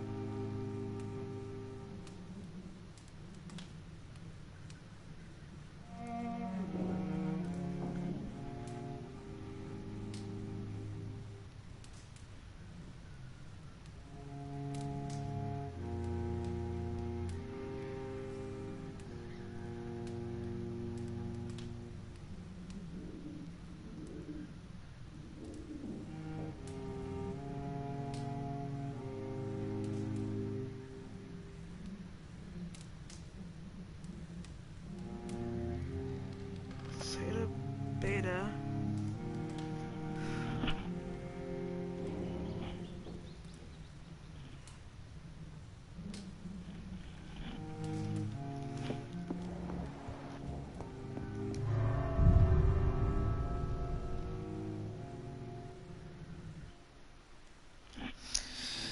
Oh, I've been playing this game for too long.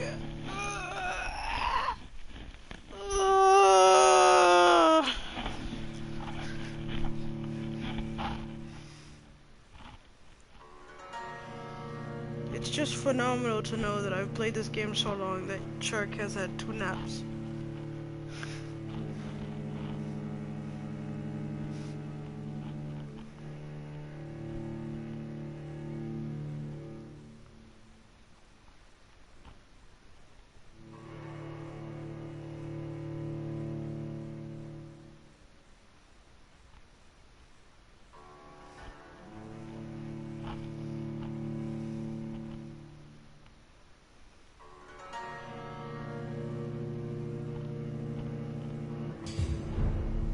Lol, it was my day off.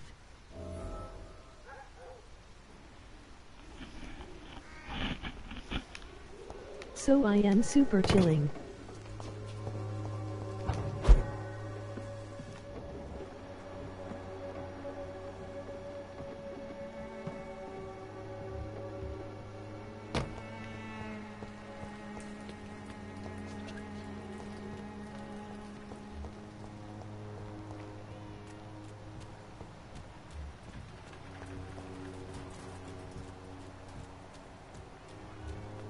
This is where I fucking came last time.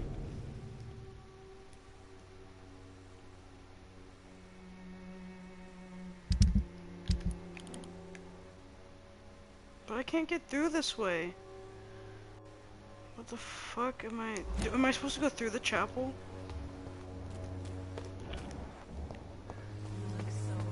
Soon the time will come when you will all be judged for your sins. Even now.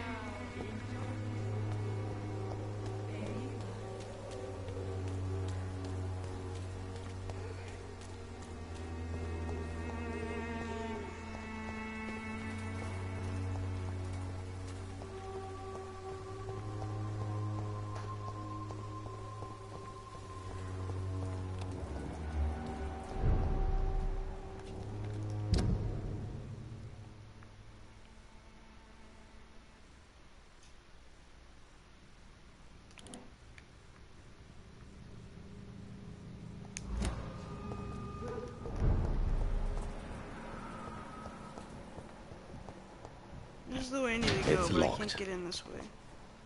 I see him. Do I go through the front? Is that what I'm supposed to be doing? No, because I can't get in. Oh my god. Brother, what am I supposed to do?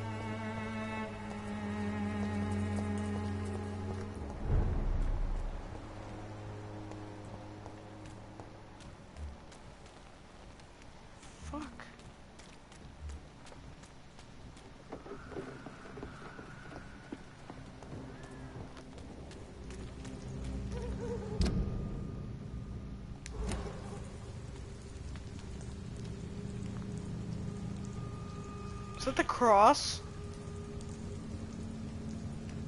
Fuck that.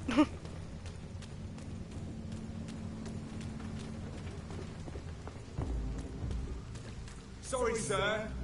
No admittance.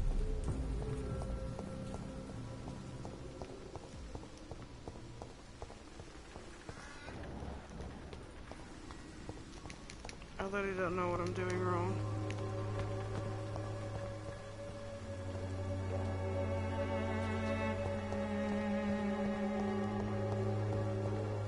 It's locked, all right. Bro, what the fuck? No way I actually have to go through all those, like, fucking people.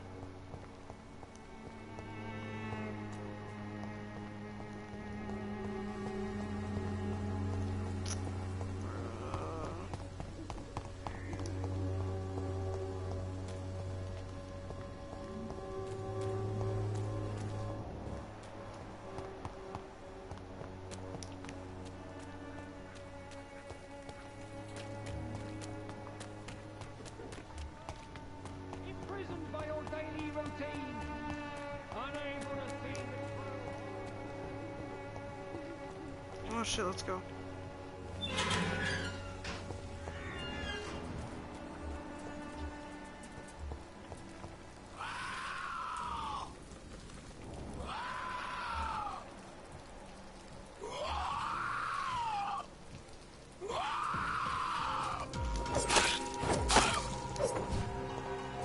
Oh, fuck me.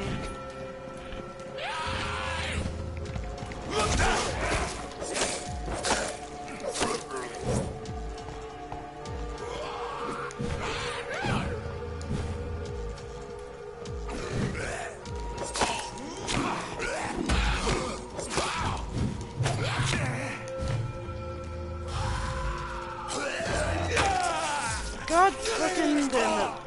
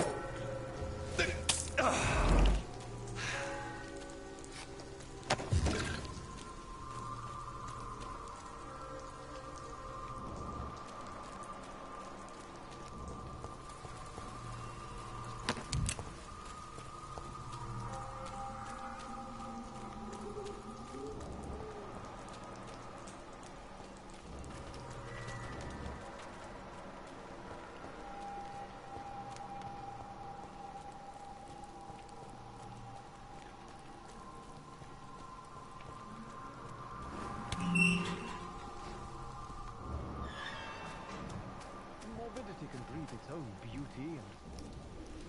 Good evening, sir. I'm Dr. Reed. I would like to ask you a few questions. Please be my guest. Although I may not be the best informant regarding this part of town, my words speak about that which the eyes cannot see. Really? Are you an artist of some kind? I'm a poet, sir. Richard Nethercott, at your service.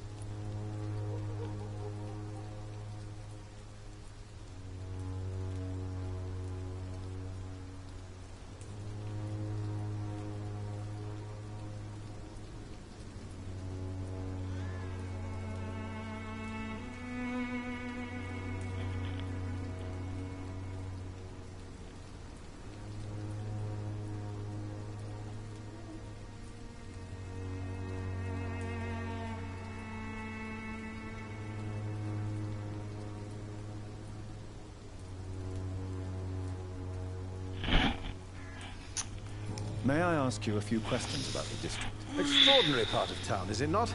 I'll be glad to help you, if I can. I'm looking for Dorothy Crane, a nurse who lives in this vicinity. Dorothy Crane. Oh, I love the name. The Crane of Whitechapel. Sounds very mysterious. But, sorry, no, never heard of her. What can you tell me about an old man called Darius? Darius Petrescu? Yes, I know him. At first, I thought he was only a small publisher. I invited him to publish my work, but his reaction was pretty clear. Not interested in your talent? Darius is an old political activist who takes delight in printing tracts and lampoons. Those communist activities only require mediocre writing skills.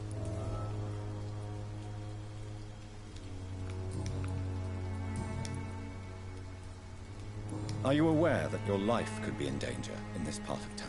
But this is where I must be to feel the real beat of the city. I had to come, see it for myself, alone.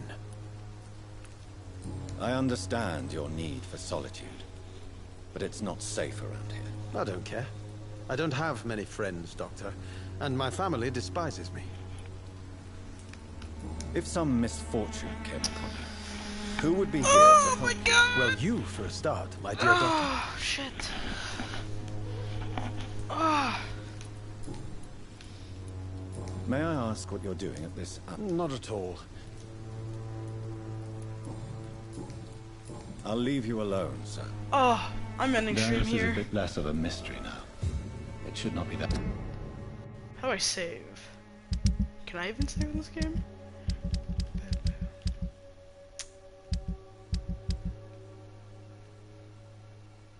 That was not what I meant to do. Can I not save in this game? Difficult to incite him to let me in. Well, let's just hope that the game saves. For real.